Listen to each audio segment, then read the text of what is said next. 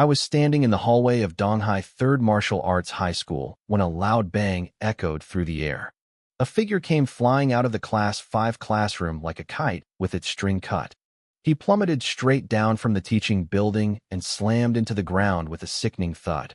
After a long moment, the man crawled to his feet, looking absolutely disheveled. He shook his fist at the Class 5 classroom and started screaming, "I'm done. I'm not teaching this broken class anymore. They do nothing but torture people. Let whoever wants this job take it." It was a scandalous scene, witnessed by dozens of students and teachers, but most of us were just numb to it. That was the third class advisor they'd gone through for Class 5, and clearly, he wouldn't be the last.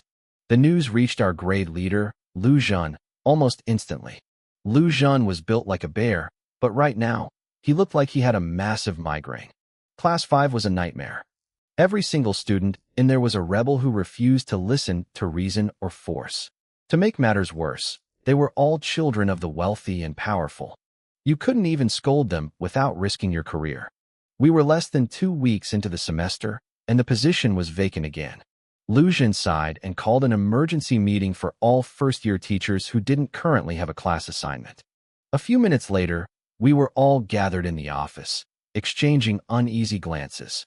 This was the 4th meeting in 2 weeks regarding the disaster that was Class 5. Nobody wanted to touch that hot potato. There were only 10 students in that class, but every one of them was a little demon who lived to torment teachers. "Everyone, Class 5 needs a new advisor immediately," Lu Zhun said, his expression dead serious. "Who is willing to go? The promise remains the same. Whoever can manage Class 5 will get double their year-end bonus." Silence. Nobody moved. Lu Zhun's eyes began to scan the room like a predator. "Teacher Lee." A young teacher named Lee flinched. "Director, you know me. I just got my full-time status. I don't have the experience. If I go there, I won't last 3 days. Please, find someone more qualified." Lu Zhun frowned and turned to another man. "Teacher Chun." Teacher Chun had a scar running down his face and was missing his left hand. He spoke with a voice full of grit. "Director, you know me. If I go to Class 5, only one of us is coming out alive, me or the students." "Teacher Chun, you just retired from the front lines fighting beasts," Lu Zhun sighed. "You have too much killing intent. You're definitely not suitable for teaching." He kept looking around, but everyone gave the same excuse. "Director, you know me. Fine, fine. Enough." Lu Zhun slammed his hand on the desk. He hesitated for a moment, then added, "If someone steps up, I'll apply to the school for a bag of body-tempering liquid as an extra reward." The room stirred. A few young teachers looked conflicted. In the corner, I felt my heart skip a beat. My name is Su Yang, and I had just recently become a full-time teacher. In this world where martial arts were everything and beasts roamed the wilds, strength was the only currency. Even for a teacher, your salary and status were tied directly to your power. Body-tempering liquid was a rare, expensive resource. It could refine your physical body, and for low-level martial artists, it even offered a chance to break through to the next rank.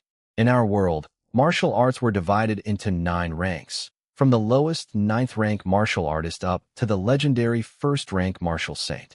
Ever since I graduated from the Donghai Martial Arts Normal University, I had been stuck at the peak of the 9th rank. I couldn't break through to become an 8th rank martial spirit. A single bag of that liquid cost at least $500,000 on the market, and even if you had the money, you needed deep connections to buy it. But I knew how leadership worked. They loved to promise things they couldn't deliver. Even though I was tempted, the thought of Class 5 made my skin crawl. I was a theory teacher, brought in for my knowledge, not my fighting prowess. I didn't think I could survive their pranks. Suddenly, a cold, mechanical voice rang out in my head. "Strongest famous teacher system bound to host." I froze. A system? Before I could even process it, a sharp pain shot through my brain. A flood of information rushed in. The system was simple. If I completed tasks and guided my students to become stronger, I would become stronger too.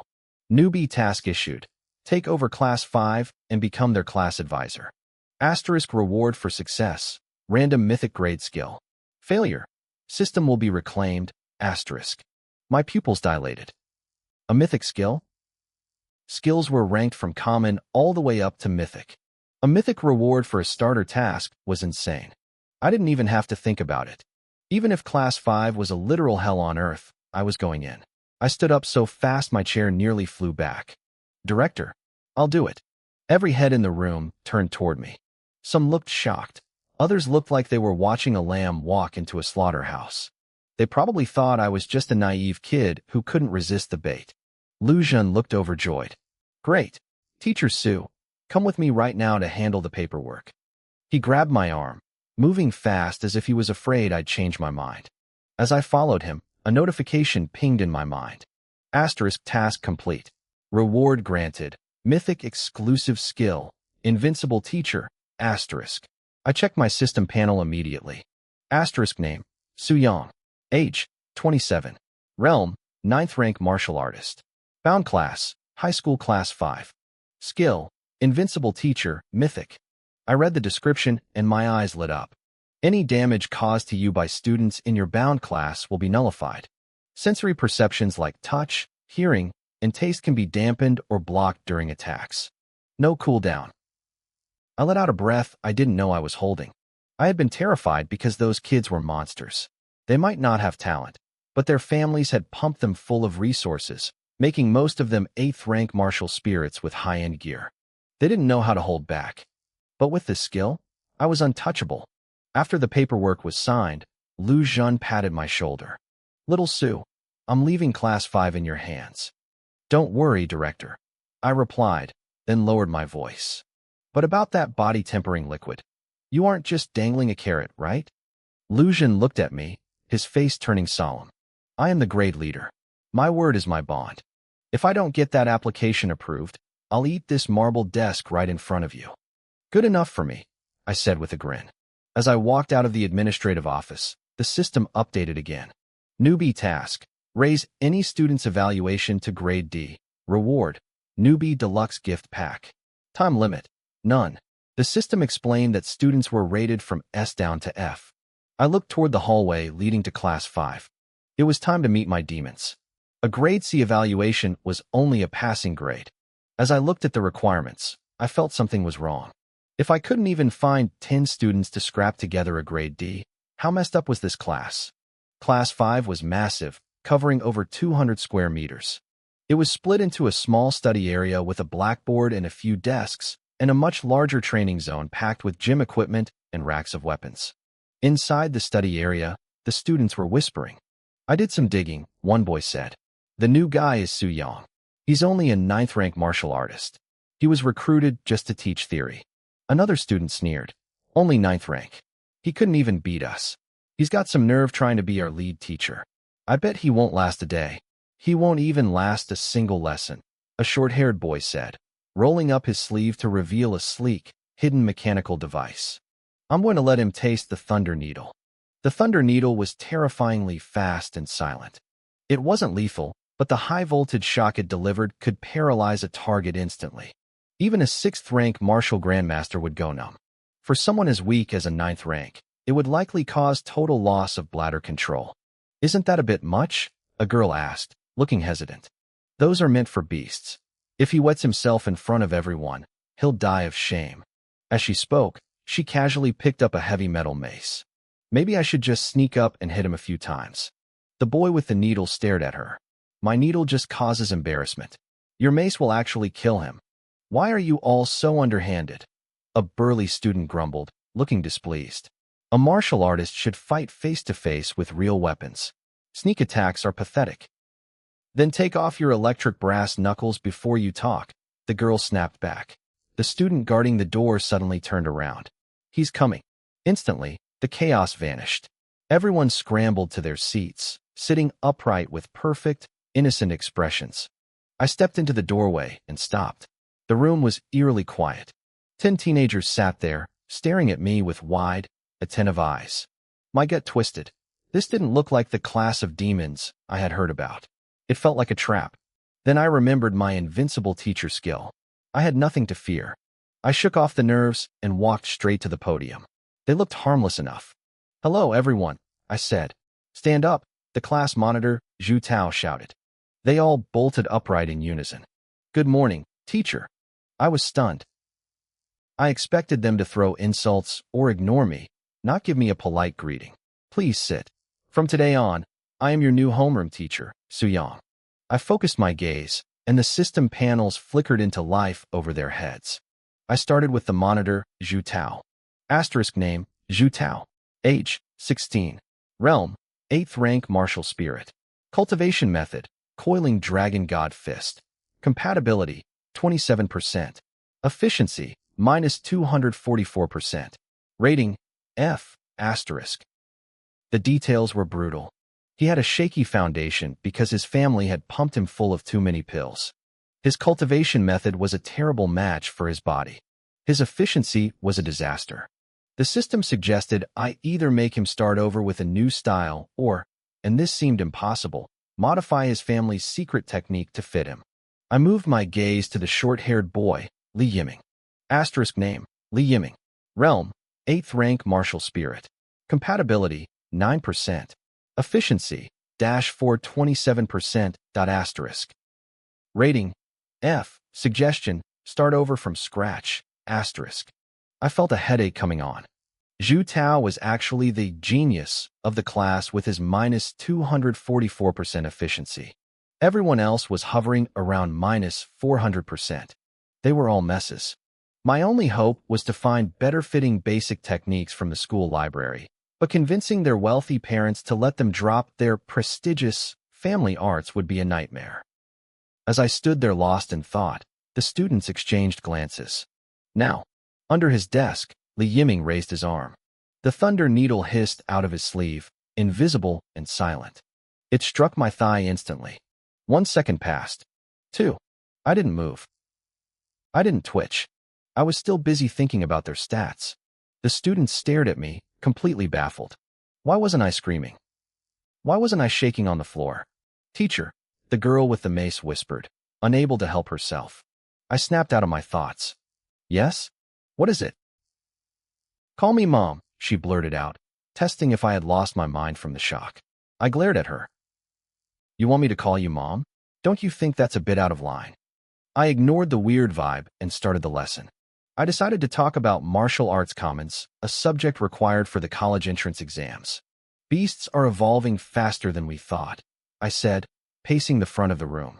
In less than 200 years, they've begun to mimic human forms and even learn our martial arts. To beat them, you have to understand them. I explained the 3 categories: beast type, semi-beast, and humanoid. The humanoid ones were the most dangerous, possessing human intelligence and power equivalent to a martial emperor.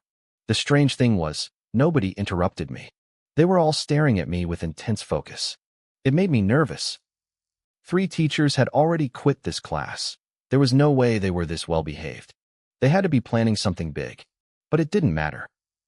With my skill active, I was ready to stay here and fight it out with these kids until the end. I had a clear goal. I needed to guide these students, get feedback on their progress, and use that power to change my fate.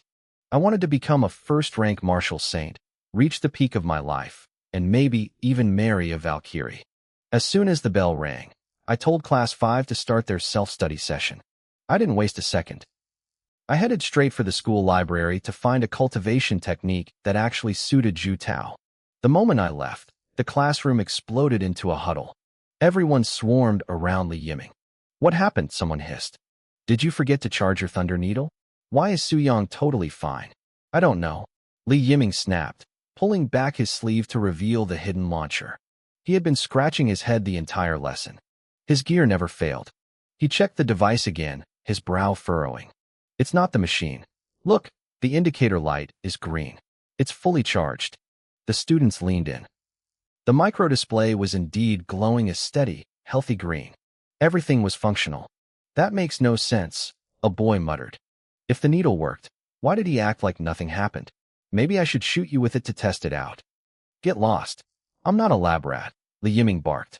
Suddenly, a sharp gasp came from the teacher's podium. Holy crap, everyone turned. The class monitor, Zhu Tao, was standing there with a look of pure shock. He reached down and picked something up from the floor. It was a metal needle, snapped clean in 2. The color drained from Li Yiming's face. That's impossible. The thunder needle is made of reinforced alloy. It doesn't just break. Maybe it was a cheap knockoff? the girl with the mace suggested. Bullshit, Li Yiming shouted. You saw it work on the first teacher. He hit the floor shaking like a leaf. Zhu Tao stared at the broken pieces, his expression darkening. It's not the needle's fault. Then what is it? Zhu Tao held the two halves out for everyone to see. Look at the tip. The students leaned in and let out a collective breath. The sharp, piercing end of the needle wasn't just broken, it was flattened. It looked like it had been slammed against an armored wall. The mace-wielding girl gasped, her pupils shrinking. What does that mean? Don't give me that look if you don't know what it means. Zhu Tao rolled his eyes. It means it hit something incredibly hard. We all saw that needle hit his leg. There's only one explanation. He went silent for a moment, his voice dropping to a whisper. Iron skin and steel bones. He's a 6th-rank martial master. Meanwhile, I was at the library. I swiped my ID card, passed the verification, and stepped inside. In this era, school libraries were mostly digital, housing massive databases of foundational techniques. The high-level stuff was reserved for top-tier universities. My own technique was the 9 refinement body script, a standard issue from my college. But my talent was mediocre, and I had hit a plateau long ago. My family was poor, and I couldn't afford expensive cultivation fluids, nor was I willing to ruin my life with high-interest loans. I sat down at a computer and began scanning the massive database for Zhu Tao. My system could check the compatibility of any technique I found, but it was tedious. I had to do them one by one. How about this one? I muttered. Compatibility check, 6%. This one. Compatibility check, 11%. I rubbed my temples. The national database had over 30,000 foundational techniques. Looking for a match was like searching for a needle in a haystack. System, you're a bit outdated, aren't you? I grumbled. No batch scan feature?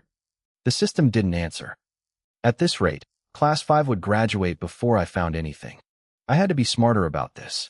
I broke the techniques down into 4 major categories: body arts, weapons, movement, and defense. Zhu Tao was currently practicing a fist technique, but the compatibility was trash. I shifted my focus.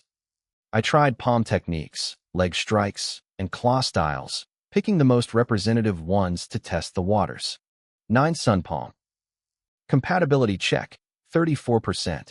That was a huge jump from his current style. My heart raced. I was on the right track. Godwind leg. Compatibility check, 24%. After 20 minutes of filtering, I realized his compatibility with body arts peaked around 40%. I switched to the weapons category. I tried swords, spears, and staffs. 44%, 47%, 48%. I felt a surge of excitement. We had broken the 40% barrier. Was he a natural with weapons? I kept digging, but the numbers stalled. Then, I clicked on something different. Heart-piercing needle technique? Compatibility check, 107%. Next, wait, what? I shouted it out loud. The silence of the library shattered, and a dozen heads turned to glare at me. I turned bright red, bowing and apologizing frantically. Inside, I was screaming. I couldn't believe my luck. Over 100%? But it was a needle technique. That meant he'd have to start over from scratch. Switching from heavy fists to delicate needles was a massive change. But if one needle technique hit 107%, there might be others that hit 200% or even 300%. I forced myself to stay calm. I didn't dive into the needle subcategory yet. I kept checking other broad categories just in case. But nothing else came close. The heart-piercing needle was the clear winner. Zhu Tao was destined for hidden weapons. It was a niche path. I had never heard of a famous master who specialized in needles. It wasn't that the techniques were bad, it was just that we had guns now. To make a needle as fast and destructive as a bullet, you had to be at least a martial master.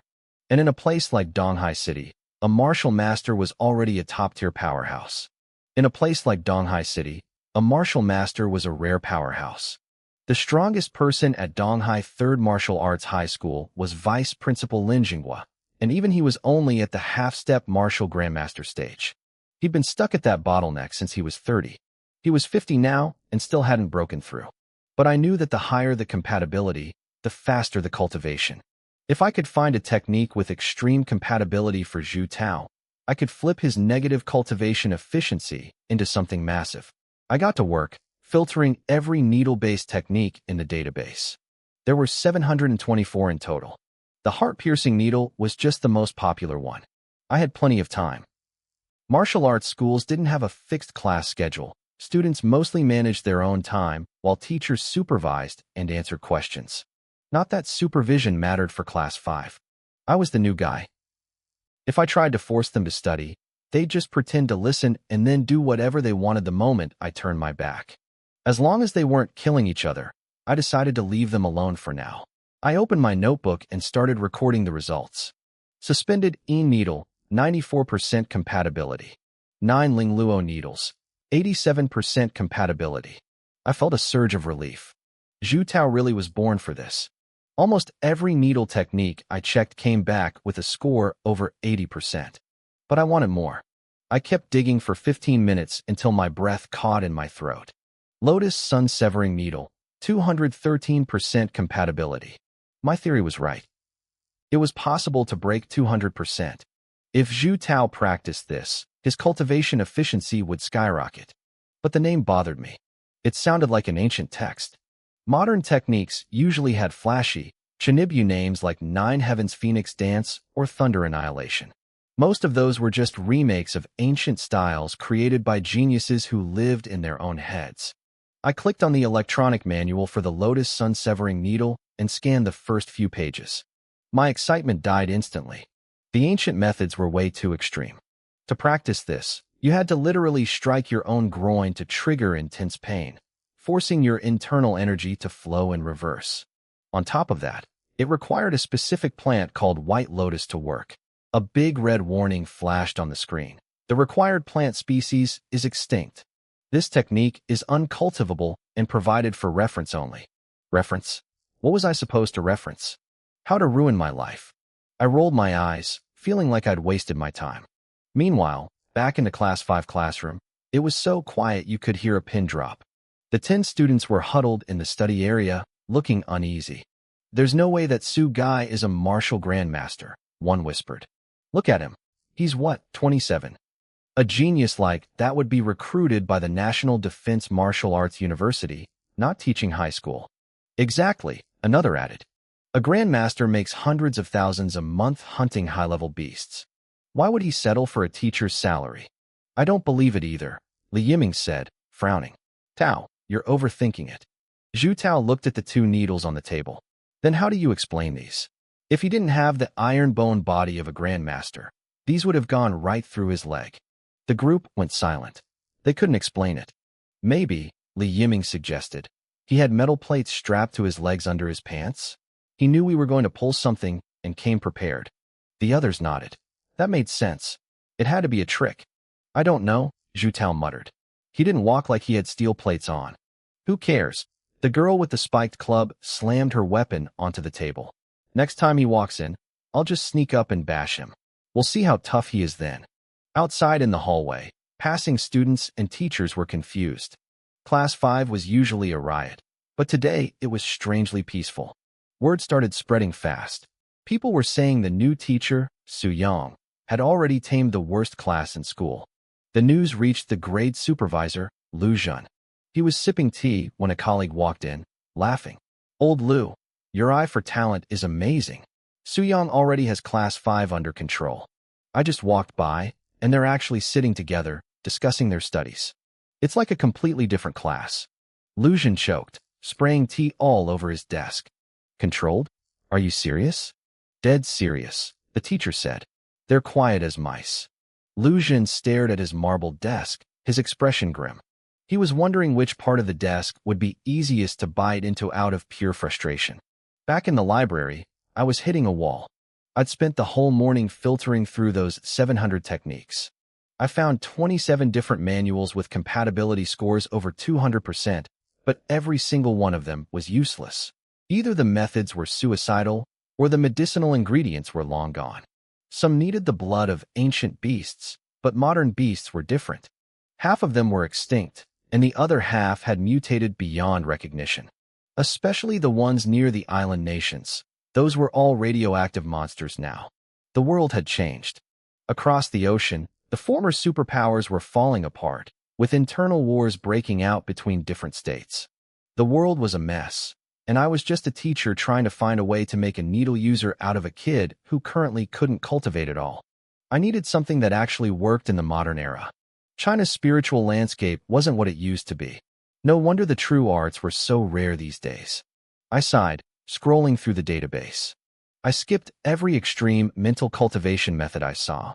I couldn't let my students go down a dark path just to boost their efficiency. Cultivation affects the mind. If I taught them something twisted, I'd be failing as a teacher. Even if they never became famous, I at least wanted them to be decent people, not a menace to society. Another 30 minutes ticked by. My eyes were burning, but my effort finally paid off. I found a manual with a staggering 347% compatibility for Zhu Tao.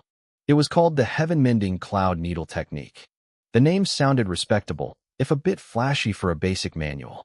I clicked it open, eager to see the details. My expression turned weird. It wasn't extreme. In fact, it was incredibly plain. Compared to other needle techniques, it looked almost low-class. Most manuals could take a practitioner all the way to the 6th rank Wuzun realm. This one peaked at the 7th rank Wuxian realm. To make things stranger, the creator wasn't some legendary master. He was a tailor. He had developed the technique after years of stitching clothes. How could a tailor's manual have over 300% compatibility? I bookmarked it, but kept searching. I filtered through all 724 techniques, but nothing else came close. The Heaven-Mending Cloud Needle was the only choice. The compatibility was perfect, but I had a problem. If Zhu Tao switched to this, his progress would be insane. But how could I convince a rich kid to give up his family's high-level arts for a tailor's needle technique? He didn't even trust me yet. I copied the file to a drive and headed back to my office. Back at the classroom, Li Yiming was peeking out the door. When he saw me approaching, he scrambled back inside. He's back. Where the hell has he been? Li Yiming hissed. What kind of teacher skips class for a whole morning? The rest of the students were fuming. I taught one general knowledge class and then vanished until after lunch. They were ready to report me to the dean. But since I was finally back, they decided it was time to test my limits. All eyes turned to Zhu Tao. Zhu Tao was still stuck in his own head. He was convinced I was a hidden powerhouse, probably a 6th rank Wuzun playing the part of a weakling. He trusted his gut. As the smartest kid in Class 5, he was willing to bet his entire allowance on it. How are we doing this? A girl whispered. Should I ambush him? No, Zhu Tao said, pushing her back.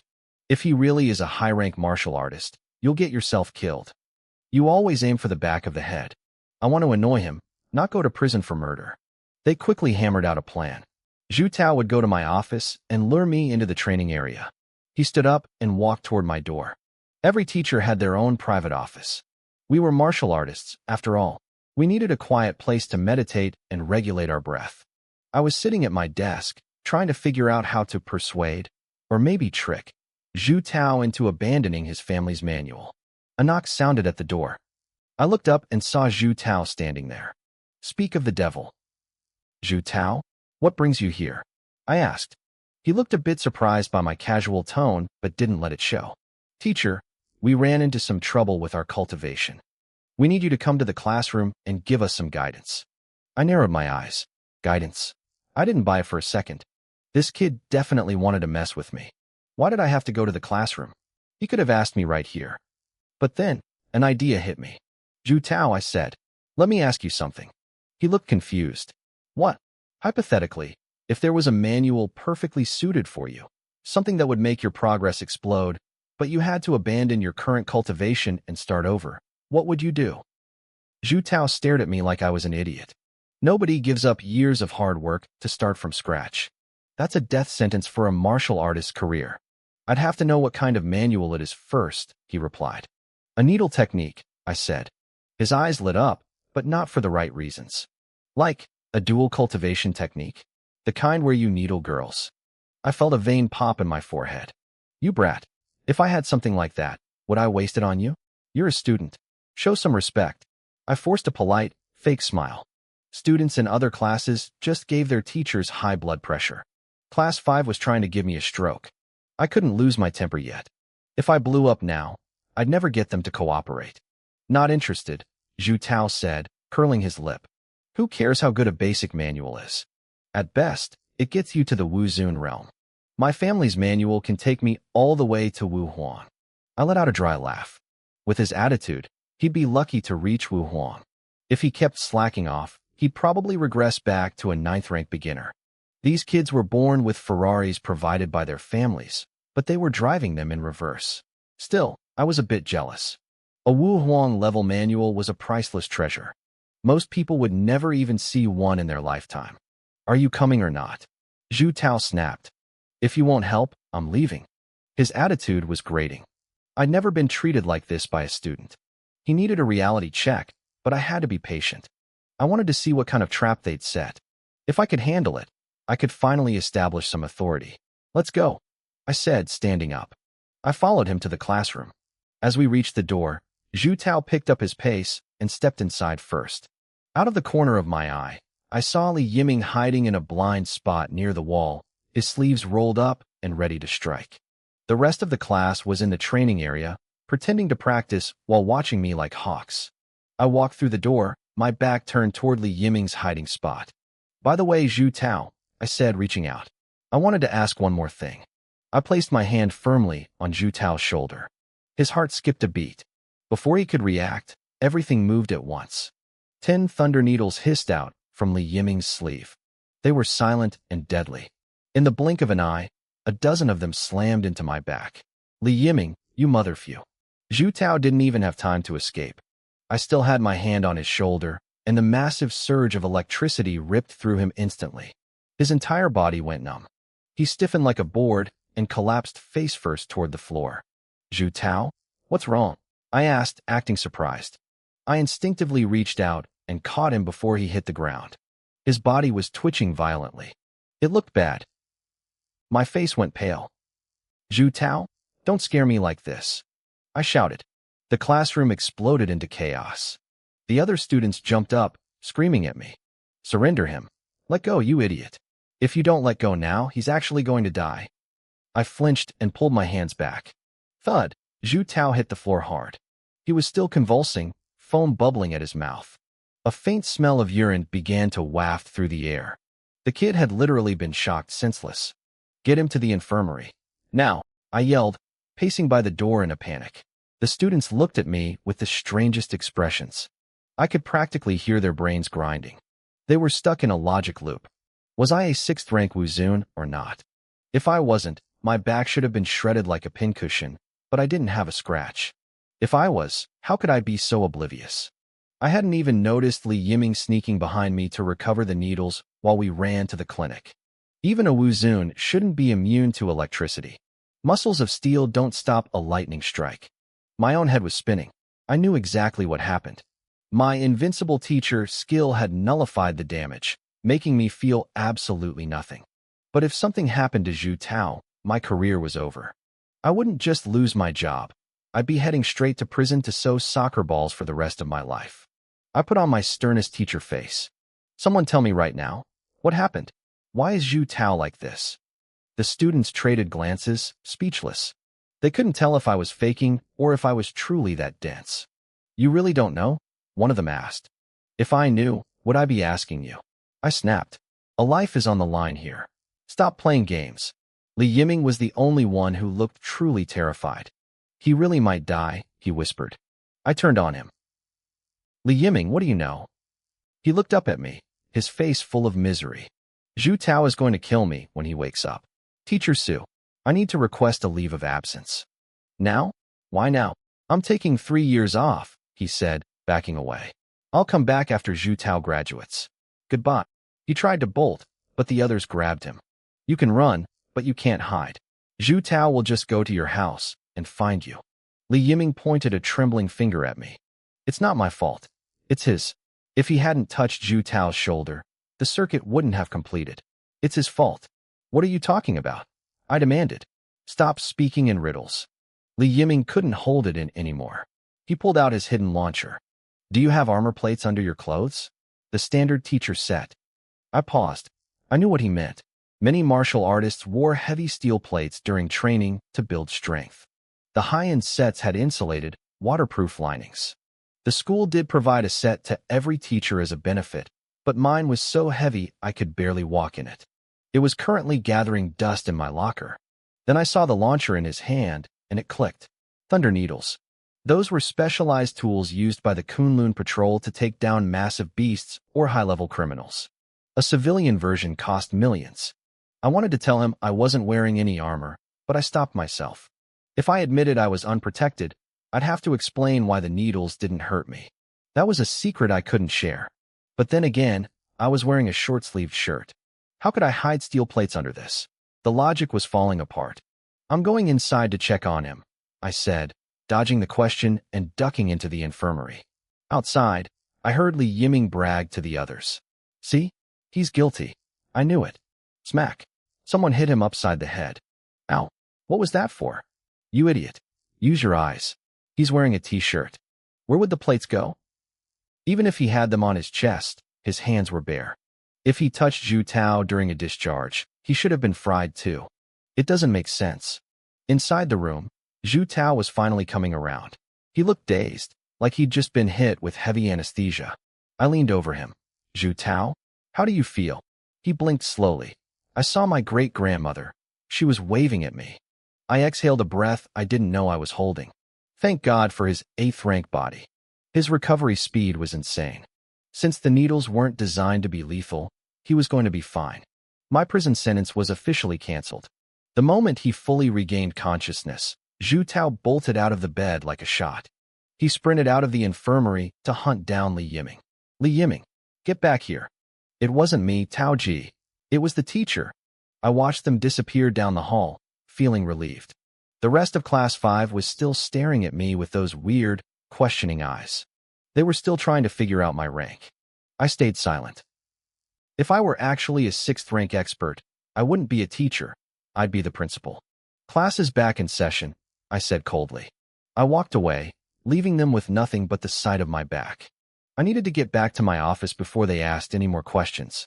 Later that afternoon, the students huddled in their classroom. Based on everything we saw, one student concluded, Teacher Su definitely isn't a 6th-rank Wuzun. Zhu Tao, you lost the bet. Zhu Tao sat with a bruised face, looking thoughtful. Li Yiming, who had clearly been caught and beaten, tried to chime in. Tao Ji, I think. Shut up, Zhu Tao snapped. They all agreed on one thing, no more thunder needles. They couldn't risk another accident. There's only one possibility, Zhu Tao said after a long silence. What? I heard the Donghai Martial Arts Academy teaches a specific technique, Zhu Tao said, crossing his arms. The 9 Refinement Body Script. It's a pure defense manual. Once you hit the 5th level, your skin becomes as tough as bronze and your bones as strong as iron. That has to be it. The 9 Refinement Body Script. That had to be it. Once you reach the 5th level, Zhu Tao explained to the class, his voice full of newfound certainty. Your internal organs become incredibly resistant to impact. Even if you don't have the literal steel bones of a 6th-rank expert, your defensive power becomes terrifying. It's the only way he could have tanked that high-voltage current. Someone in the back frowned. Wait, isn't that a high-level mental cultivation method? If he really practiced it to the 5th level, he wouldn't just be a 9th-rank practitioner. Zhu Tao shook his head, his expression serious. No, it's possible. Think about how our ranks are determined. It's all about the machines, right? Power, agility, endurance. Power alone covers impact, pulling, lifting, and grip. What if Teacher Su dumped every single point of his energy into defense? The realization hit the room like a physical wave. Everyone's eyes widened. You mean, he's a specialist? One student stammered. He probably has off-the-charts endurance and defense stats, but failed everything else. That's why his composite score puts him at the 9th rank. The logic clicked. Everything made sense now. The mystery of the hidden master was solved. As expected of our Class 5 strategist, Zhu Tao, someone laughed. So that's why Su Yang dared to be our teacher. He's just a human punching bag with thick skin. He's not a 6th-rank powerhouse at all. Tao Ji, you still lost the bet though, another student reminded him. Damn it, Zhu Tao cursed under his breath. He reluctantly distributed the 30,000 yuan in pocket money to his classmates, his heart burning with a fresh hatred for me. But as he looked at his own calloused hands, He remembered the strange question I'd asked him in the office about restarting his cultivation with a true arts manual. He wondered if I had some secret method to speed up cultivation. Meanwhile, back in my office, I was having a headache of my own. The relationship with Class 5 was a disaster. If I couldn't get these kids to cooperate, my system tasks would never move forward. I couldn't just suck up to them. A teacher needs authority. I needed a different strategy. These kids were young and arrogant, and that was their biggest weakness. I headed back to the classroom. The moment I walked in, the atmosphere turned hostile. Teacher Su, Li Yiming growled, his face still red from the morning's humiliation. I'm not finished with you. I suppressed a smirk. This was exactly the temper I needed to exploit. Is that so? Then how about a bet? If you win, you can do whatever you want, and I'll never interfere. But if you lose, you follow my instructions and practice exactly how I tell you. Do you have the guts? Li Yiming's eyes flared. He opened his mouth to shout an answer, but Zhu Tao instantly slammed a hand over his mouth. Don't be an idiot, Zhu Tao hissed. This is a low-level provocation. Did our analysis go in one ear and out the other? He's setting a trap. Li Yiming blinked, realizing he'd almost walked into it. Damn, this guy is a snake. I frowned. Analysis? What analysis? Zhu Tao stood up, a cold sneer on his face. We figured you out, Su Yang. You want us to bet on a fight, don't you? A test of who can take more hits. You're just relying on that defensive technique of yours. We're not falling for it. The rest of the class nodded in agreement, looking at me with pure disdain. Oh, I see. I muttered, leaning against the doorframe. That's a shame. I guess I'll just have to tell everyone how a certain student in Class 5 got shocked so hard he wet his pants. I wonder how that story will spread. Zhu Tao's face went from pale to purple in a split second. His pupils shrunk. You despicable, shameless villain. He lunged forward, but this time it was Li Yiming who held him back. Taoji, calm down. It's a trap. He's trying to bait you. Zhu Tao kicked Li Yiming away, his teeth nearly grinding to dust. He's coming for me personally. Fine, Su Yang. Don't think you're invincible just because you've got thick skin. I'll take your bet, but we play by my rules. What rules? I asked. Speed, Zhu Tao snapped. 100-meter sprint at the training grounds. First one to the finish line wins. Do you dare? I narrowed my eyes. My invincible teacher skill made me immune to student damage, but it didn't give me a physical buff. As a 9th rank practitioner, I was objectively slower than an 8th rank like Zhu Tao. Fine, I said, but let's be clear. If you lose and try to back out, that story about the electric accident goes public. A man's word is his bond. Zhu Tao roared. To the training ground. Now, I snapped my fingers and turned on my heel, leaving the room. The students followed, whispering frantically to Zhu Tao that I must have a trick up my sleeve. Zhu Tao just looked grim. We reached the track and lined up at the starting mark. Li Yiming stood to the side, acting as the starter. Zhu Tao and I locked eyes. He was focused, ready to explode off the line. I, however, was already visualizing my win. The rules said we were racing, but they didn't say we couldn't touch. The moment the signal went off, I wasn't going to run. I was going to grab him. Because of my skill, any force he used to shake me off would count as an attack, which would be neutralized. I'd just cling to him like a burr and use his own momentum to toss him backward. I smiled to myself. This one was already in the bag. Su Yang, you agreed way too easily. You must have a hidden trick up your sleeve. Or maybe you're hiding your true strength. It didn't matter. I hadn't specified any rules or restrictions for this race. The moment Li Yiming gave the signal, I planned to charge in and slam Su Yang into the dirt. With my 8th rank strength, there was no way he could break free. I'd toss him like a rag doll, and victory would be mine. I smirked inwardly. I was confident. On your marks, Li Yiming called out. He saw we were both in position. Go. The word had barely left his lips when Su Yang and I moved simultaneously. Neither of us ran toward the finish line. Instead, we lunged at each other, colliding in a massive bear hug. Su Yang, I growled. Zhu Tao, he shot back. The rest of Class 5 stood there, stunned. I reacted first, pouring every ounce of my strength into my arms to throw him. But the moment I exerted force, a cold chill ran down my spine. Su Yang's feet felt like they were rooted deep into the earth. No matter how hard I pulled or pushed, I couldn't budge him an inch. What the hell? He was like a mountain. My face turned pale. Then, I heard Su Yang let out a sharp grunt. He suddenly exerted his own strength, lifting me clean off the ground. With a burst of power that seemed impossible, he swung me behind him and threw me with everything he had. The moment I left his grip, Su Yang turned and sprinted toward the finish line like a man possessed. He was flying. I managed to stabilize myself in midair and landed on my feet, but I had been tossed over 10 meters back. By the time I looked up, Su Yang was already at the finish line, doubled over and gasping for air. My face went dark. The students from Class 5 were completely bewildered. They rushed to my side, eyes wide with disbelief. Tao, what happened? How did he throw you? I guessed wrong.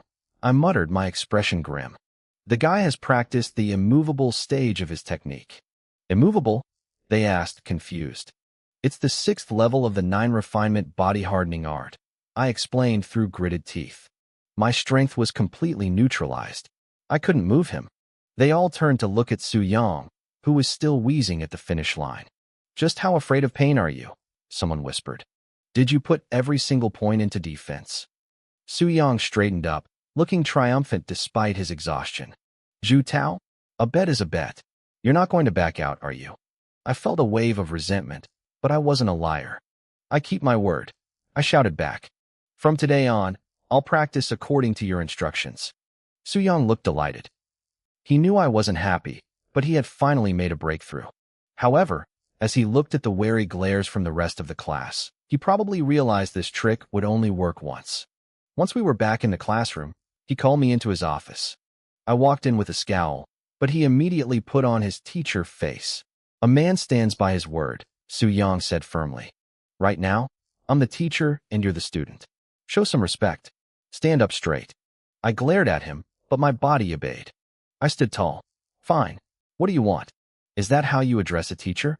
I ground my teeth together, feeling like I was about to snap. Teacher Su, what are your orders? I want to talk to you about dual cultivating heart methods, he said. I froze, then took a panicked step back. What? Dual cultivation?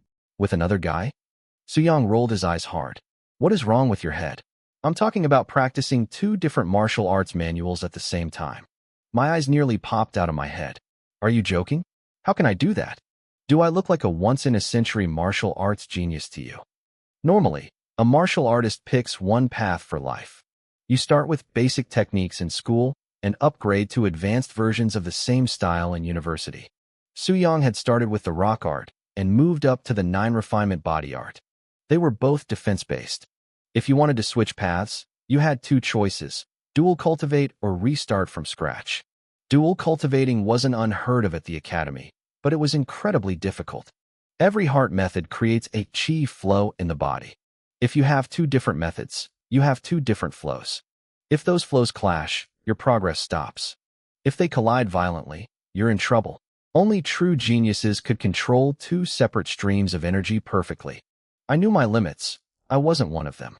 The other option was dispersing your current power to start over. In the old days, that meant breaking your own meridians, a death sentence for your career.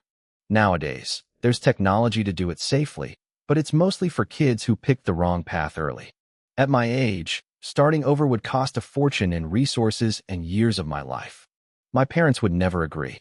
Su Yang seemed to have thought this through. He looked at me with a deadly serious expression. Zhu Tao, I've been observing you for a long time. I've noticed you have extraordinary bone structure and a towering aura. You are actually a rare martial arts prodigy. You have the potential to be a god of war. I frowned and pulled out my phone. What are you doing? He asked. Reporting a scammer to the police, I said flatly. Su Yang's face fell. Zhu, Teacher Su, why are you so obsessed with making me learn this true method? I think you have an ulterior motive. You have talent, Su Yang insisted, specifically for the true method. And how did you figure that out? I'm a teacher. I observe, he lied smoothly. The moment I touched your shoulder, I felt it. It's a teacher's intuition. Your fingers possess a level of flexibility that is far beyond normal. I blinked, subconsciously looking down at my hands. I'd lived 16 years and never noticed any special talent. I hadn't even picked up a sewing needle in my life. I sensed Zhu Tao's immediate resistance. He looked at me like I'd lost my mind. "You want me to try sewing?" he asked, his voice dripping with disdain. "I'm a grown man. Fiddling with needles and thread is embarrassing." "No way." I realized his psychological barrier was stronger than I'd anticipated. But I didn't push him, not yet. I just looked at him calmly. "Fine, but your next training task is this. Go back to your dorm, find every piece of torn clothing you own, and mend it yourself." The academy was a closed campus. Students lived in dorms and only got 2 days off a month. Zhu Tao's eyes nearly popped out of his head. "Are you kidding me? I don't even know how to sew." "Then learn," I said, my voice hardening. "There are plenty of tutorials online." "You gave me your word, Zhu Tao. You said you'd follow my instructions. Are you going back on your promise already?" He gritted his teeth, looking trapped. Fine, I'll sew." "Good. I'll be checking your dorm every night," I added. I knew this kid might just throw away his torn clothes to avoid the work. "And if you run out of things to fix, don't worry. I have plenty of old clothes you can practice on." Zhu Tao looked like he wanted to punch me. "I have enough," he snapped. I waved him off. "Then you're dismissed. I need to meditate. If anything happens, find me in the office." Once he stormed out, I let out a long sigh and shook my head. I wasn't entirely sure if this task would actually work, but with a compatibility score that high, I had to try. If it failed, I'd find another way. I was taking this one step at a time. I cleared my mind, set the timer on my phone, and sat down to meditate. I needed to circulate my energy to keep my cultivation stable. I closed my eyes, feeling that thread-like wisp of energy moving through my meridians. It was slow and steady. 10 minutes passed as the energy moved from my lower dantian to the crown of my head. Another 10 minutes, and it reached the lowest point of my torso before returning to the start. One small cycle complete. I opened my eyes and stopped the timer. Nearly 30 minutes. I was drenched in sweat. I couldn't help but let out a bitter laugh. My martial arts talent truly was mediocre. The national average for a small cycle was 21 minutes and 36 seconds. I was 7 minutes slower. I was literally dragging down the national average. The only way to change my fate and marry a beautiful Valkyrie one day was to make sure these students succeeded. I turned to my computer and began studying the heaven-mending cloud needle technique I'd copied. I needed a perfect training plan for Zhu Tao. Night fell. At the third martial arts high school, the faculty and student dorms were in the same area, consisting of single rooms to provide a quiet environment for meditation. Most students spent their nights cultivating. Class 5 was different. They were currently huddled in Li Yiming's room, shouting and playing mobile games. Cultivation? They'd forgotten what that even felt like. Reality had beaten them down long ago. Most people get back up when they fall. These kids just decided to stay down and get comfortable. They were the discarded children of wealthy families, and they knew it. Why waste time training when they could enjoy life? "Where's Tao?" someone asked, eyes glued to his screen. "In his room next door," Li Yiming replied. "He said he's sequestered for training and told us to play without him." The group paused, sharing a strange look. What did Teacher Su say to him? "No idea. He won't talk." Li Yiming looked around his room. It was a mess of snack wrappers and trash. He was a neat freak, but as the lowest link in the Class 5 social hierarchy, he didn't dare complain. He just pushed a trash can toward them. "Guys, trash goes in here. Please." Internally, he was fuming. In terms of strength, he was top 3 in the class. But in terms of family background, he was a nobody. He had to endure their messes and their tempers. "Just you wait," he thought bitterly. "One day, when my leg techniques are perfected, I'll catch every piece of trash you throw before it even hits my floor." Next door, Zhu Tao was sitting at his desk. He held a needle in his left hand and a thin thread in his right. His phone was propped up, playing a video. Welcome to the Beginner's Guide to Hand Sewing. Today we will cover the knotting method, the flat stitch, and the back stitch. Zhu Tao watched the tutorial once. He wet the end of the thread with his tongue and aimed. It slid through the eye of the needle on the first try. No struggle, no hesitation. It was the first time in his life he'd ever tried this. It felt surprisingly natural. Within minutes, he had mended a hole in his shirt. If you didn't look closely, you couldn't even see the seam. A strange sense of accomplishment bubbled up in his chest. I thought this would be hard, he muttered. This is easy. Then he paused, frowning. Wait, what does sewing have to do with martial arts? A short while later, I knocked on his door. The room was a bit messy, but it wasn't dirty. Zhu Tao sat there with a pile of mended clothes on his desk. He looked up as I walked in. Does sewing really have anything to do with needle techniques? He asked immediately. I walked around the room, inspecting his work. Everything, I replied. Sewing requires precision. It trains your finger flexibility and coordination. It's the foundation. Zhu Tao rolled his eyes. I'm not restarting my cultivation. I didn't argue. I sat down and picked up one of the shirts. How did it feel while you were doing it? How should it feel? He snapped. It was boring. Simple. I raised an eyebrow, looking at the stitches. They were incredibly neat. He'd even tucked the thread ends inside the seam so they were invisible. Is this really your first time sewing? Obviously. I told you that you had talent, I said, genuinely impressed. To reach this level on your first try is incredible. I couldn't do it this well. I realized then that his compatibility wasn't just a number.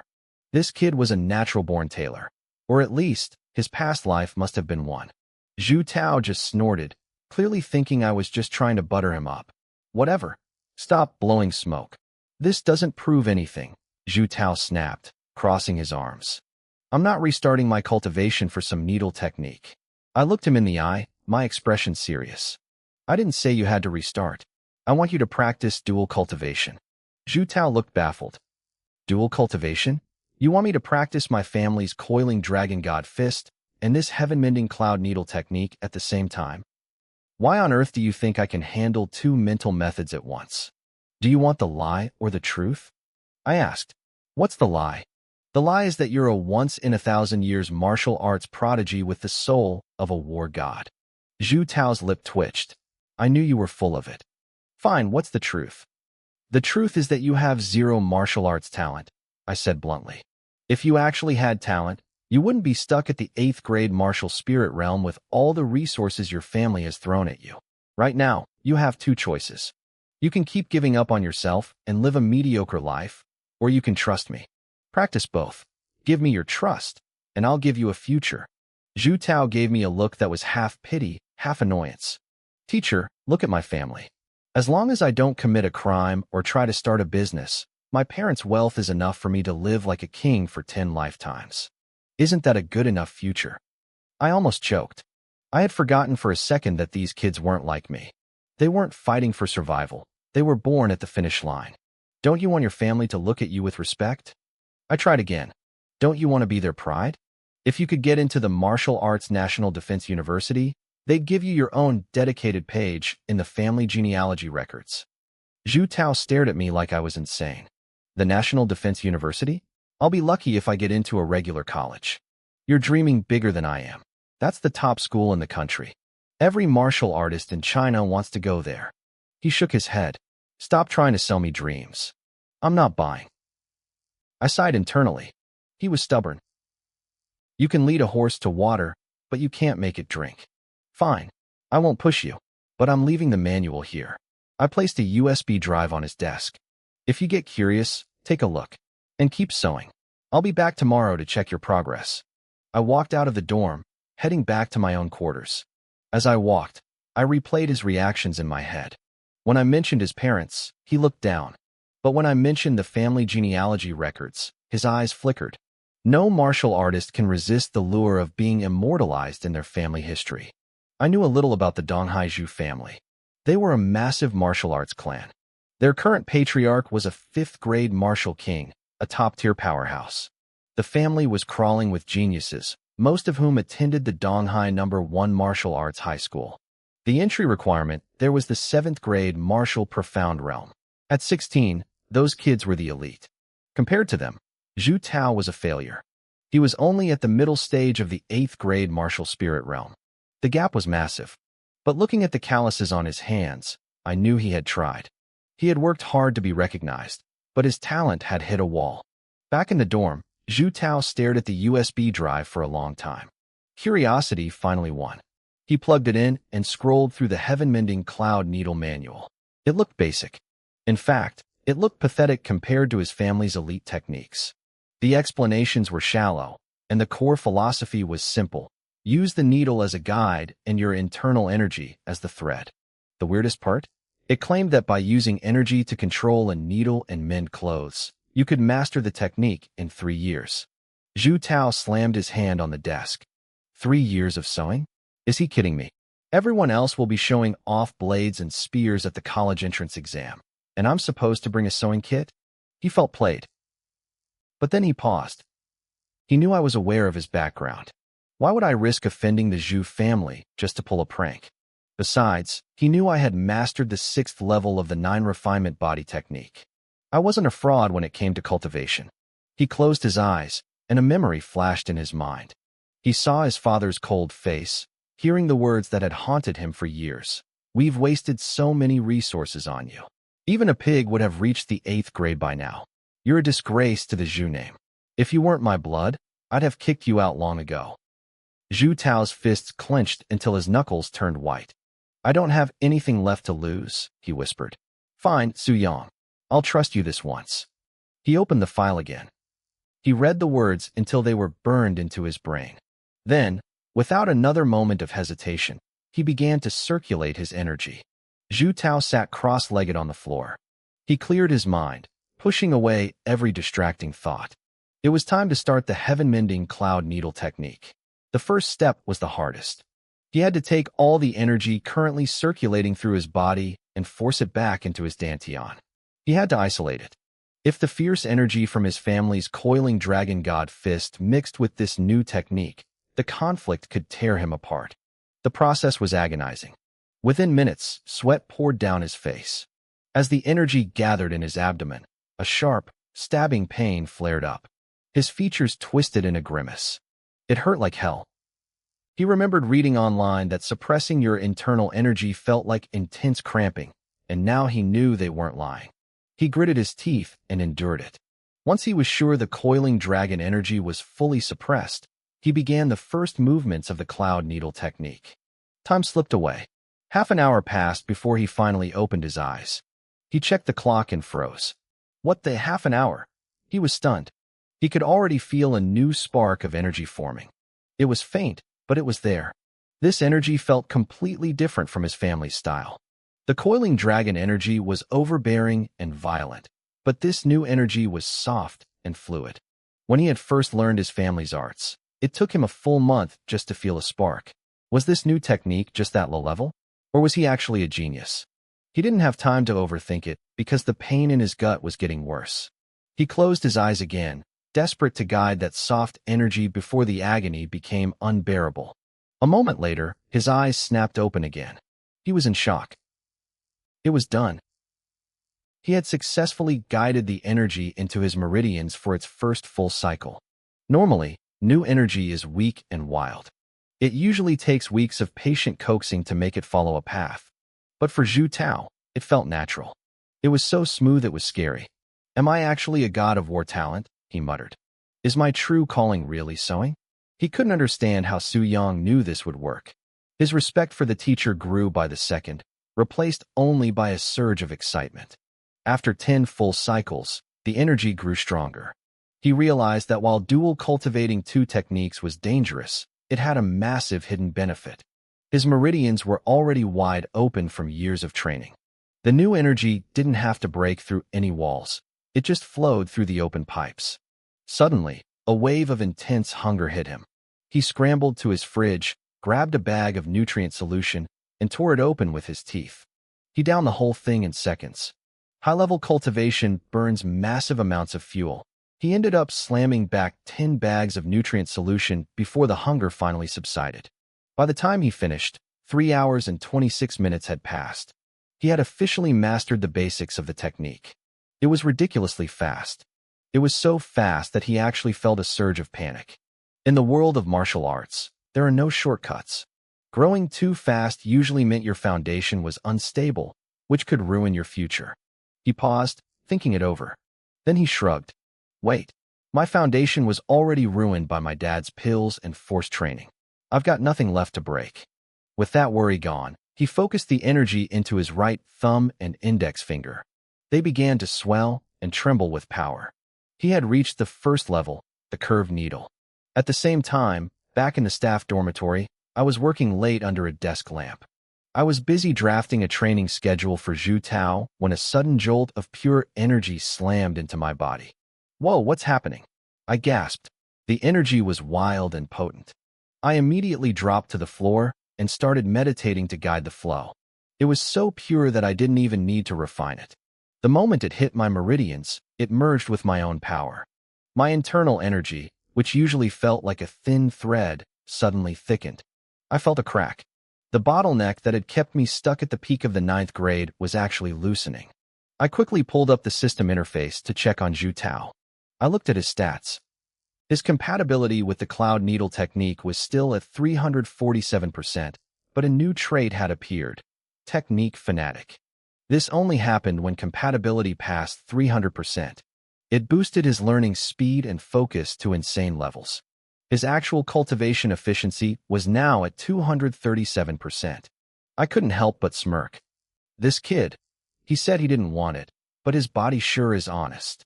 The system was working perfectly. Every time a student in Class 5 improved, a portion of that progress was fed back to me as pure energy. I didn't have to eat nutrients or spend hours refining power. I just got the finished product. If Zhu Tao kept this up, I'd break through to the 8th grade in no time. And in this school, an 8th grade rank meant a 500 yuan raise in my monthly salary. That wasn't pocket change. I was surprised he reached the first level in only 4 hours, but it made sense given his new fanatic trait. Now I just needed to find the right manuals for the rest of the class. If I could get everyone over that 300% threshold, the feedback energy would be like a flood. I'd be unstoppable. I didn't rush to find a manual for the next student.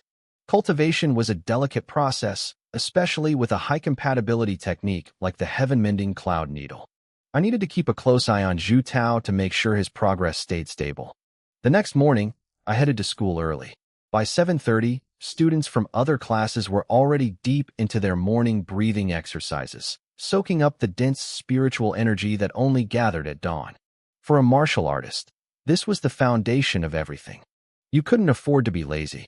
But when I walked into the Class 5 classroom, it was empty. Not a single soul was there. Are you kidding me? I muttered. I knew they were rebellious, but this was total abandonment.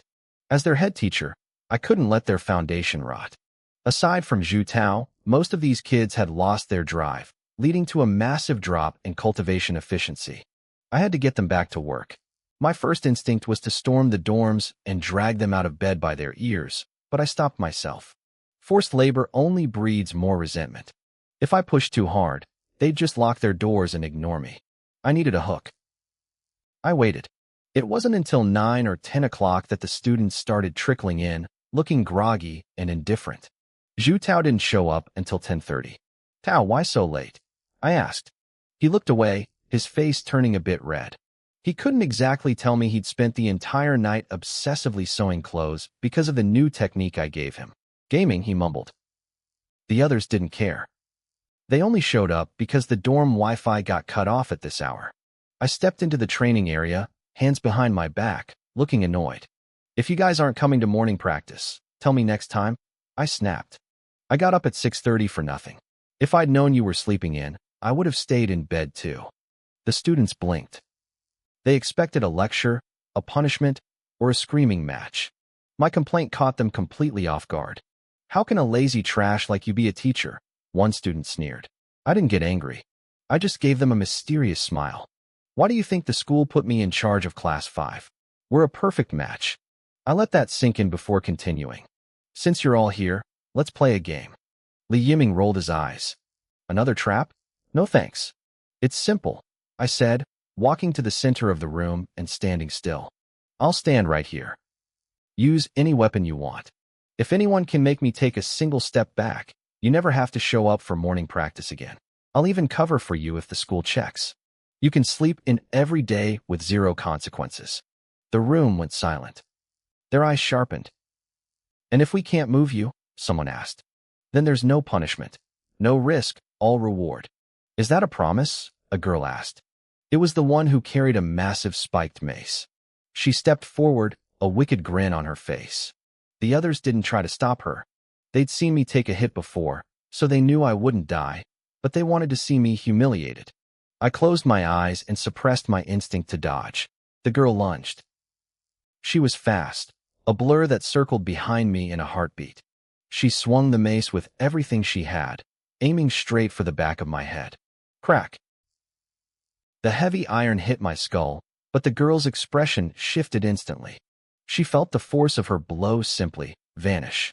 It was like hitting a sponge that swallowed all the kinetic energy. She cursed, swinging again and again, but I didn't budge. Damn it, she barked, stomping away. There's no impact. He's just absorbing all my strength. I played it cool, but internally, my heart was racing. Every time that mace whistled through the air, I wanted to bolt. I forced myself to stay grounded. Anyone else? I asked. The students looked at each other, frowning. They were starting to get suspicious. What are you really after, Sue? I raised an eyebrow. Don't you want a body like mine? A physique that can tank hits like they're nothing? Their faces were full of disdain. Not interested. This is a special body tempering method, I said, my voice turning serious. It works regardless of your current level. In 3 years, you could be as durable as I am. The condition is simple. Anyone who has perfect attendance for 1 month of morning practice gets the introductory manual. They snorted. Trash techniques. Even a dog wouldn't learn that. I didn't argue. I just turned around and walked back to my office. I wasn't worried. I'd dangled the bait, added some extra flavor, and now I just had to wait for them to bite. I didn't need the whole class to join. I just needed a few. Once the group was divided, their united front would crumble. Education, in a way, is just psychological warfare. This secret technique was just a hook to get them in the door. Once they committed, I'd swap it for the high compatibility manuals the system suggested. Back in the classroom, Zhu Tao watched me leave. He actually believed me.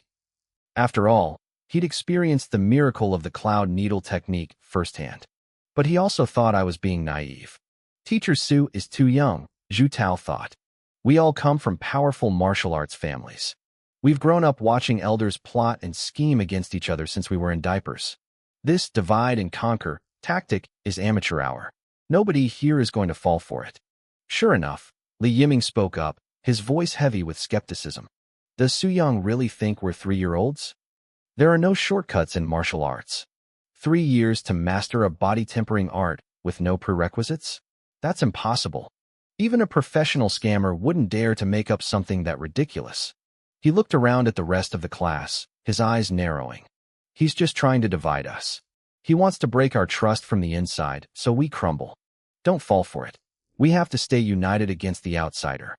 Then, he paused, a strange look crossing his face. Actually, why don't I take one for the team? I'll enter the tiger's den myself and test him out. I'll see if it's real. The rest of the class turned on him instantly, their glares cold enough to freeze water. You want to try it? If you show up for that morning practice, we'll consider you a traitor. You better watch your back. Li Yiming's expression flipped instantly, a nervous smile plastered on his face. I'm joking. Don't take it so seriously. I'm obviously standing with you guys. Who would believe Su Yang's nonsense? Tell you what, whoever actually shows up for morning practice is a dog. We'll finish them. Fine. It's settled, the others agreed. But inside, Li Yiming was feeling incredibly frustrated. He actually really wanted to learn that secret technique. We had all seen how terrifyingly durable Su Yang was. If I could become that tough in just 3 years, I'd finally have a voice in my family.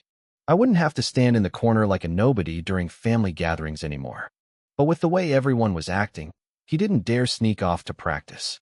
Nobody knew better than he did how ruthless Class 5 could be. If they couldn't hurt Su Yang, they'd definitely settle for breaking Li Yiming's legs. And he wasn't sure Su Yang would even bother protecting him. That night in the dorms, Li Yiming tossed and turned. He weighed the pros and cons until his head hurt. Class 5 or Su Yang? Which side actually offered a better future? By dawn, he had made his choice. He was going to morning practice. If he could just stay hidden for a month, he'd get the manual. The others woke up late anyway, so they probably wouldn't catch him.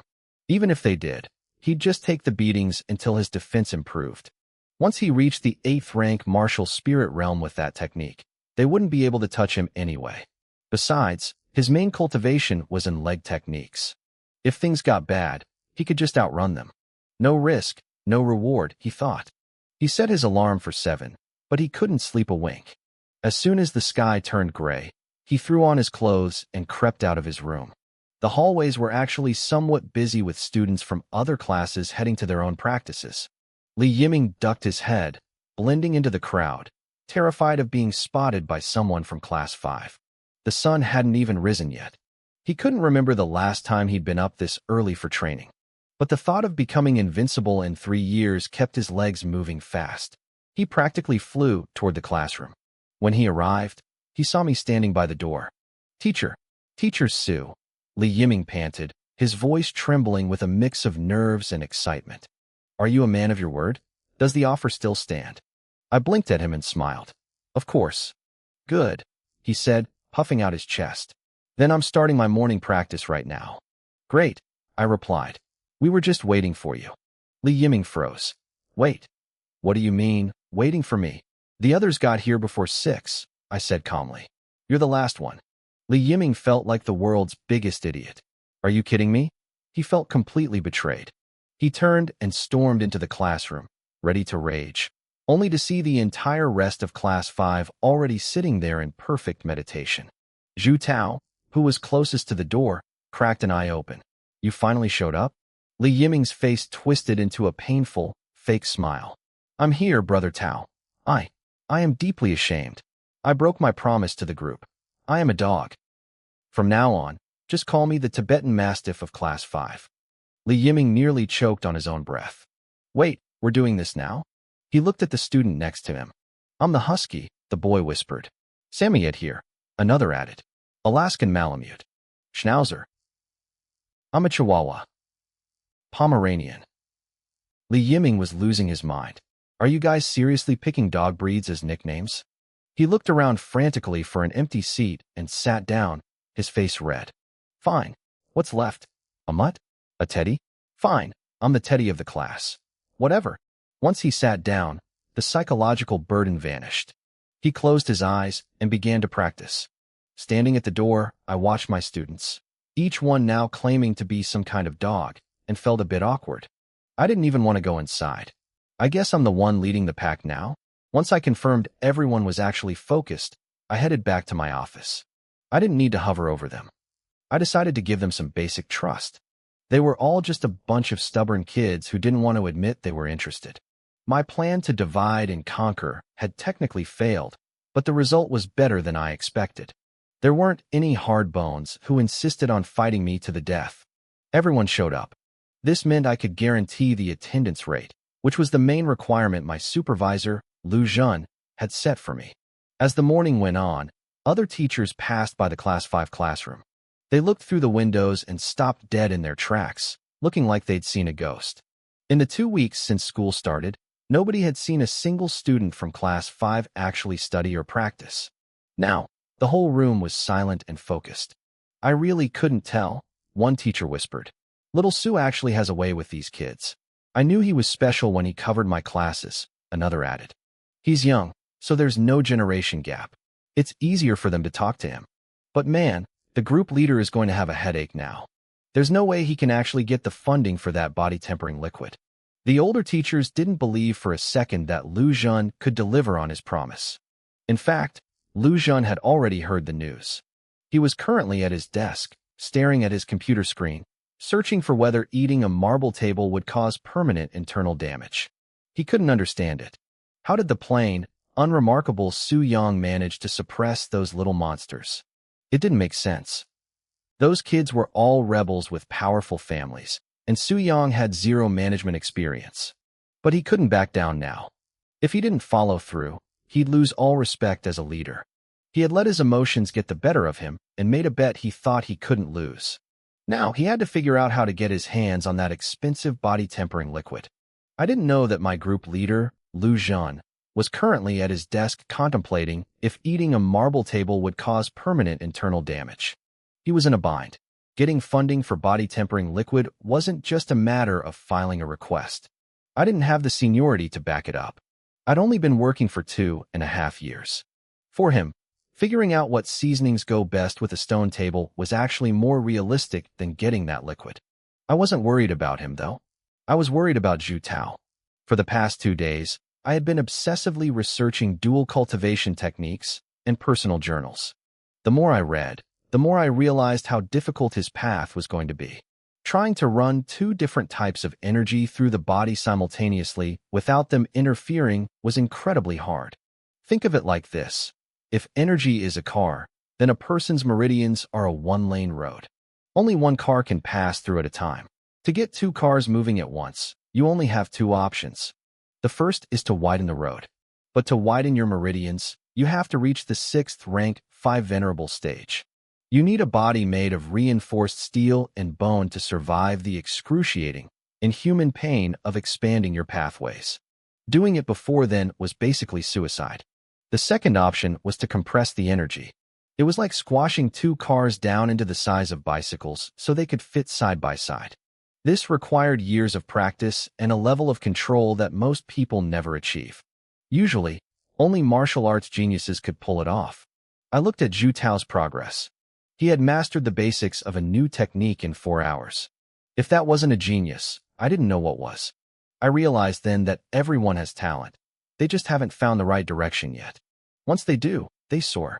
So, I was confident Zhu Tao could control the energy from the heaven-mending cloud needle technique. The real trouble was his family's art, the coiling dragon divine fist. That energy was aggressive and masculine, pure yang.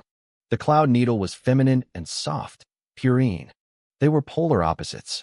In all my research, I couldn't find a single case of someone successfully dual cultivating conflicting attributes. People always chose techniques that complemented each other.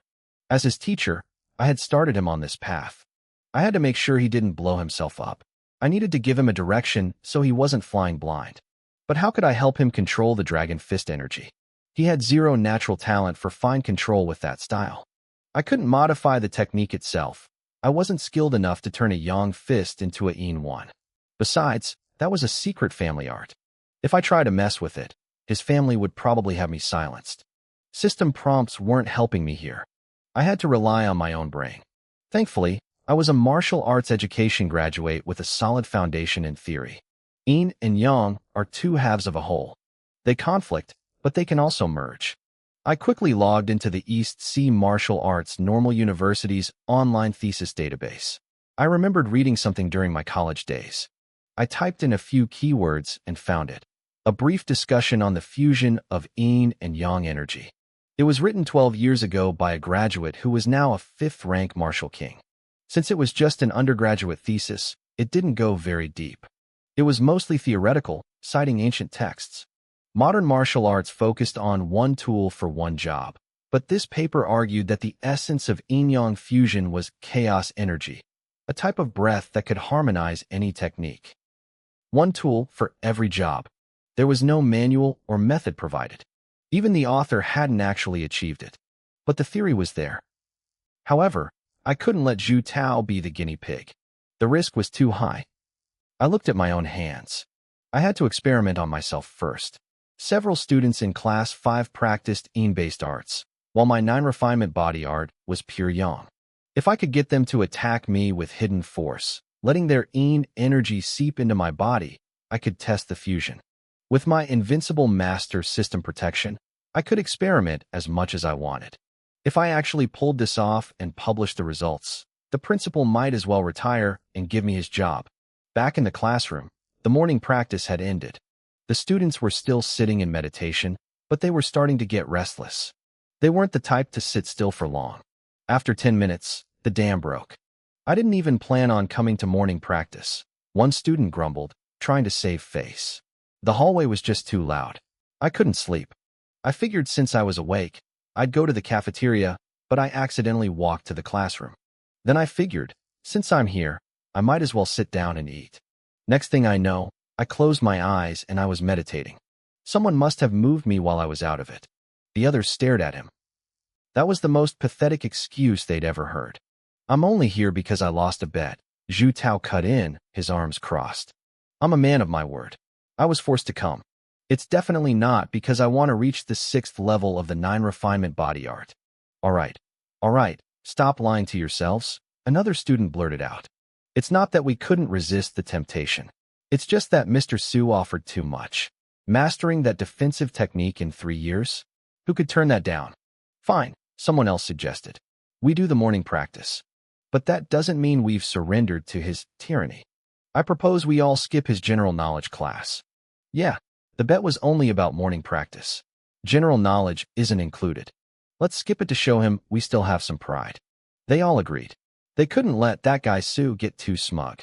When I showed up to teach the general knowledge session later that morning, the room was empty. They had actually staged a collective walkout. I rolled my eyes. They were so stubborn and full of themselves. I didn't really care, though. General knowledge only accounted for 20% of the college entrance exam. The real hurdles were the other two sections, martial combat and beast defense. Combat was a duel against an examiner.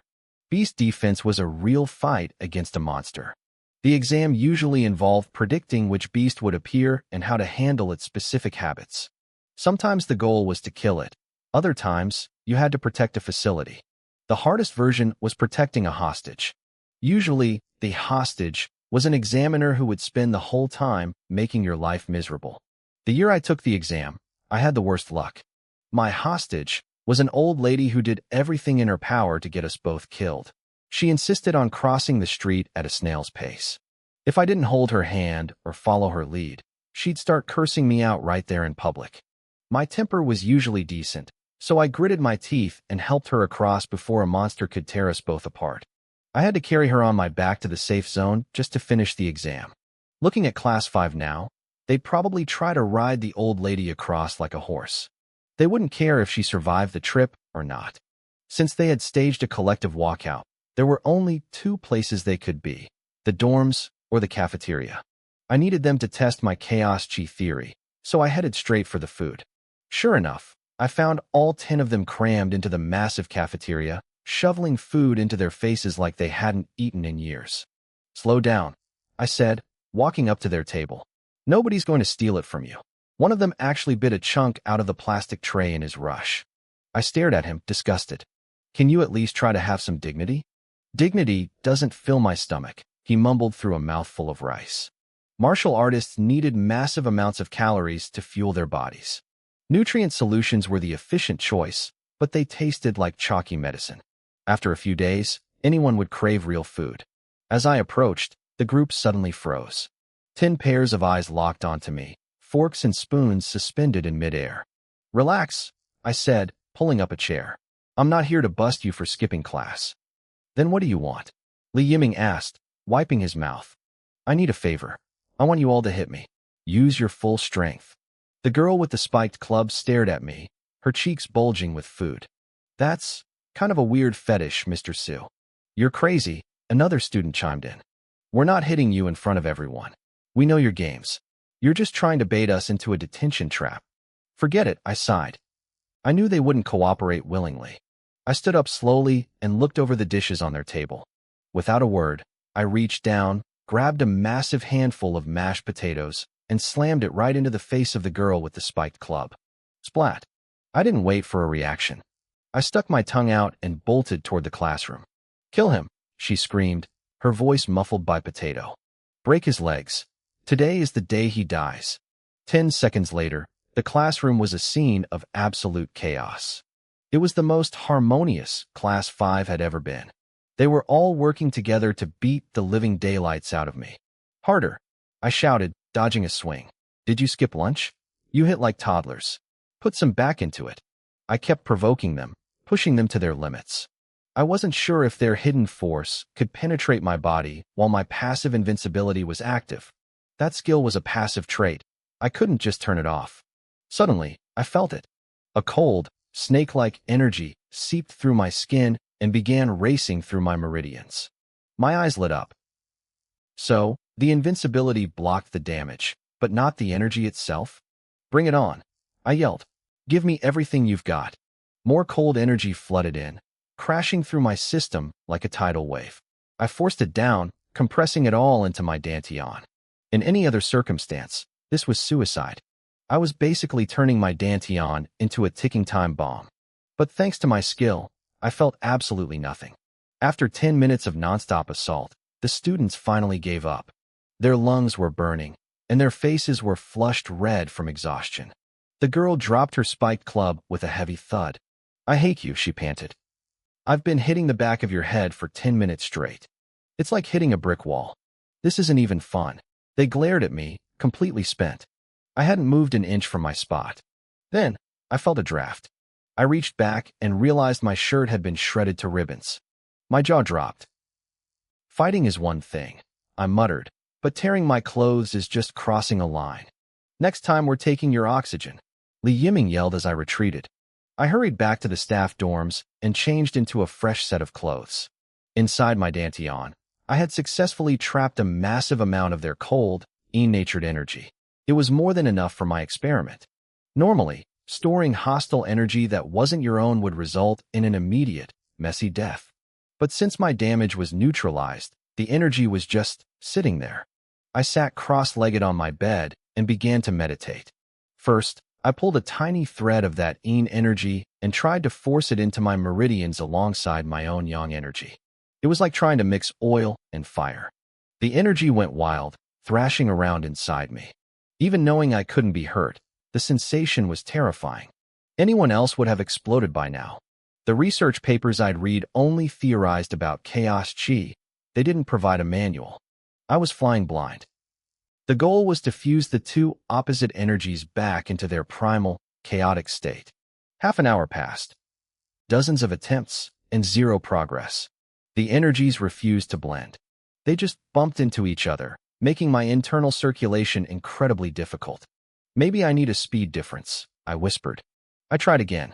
Yang energy in front, yin energy following behind. Controlling two separate flows was exhausting. My head started to throb, and I had to stop to chug a nutrient solution just to keep my focus. 2 hours later, I finally completed one full cycle with both energies moving at different speeds. Still nothing. No fusion. No chaos chi. The sun began to set. My desk was covered in crumpled papers where I had logged every failed attempt, every timing, and every result. If a normal doctor saw these notes, they'd think I was writing a suicide note. According to my logs, I had technically died 71 times today. I leaned back, staring at the ceiling. I had tried observation, I had tried interference, and I had tried force. Was chaos chi just a myth? No, the archaeological evidence was real. They had found ancient corpses that still radiated a terrifying pressure, containing a unique energy that was neither yin nor yang. It existed. I just hadn't found the key yet. I sat there in the silence of my room, staring at my notes. This energy I was chasing could handle both yin and yang attributes. It matched the ancient descriptions of chaos chi perfectly. But in the modern world of martial arts research, chaos chi was an unsolved mystery. Scholars had spent decades digging for its secrets with almost zero progress.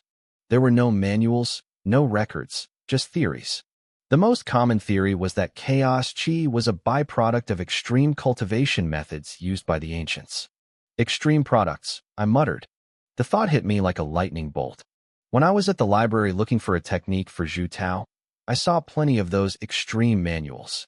Modern martial arts are refined and safe. If I wanted to create chaos chi, I had to stop being safe. I had to think like a madman from the past. I had to go to the extreme.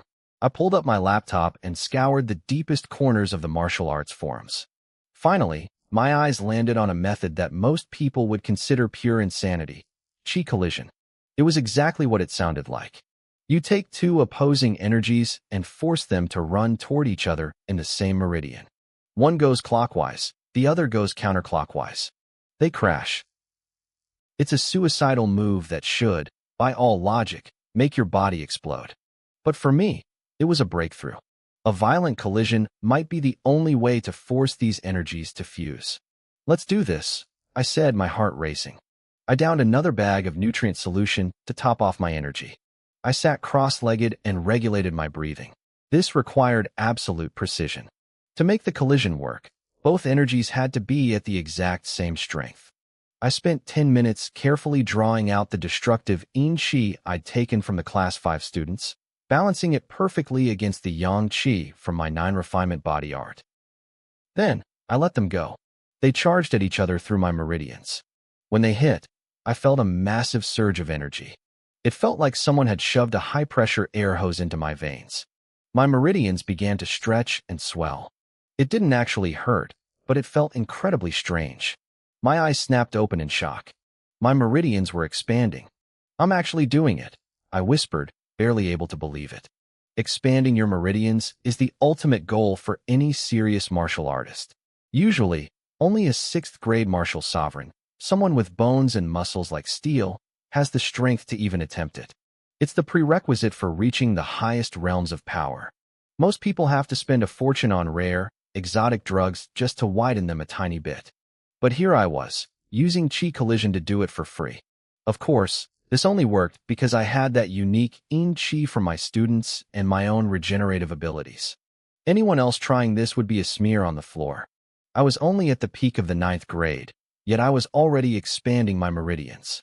This was unheard of. I started laughing to myself. Who cares about being a principal? If the director of the Education Bureau saw me now, he'd probably offer me his chair. I closed my eyes again and let the collisions repeat. Over and over, the energies crashed. My meridians swelled, followed by a sensation of incredible clarity. It was like a narrow country road was being paved over into a massive 10-lane highway. It felt amazing. But then, the swelling stopped. I focused inward, my heart sinking. The two energies had stopped colliding. In fact, they were vanishing. Panic flared in my chest. Had I pushed too far? Was I about to become a cripple? Then I saw it. I froze. Right at the point where the energies had been crashing, a new wisp of gray mist appeared. It was absorbing the remaining yin and yang chi like a vacuum, growing stronger by the second. Life from death, I breathed. The unknown energy grew rapidly. Within moments, it had swallowed every bit of my yang chi and the student's yin chi. It began to circulate through my newly widened meridians with a calm, heavy power. I swallowed hard and decided to test it. I activated the second level of my 9 refinement body art, bronze bones. I guided the gray mist into my arms and slammed my fist down onto my desk. A heavy, muffled thud echoed through the room. I lifted my hand. The solid wood was spiderwebbed with deep cracks. The chaos chi didn't just work with my technique, it amplified it. It was universal. It was perfect. I wanted to scream for joy, but before I could, a wave of primal hunger hit me like a physical blow. Cold sweat poured down my face. My limbs started shaking. I stumbled to my mini fridge and grabbed a bag of nutrient solution, tearing it open with my teeth. I finished it in one gulp. Nothing. The hunger was still there. I drank a second bag. A third. I didn't stop until I had drained all 20 bags in the fridge. The shaking finally stopped, but I was still starving.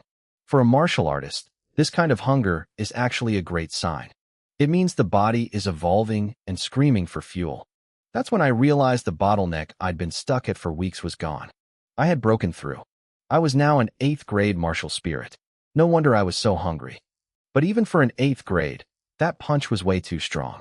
The chaos chi was definitely a massive multiplier for my combat power. I couldn't think about the science anymore. I needed real food. I sprinted to the school cafeteria and ate enough to feed a small family. By the time I walked back to my dorm, I felt like a new man.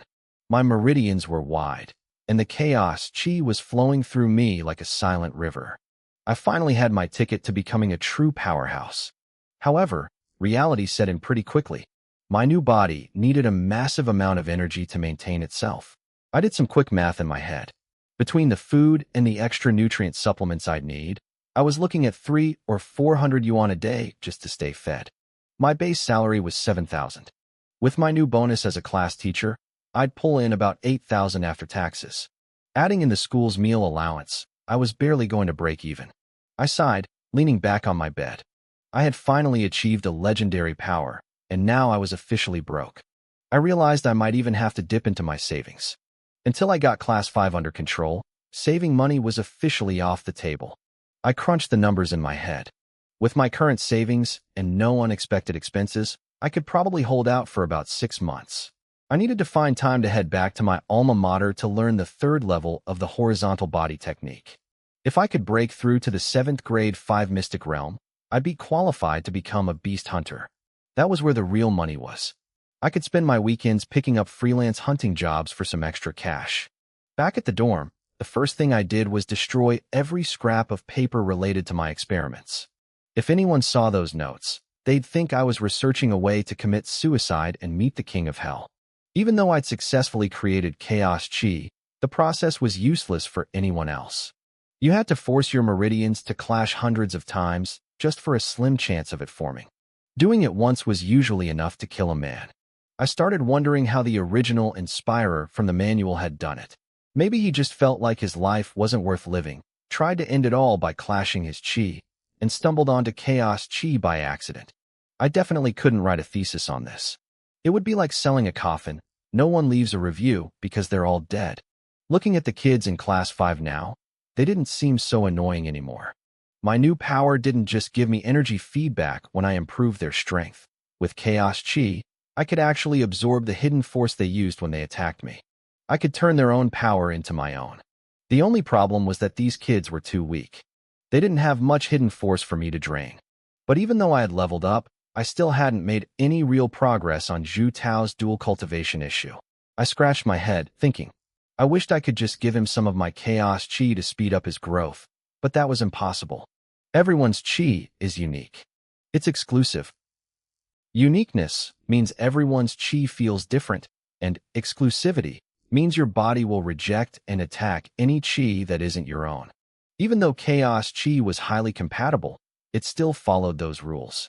If it didn't, the association would have used the original inspirer's remains to mass-produce Chaos Warriors years ago.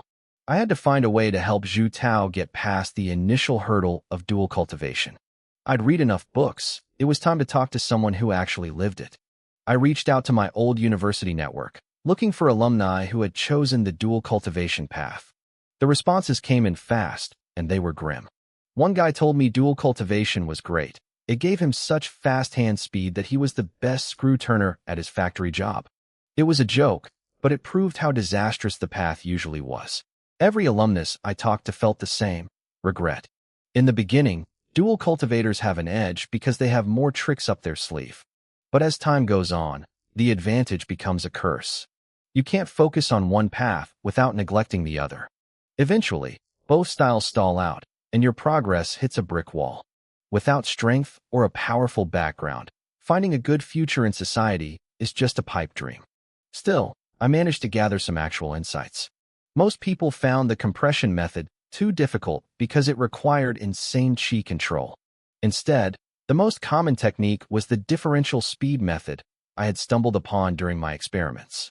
You run two different chi flows simultaneously, but at different speeds within your internal cycle. The trick is finding the right speed for each manual so the flows don't rear-end each other and cause internal injuries. I carefully summarized everything into a set of notes, adding my own experience with guided circulation. The next morning, after morning drills, I called Zhu Tao into my office. He walked in with that same arrogant posture, leaning against my desk like a political prisoner refusing to break under interrogation. He still wouldn't even call me teacher. I didn't let it get to me. Relationships take time. I slid my notebook across the desk. Take this. Zhu Tao frowned, glancing at the notes. He snorted. I don't need this. I told you, I'm not practicing any dual cultivation technique. This kid and his stubborn pride. I knew exactly what he was doing, but I kept my voice flat. Whether you're practicing it or not isn't my concern. Just keep it as a backup. If you ever change your mind, you'll need this. Don't say I never looked out for you. Zhu Tao lifted his chin. Fine. Since you're being so insistent, I'll take it. But I don't like owing people favors. He was clearly happy on the inside, even if his face stayed like stone. What's your price? I expected him to think I'd say something noble, like, just work hard for me. Instead, I rattled off a list like a rhythmic poem. A 3-story villa, a rooftop pool, a garden out front, and a convertible in the garage. Zhu Tao didn't miss a beat. Fine, I'll burn them for you at your funeral. The kid had spirit, I'll give him that. With the notes in his hands, I felt a weight lift off my shoulders. I wasn't sure how much they'd help, especially since he refused to admit he was practicing the heaven-mending cloud needle technique, but I knew he'd started it. I just didn't know how far he'd gotten. I had to leave campus that afternoon. I needed to head to the Donghai Martial Arts Association to officially register my rank.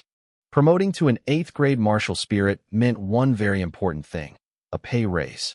I wanted to get the paperwork filed before the end of the month so I could see that extra cash in my next paycheck. I went to the office of my department head, Lu Zhan, to get my leave permit signed. He looked at the form and froze. "Suyang, you broke through?" "Yes, sir. Just got lucky," I said with a smile.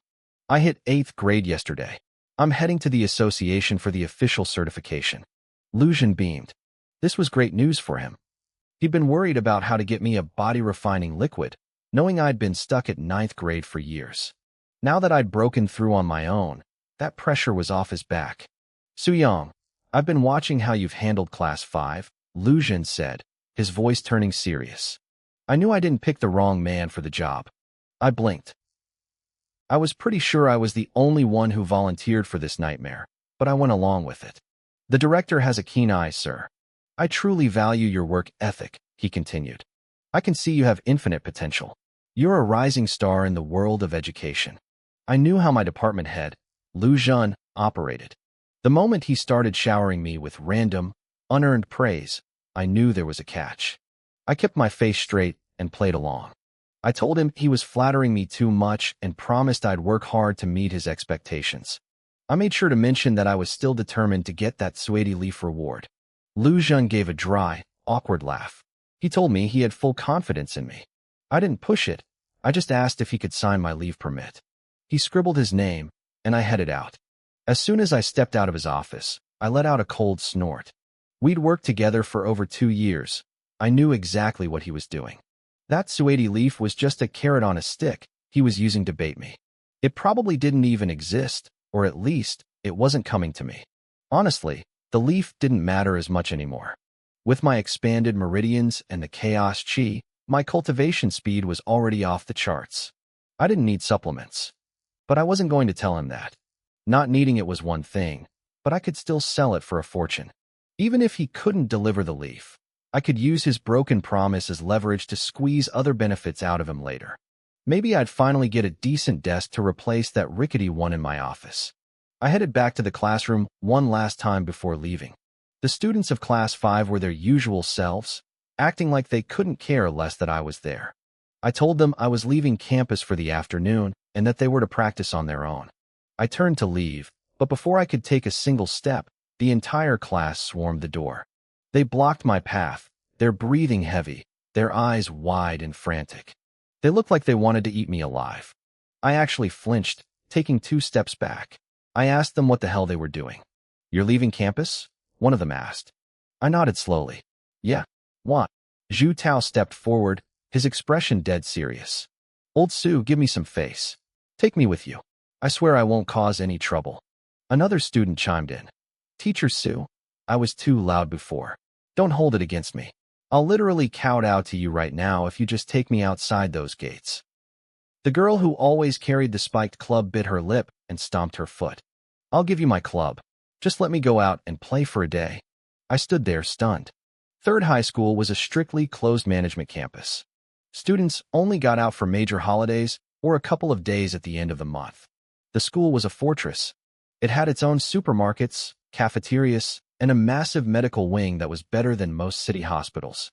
You couldn't even fake being sick to get out. As for escaping, forget it. The 4 main gates were guarded by 6th grade martial seniors sent directly by the Kunlun authorities. They were there to protect the flowers of the nation from beast attacks, but they also made sure no student slipped out. Trying to sneak past a martial senior was a pipe dream. For these rich, rebellious kids, school felt exactly like a prison. They were desperate. They had dropped all their arrogance and pride just for a chance to see the outside world. I looked at their pleading faces and realized this was a golden opportunity to build a real connection with them. But taking a student off campus was a massive liability. If anything happened, it was my neck on the line. And this group was famous for finding trouble.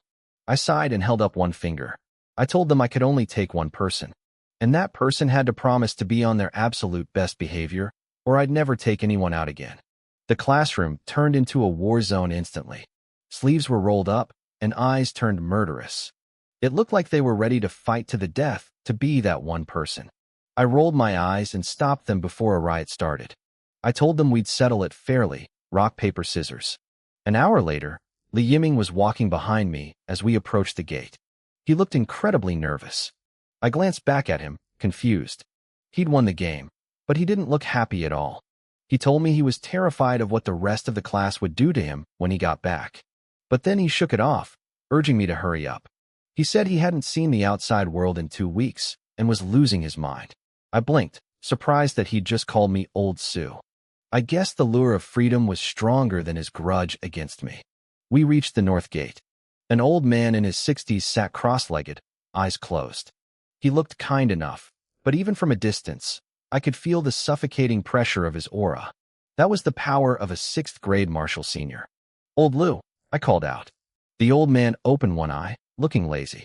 "Little Sue, what's up?" His gaze shifted to Li Yiming, who shivered and instinctively hid behind my back. Old Lou chuckled, saying the kid looked familiar and asking if he'd caught him trying to jump the fence before. Li Yiming didn't say a word, but he winced, rubbing his backside. The gatekeepers didn't leave permanent injuries, but their reminders usually hurt for a week. I handed over the permit Lu Jun had signed. I told him I was taking the boy out to handle some business. Since I was a teacher and had the paperwork, old Lu didn't care. Whatever happened outside was my problem, not his. As soon as we stepped past the perimeter, Li Yiming's eyes lit up. He started staring at everything like a caveman seeing fire for the first time. "Holy crap," he shouted, pointing down the street. "Look at her. Those legs are huge. She looks just like the lead actress in that movie I watched." I looked over instinctively before catching myself. I told him to stop being a creep or I'd drag him back to his dorm right now. He immediately shut up and followed me closely, asking where we were going. "The Martial Arts Association," I replied. Li Yiming froze. "Wait, why? Why are you asking so many questions?" I snapped. "Just follow me." Li Yiming looked at the long road ahead and groaned. He wanted to call a cab. I looked at him like he was crazy. "A taxi? For this distance?" "We're running," I said. I told him it was to consolidate his cultivation. In reality, I was just being cheap. I needed to save every cent I could. The Martial Arts Association was only 10 kilometers away. For a martial artist, that was a 10-minute sprint. We wove through the streets, stopping only for red lights, until we stood before the grand entrance of the Donghai City branch. "Stay here," I told Li Yiming. "Don't move. I'll be back soon. I might even buy you some oranges." He just stared at me, blank-faced. He clearly didn't get the joke. Kids these days were truly failures of the 9-year compulsory education system. I left him leaning against a pillar and headed inside. I knew the drill. The school made us do annual checkups here, so I navigated the halls with ease. I grabbed a number and waited for my realm certification. It was a simple process. Machines did all the testing. They even ran a security sweep to make sure nobody was using gadgets to cheat the sensors. Outside, Li Yiming wasn't being the good student I asked him to be. As soon as I disappeared into the building, he bolted. He headed straight for a nearby milk tea shop. The school only served healthy, nutritious drinks, and he was dying for a sugar rush. "What can I get you?" the clerk asked. "Give me a bucket of lemon passion fruit tea," he said. "Extra ice, less sugar." Then, he had a sudden flash of conscience. He decided to get one for me too. "Give me another one," he told the clerk. "But skip the passion fruit. And add so much lemon it hurts. I want enough concentrated powder to melt a tongue." When I finally walked out of the association hall, I spotted him waiting in a gazebo. I was actually surprised he hadn't vanished completely. "I got you a drink, teacher," he said. He handed me the cup with a smile that was a little too eager. "Drink it while it's fresh." I looked at the cup, then at his face. "You're smiling like you just robbed a bank. What's the catch?" "Nothing. How could you doubt your student's sincerity?" I wasn't afraid of him poisoning me. I took a long sip. It tasted like nothing, just cold water. I was thirsty from the run, so I downed half the cup in one go and set it aside. Li Yiming's jaw hit the floor. He looked at me like I was a monster. He had specifically asked for enough lemon powder to make a person's face turn inside out. Yet, I hadn't even blinked. My passive defense system probably classified the extreme acidity as an attack and neutralized it instantly. "Teacher, you don't feel anything special?" he stammered. "Like what?" I asked with a smirk. "Nothing. Never mind." "Good. My business is done," I said, stretching my arms. Any ideas on what to do next? He perked up immediately, forgetting about the failed prank. Can we go to a movie? I sighed. I'd rather go to a movie with a beautiful Valkyrie, not a teenage boy. But he looked so hopeful. It was a rare chance to actually bond with one of these rebels. Fine, I said. But you have to finish the rest of that lemon drink first. He winced. He knew exactly how much sour powder was in there. I laughed and waved it off, telling him to stop with the petty tricks. As we walked, I realized Li Yiming was simpler than I thought. I expected a rich brat to want underground clubs or expensive parties. Instead, he just wanted to see a film. I bought a 2-person ticket combo. It hurt my wallet. I almost wished I could break his legs so he'd be short enough to qualify for a child's discount. But before we reached the theater, he stopped dead in his tracks. He was staring at a high-tech storefront with a glowing logo, Yunqing Technology. The window was filled with reinforced mechanical exoskeletons. These were elite pieces of gear used by beast hunters, costing millions of dollars. They provided massive strength boosts and safety features in the wild. "Old Sue, let's go inside," he shouted. "What about the movie?" I asked, annoyed. "I just bought the tickets." "The movie doesn't start for a while. I need to see the new Yunqing gear." I followed him in, mostly because I could just refund the tickets if we ran late. I had never been in a place like this before. I wasn't exactly their target demographic. Li Yiming, however, acted like he owned the place. He didn't even look at the display models. He walked straight to the back, toward a private testing range. The manager saw him and immediately bowed. "Young Master Li, it's been a while. I'm here to test the new equipment," Li Yiming said, his voice full of authority. "Right away, sir. I'll arrange it immediately." I leaned in, curious. "What new equipment?" "The automatic combat exoskeleton," Li Yiming whispered. "It's not even on the market yet. I spent a fortune just to get into the closed beta test." He grinned, and for the first time, I saw the true excitement of a rich kid with a very expensive toy. The smart chip inside that exoskeleton was a masterpiece of engineering. It stored combat data from countless martial arts masters.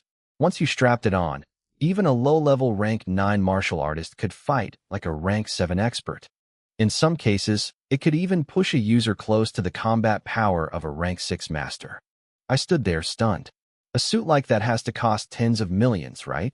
Li Yiming looked a bit depressed. "Probably more. My family won't let me buy it. To them, this kind of tech is just a toy." I stayed quiet. I thought he was worried about the price tag, but it turned out his family just didn't see the point. For them, it wasn't about the money. The poor rely on mutations, the rich rely on technology. But in the world of elite martial arts families, external gear was often looked down upon. They believed it created a weak dependency. My own views were pretty traditional, too. To forge good iron, you need a strong hammer. True power comes from within. Since the gear was still in the closed beta phase, I didn't have authorization to enter the testing area. I wasn't allowed to even watch. I had to wait in the lounge while Li Yiming followed the staff into the reinforced testing hall. He signed the standard liability waivers, acknowledging that the tech was still experimental and that the company wasn't responsible for any accidents. Soon, Li Yiming was suited up. Adaptive exoskeletons were Yunqing's specialty. They molded perfectly to the user's body. The suit looked incredibly sleek, made of high nanocarbon fiber composites. It was lightweight, durable, and looked like something out of a sci-fi movie. Li Yiming moved around to test the joints. Once he was satisfied, he toggled the auto combat mode.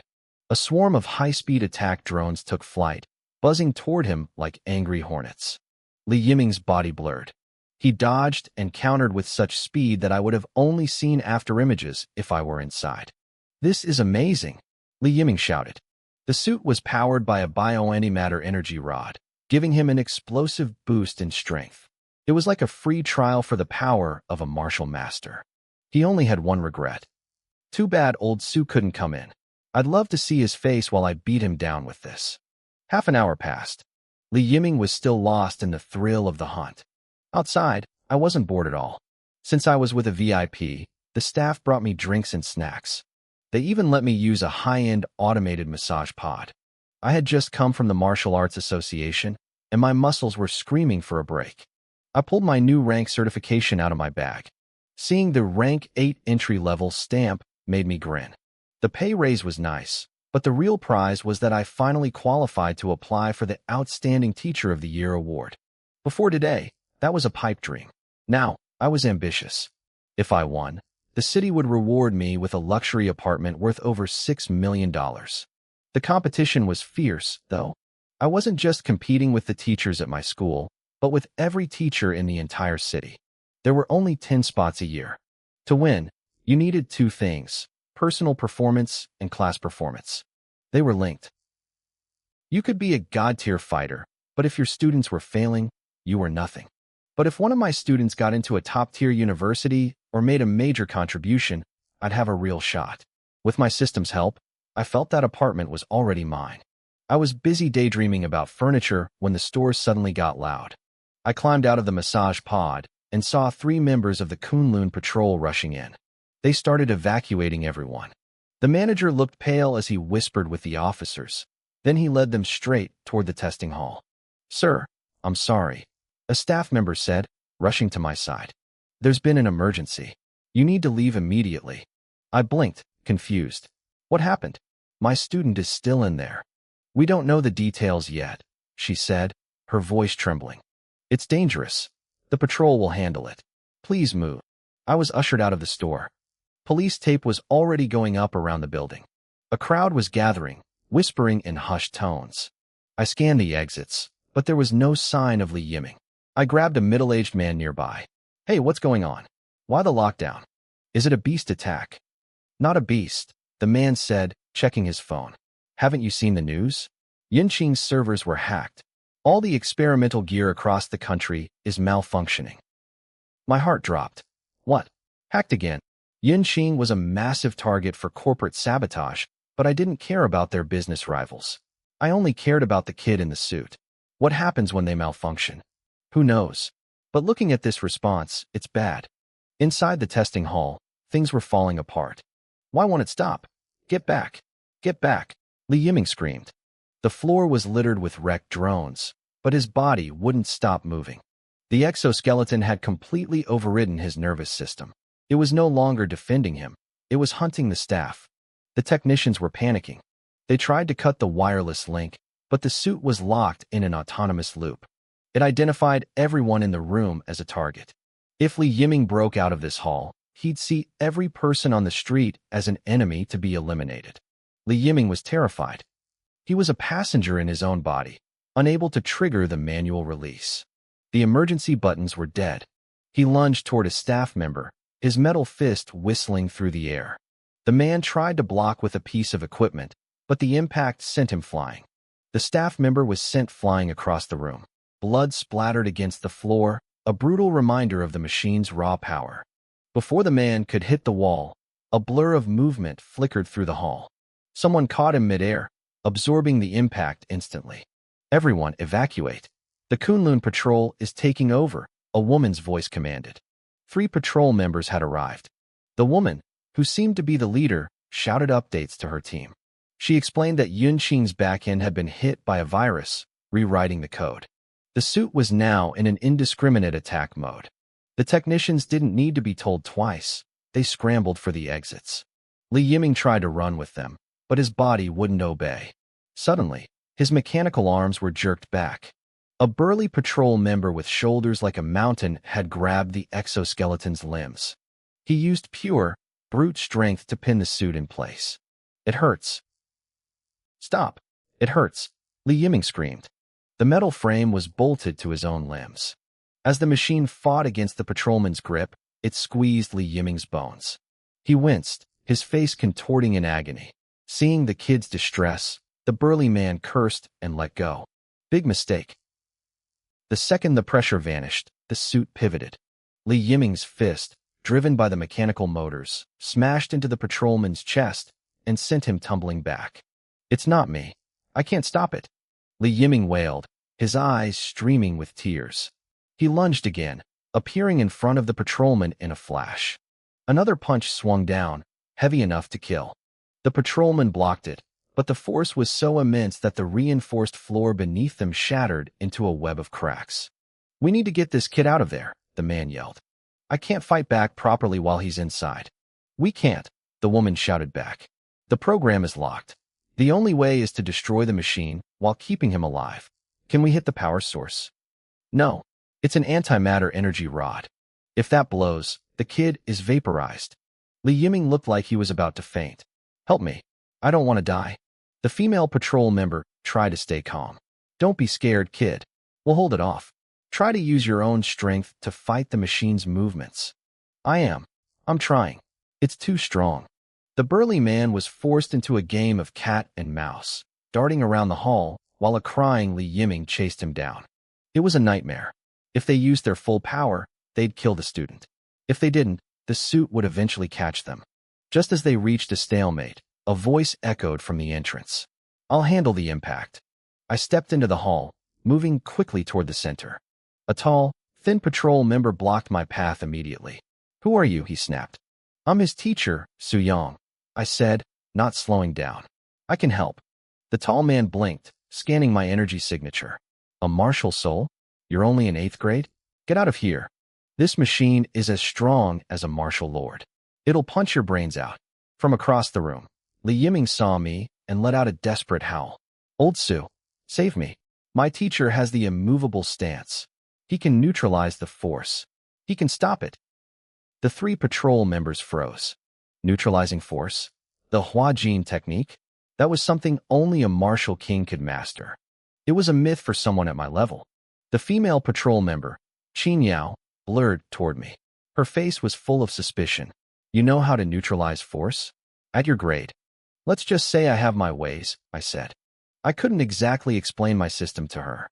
The tall man rolled his eyes. An 8th grade martial soul using king-level techniques? Do you believe this? Qin Yao hesitated. The world is full of wonders. But for your safety, I need to test you first. I'm Qin Yao, a 6th grade martial lord.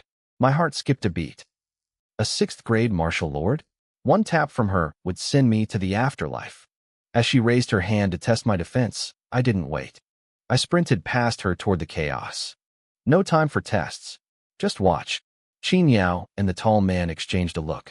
If I was crazy enough to run toward that thing, I either had a death wish or I was the real deal. They didn't stop me. Lead him to me. I shouted at the burly man. You sure, kid? He yelled back. Just do it. The burly man changed direction instantly, his body becoming a blur as he shot toward me like an arrow from a bow. Li Yiming's suit followed right on his heels. Get back, I barked. I stepped forward, planting my foot firmly. A black shadow loomed over me. The exoskeleton's fist, wrapped in a whistling gale of compressed air, slammed directly into my shoulder. There was no explosion. No bone-shattering crack. I didn't even move an inch. I stood there, solid as a mountain, and reached out.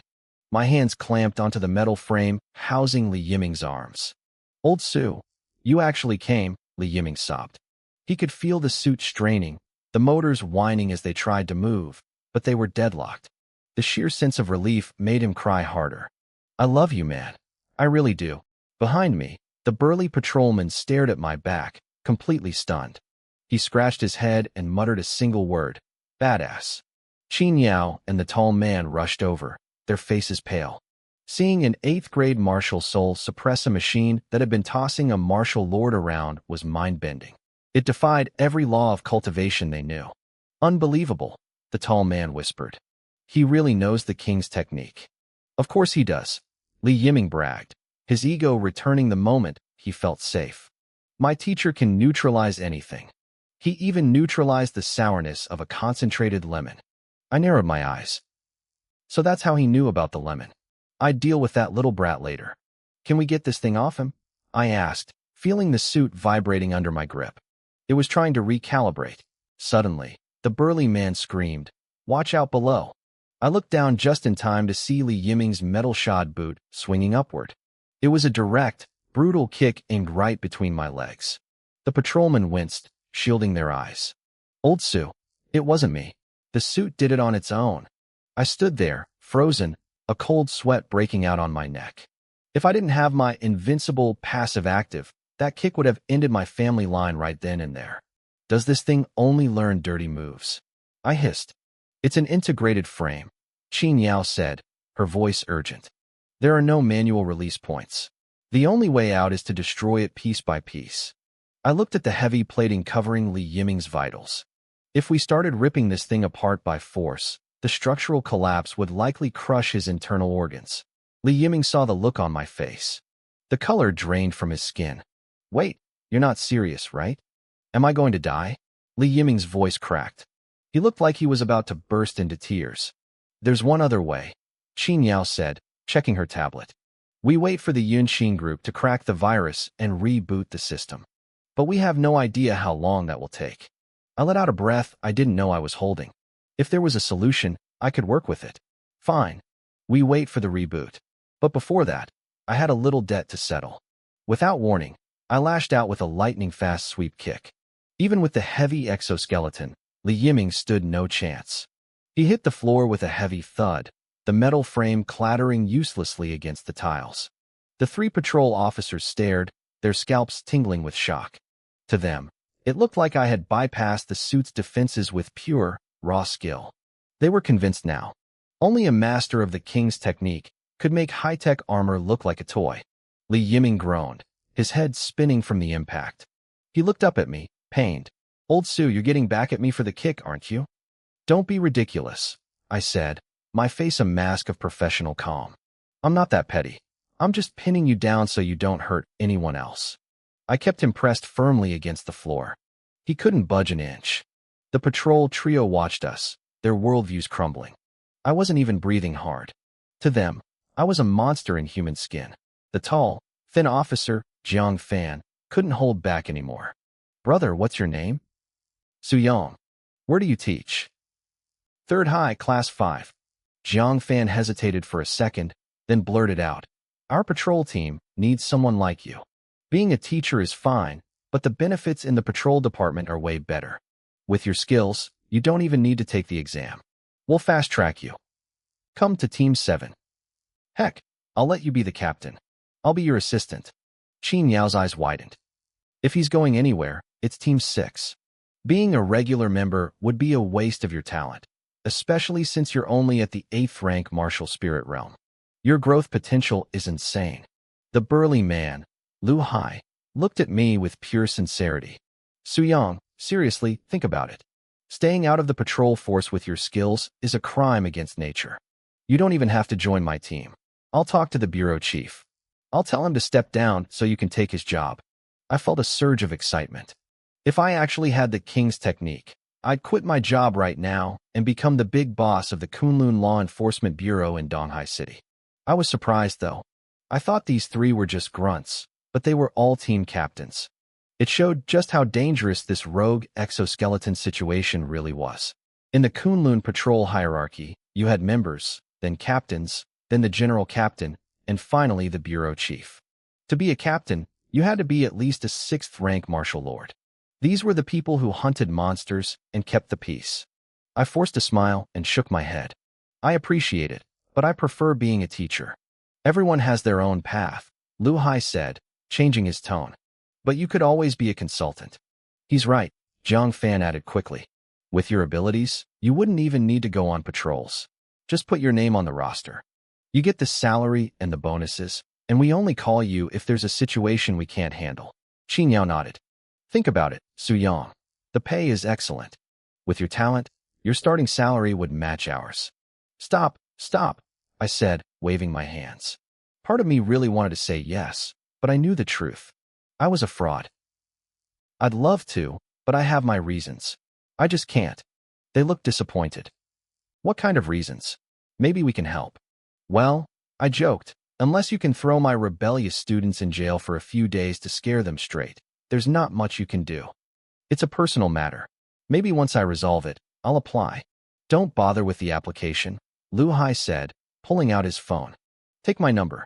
The moment you change your mind, call me. Add me too. Jiang Fan shoved his way in. Don't go to Team 5. It's nothing but sweaty guys with too much muscle. Not a single woman in sight. You'll go crazy. Team 7 is where the talent is. Qin Yao spoke up, her voice cool and calm. Most of the women on my team are single. And they're looking. Lu Hai and Jiang Fan froze. That was a low blow. I didn't hesitate. I pulled out my phone immediately. Captain Qin, let's stay in touch. I wasn't stupid. I added all three of them. You can never have too many connections, and who knew what the future held? If I ever actually gained the strength they thought I had, a part-time gig with the patrol would be perfect. So, Lu Hai asked, his curiosity finally winning out. How exactly did you train to reach that level of mastery? Qin Yao rolled her eyes. Don't you think that's a bit of an intrusive question? Right, Jiang Fan apologized. Then he looked at me with a weird glint in his eye. Su teacher, is your school still taking students? Do you accept transfers? I'm thinking of enrolling tomorrow. He then turned to my student on the floor. Hey, classmate. What's your name? Li Yiming, the boy muttered, still dazed. Nice to meet you, Brother Ming. Take care of me in class, okay? Li Yiming was completely lost. 3 captains, 3 sixth-rank martial lords, were treating his teacher like a god. These were the pillars of Donghai City, and they were practically begging old Su to join them. Was the king's technique really that big of a deal? He started wondering if he'd been sleeping through too many martial arts theory classes. I just gave them a mysterious smile. It's a secret. The good news arrived shortly after. The engineers at Yunxin Group managed to crack the virus within 25 minutes. They patched the system and sent the fix to all testing units across the country. The exoskeleton finally powered down, releasing a very shaky Li Yiming. The company issued a massive public apology and halted all testing. They were investigating 3 leads: corporate rivals, foreign powers, or cultists. I hitched a ride back to school with the patrol team. Li Yiming's movie date was ruined, but after almost being turned into a human blender, he wasn't in the mood for popcorn anyway. The 3 captains promised to keep my involvement quiet. They knew that if the word got out, every major corporation and research lab would try to kidnap me to study how I could neutralize high-tech armor with my bare hands. I wanted it kept quiet for a different reason. I didn't want a bunch of actual masters showing up at my door to challenge me. I'd be dead within a week. When we got back to the school, I knew I had to find a way to make sure the rest of Class 5 kept their mouths shut. I couldn't have them spreading rumors that I was some secret powerhouse. Meanwhile, back at the headquarters, the 3 captains were immediately summoned by the bureau chief. They had a lot to report, and most of it was about a certain master teaching at a local high school. The bureau chief looked at the 3 captains with a look of genuine surprise. You 3 managed to completely suppress that exoskeleton, and no one was injured? That's impressive work. I've received reports from all over the country. Those runaway suits have injured several patrol captains already. In some places, innocent bystanders were even caught in the crossfire. He leaned back, tapping his desk. A 6th-grade martial sovereign has bones like steel and can shrug off bullets, but they aren't physically immune. They still get hurt. You 3 did well. Lu Hai cleared his throat, looking a bit awkward. Actually, Chief, the one who really suppressed the exoskeleton was someone else.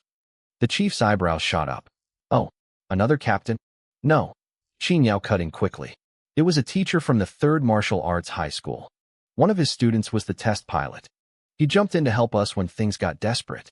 The chief frowned instantly. Nonsense. The strongest person at the 3rd High is the vice principal, and he's only a half-step martial sovereign. What could a random teacher possibly do? Lu Hai leaned forward, his voice low. Chief, that teacher knows how to use neutralizing force. The office went dead silent.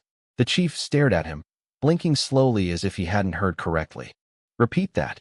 He used neutralizing force, Lu Hai said again, emphasizing every word. Qin Fan and Qin Yao exchanged a glance. They knew what the chief was thinking. The old man's face went through a dozen different emotions before settling on a look of bitter disappointment. He rubbed his wrinkled forehead. I really can't deny it anymore. I'm getting old. My ears are failing me. I need to go buy a hearing aid tomorrow. Chief, your hearing is fine, Qin Yao said softly. We thought it was ridiculous too, but we saw it with our own eyes. He suppressed a combat-ready exoskeleton single-handedly. He made it look like a toy. He's definitely mastered neutralizing force. The silence returned, heavier than before. It took the chief a long time to snap out of it. If 3 captains were swearing by it, it had to be true. An 8th-grade martial spirit who knows neutralizing force. The chief whispered. It sounds like a fairy tale, but it's not impossible. Neutralizing force isn't about raw power. It's about a deep, fundamental understanding of martial arts. Someone with extreme talent could grasp it early. especially since this teacher, Su Yang, practices the 9 refinement body technique. Defensive arts make it easier to sense that flow. He sighed, full of admiration. To master that before the age of 30, he's a genius. But why is a man like that a teacher? Even if he wanted to teach, he should be at the first high. The third high has terrible benefits and 0 resources. It makes no sense. The 3 captains couldn't answer that. They had been so curious that they'd stopped by the Martial Arts Association on the way back to pull Su Yang's files. What they found was even more baffling. From primary school until now, his performance has been mediocre, Lu Hai explained. Actually, it was worse than his peers. It took him 18 years to reach the high-grade 9th rank. He didn't even hit the peak rank until university. If his comprehension is so high, why is his cultivation so slow? The chief went quiet, deep in thought. Suddenly, his eyes widened as if he'd solved a grand puzzle. I see. I understand now. This young man has incredible willpower. The 3 captains looked lost. What do you mean, Chief? It's simple, the chief said, his voice thick with respect. He spent 20 years ignoring his cultivation to focus entirely on researching neutralizing force. He sacrificed his rank to master the ultimate technique. That is a path most people would never dare to take. The captains felt a jolt of realization. Their respect for me suddenly skyrocketed. To spend 2 decades being mocked as a mediocre student while secretly perfecting a master-level skill, that took legendary courage. He's like a sword sharpened in the dark, the chief continued. Even now, with his skill perfected, he stays humble. He turned down your invitation to join the patrol. He's content staying at a struggling school to teach the next generation. That is the mindset of a true powerhouse. He doesn't care about fame or money. He only cares about his path. Meanwhile, I was walking out of the school's administrative office feeling like a king. I'd just been told my salary was going up by 500 yuan. If I kept this up and earned a senior teacher title in a few years, I could be making 10,000 a month. I quickly caught myself. I was a man who was going to become a martial god. I couldn't let 500 yuan rattle my composure. I had to stay calm. When I walked into the classroom, the atmosphere had changed. The rebellious disciples didn't look at me with as much hostility as usual. Li Yiming must have told them about the exoskeleton incident. I have an announcement, I said, leaning against my desk. About that neutralizing force thing, let's keep it between us. Don't go spreading it around. I figured there was no point in lying anymore. They already thought I was a master, so I might as well use it as leverage. Why should we? Feng Ko asked, sounding skeptical. I pretended to think for a second. Well, I remember the homeroom teacher is allowed to organize 1 outdoor practice trip per month. But since you guys aren't interested in keeping secrets, I guess we'll just cancel it. The class froze. Their eyes went wide. Neutralizing what? One student asked loudly. I didn't hear anything, another chimed in. Teacher, did you say something just now? I turned away, hiding a smile. Nothing. I was just thinking about where we should go for our field trip. Ever since I realized how much these kids looked up to the legendary Li Xiao, I knew I had a way in. A field trip was the perfect chance to build some rapport. Usually, these trips involved visiting other schools for friendly sparring, but I wasn't going to do that. These kids were too aggressive. They'd probably end up in a lawsuit within an hour. I just wanted to take them somewhere we could actually talk and bond. I went to sit down in my chair, but the second my butt touched the seat, I felt something sharp. I stood up, pulled back the cushion, and found a hidden board full of upturned steel nails. I grabbed the board and tossed it into the corner with a loud thud. Then I put the cushion back and sat down. I take it back. These little brats don't need a field trip. They need a beating from society. Don't bother with the cheap tricks next time, I said calmly. It's boring. The students looked disappointed that I hadn't been impaled. I scanned the room, watching their faces. My eyes settled on Zhu Tao. He wasn't laughing with the others. He looked distracted, his mind clearly somewhere else entirely. I scanned the classroom, my eyes lingering on Zhu Tao. He kept glancing around the room with a strange, nervous energy. I wasn't sure what he was looking for, so I pulled up his stats. Everything seemed normal. I had already given him the summary for his dual cultivation technique, but I didn't know if he'd actually read it. Knowing his arrogant personality, he'd probably studied it in secret. Whether it was working remained to be seen. I wasn't the only one who noticed he was off. The rest of Class 5 saw it too. Zhu Tao had been acting like he'd lost his soul since he stepped into the room that morning. When they asked him what was wrong, he just brushed them off. Since he wasn't talking, the others eventually gave up and ignored him. Night fell. The students gathered in Li Yiming's room as usual to play games. They looked around and realized Zhu Tao was missing again. It had been 3 nights in a row. He was locking himself in his room every evening, and they couldn't figure out what kind of special training I had assigned him. But Zhu Tao wasn't in his room. He was currently creeping through the dark hallways of the teaching building. He slipped into the Class 5 classroom, checked to make sure it was empty, and pulled out his phone to use as a flashlight. Then, he reached into his pocket and produced a small sewing kit. He walked straight to the window curtains. The sight of the tiny holes in the fabric made his skin crawl. He couldn't stand it. He had to fix them. Usually, the school replaced these curtains every few months.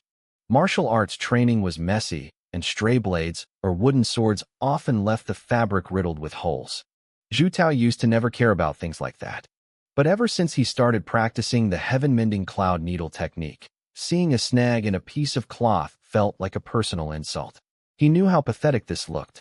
If the rest of the class, or heaven forbid, me, found out he was playing with needles and thread, he'd never hear the end of it. So, he waited until the middle of the night to sneak in and do his repairs. The strange thing was his mental state. Back when he practiced the dragon coiling divine fist, he was always frustrated or bored. His mind was a mess. But the moment he picked up a needle, he felt a profound sense of peace. He became completely immersed in the feeling of the thread gliding through his fingers. Every time he repaired a tear, he felt a surge of satisfaction. Even more incredible was the physical sensation. Every time he finished a stitch, the internal energy in his body seemed to grow. His technique was improving at a visible rate. He had gone from clumsy, pricked fingers to movements as smooth as flowing water. It had only been 3 days, and he was already addicted to the feeling. Bathed in the dim glow of his phone, Zhu Tao lost himself in the work. His speed increased. He entered a trance-like state. Without even thinking, he pinched a steel needle between his thumb and forefinger and flicked it. The needle hissed through the air, trailing a thin thread, and pierced the fabric perfectly. With another flick, the needle zipped back through from the other side. The tension was perfect. The strength was exact. When he finally caught the needle between his fingers and stopped, he blinked, suddenly snapping out of it. "What just happened?" he whispered, his heart racing. Was that a secret technique? Excited, he tried to replicate the move. He flicked the needle again and tried to catch it on the return. Ow! He winced, silently pulling the needle out of his own finger. He tried again, and again. After a few minutes, he gave up. His fingers were starting to look like pincushions. He realized he couldn't force it. It had to happen naturally. He took a deep breath, cleared his mind, and went back to sewing. No more flashy moves. Just the work. "That's a rare needle technique you've got there." An old, gravelly voice echoed from right behind him. Zhu Tao jumped like a startled cat, his hair standing on end.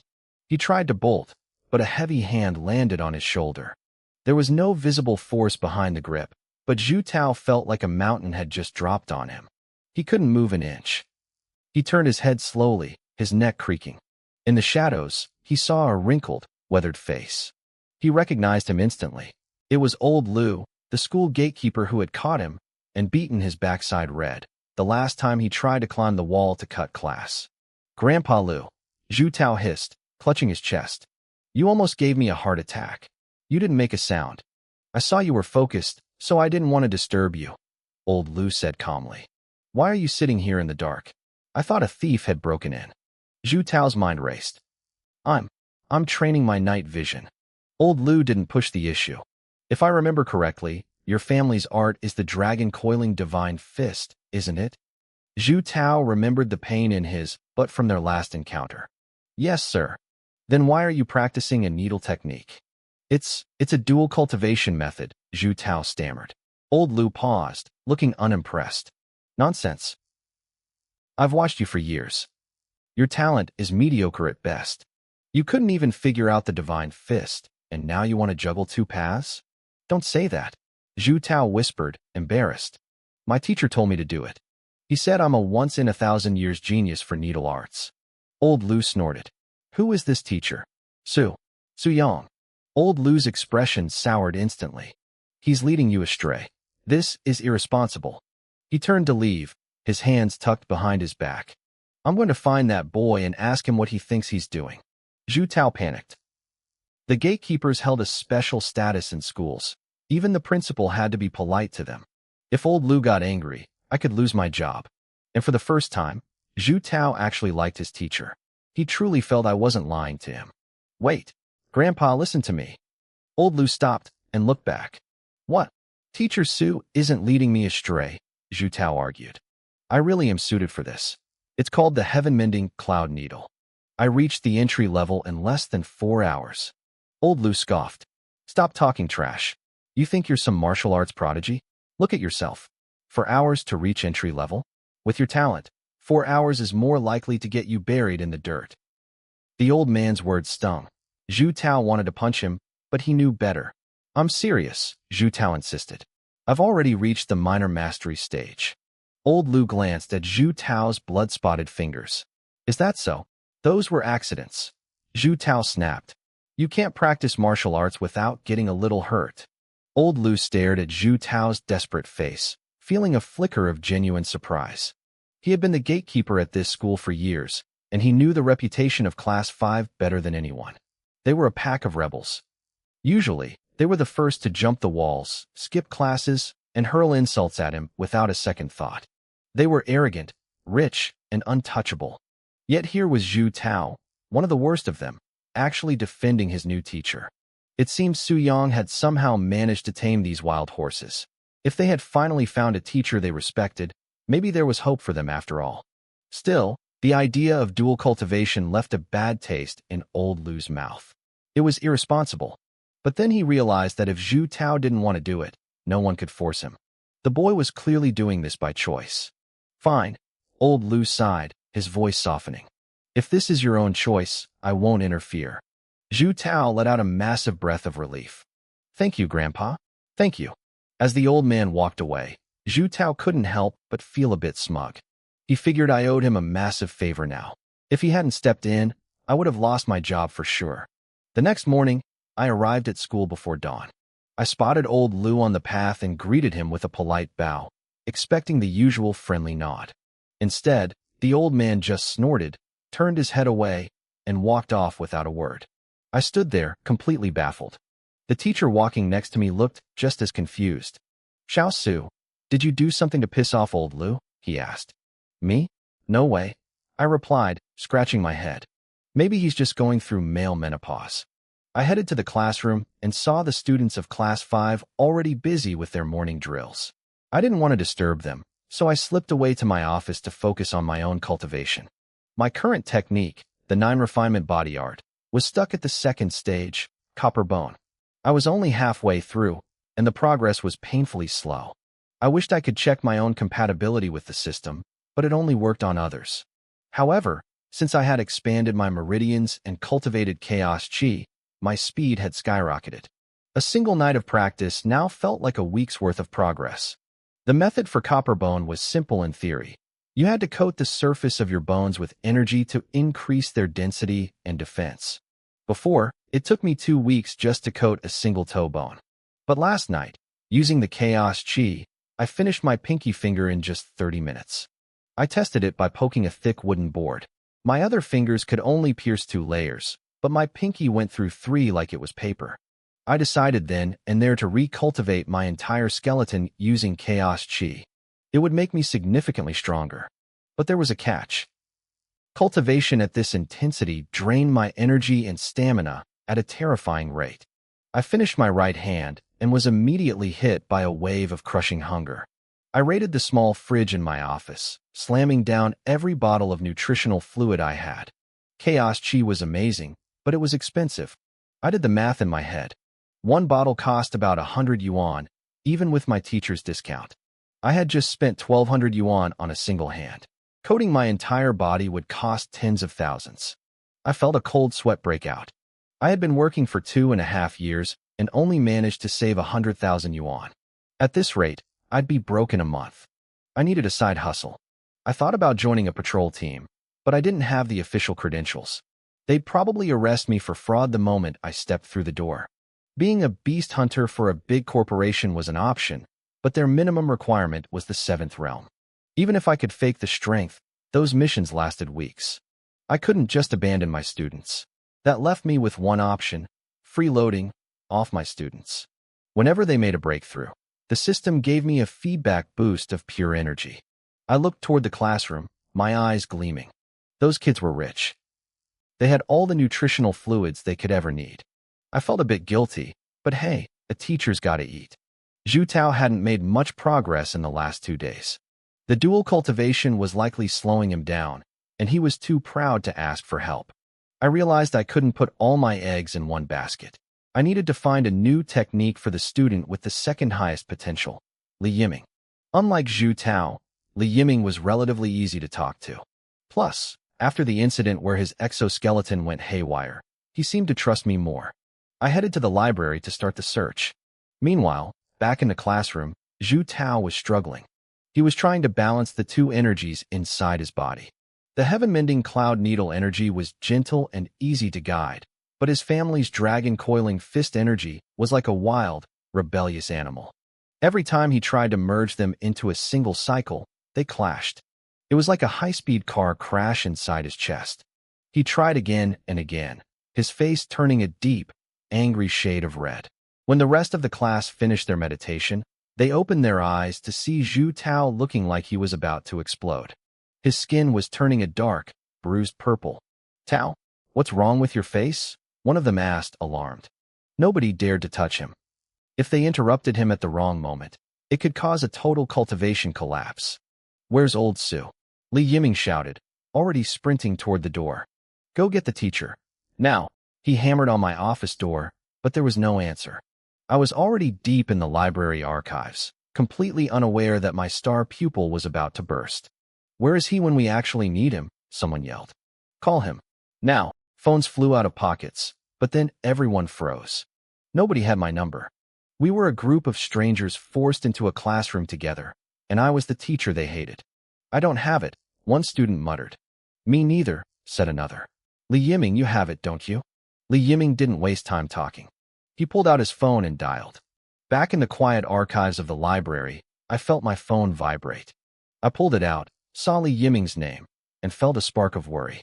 I stepped out into the hallway and answered. "What happened?" I asked. "Old Su, something's wrong." Li Yiming's voice was frantic. "Zhu Tao won't wake up. His entire face is turning dark purple."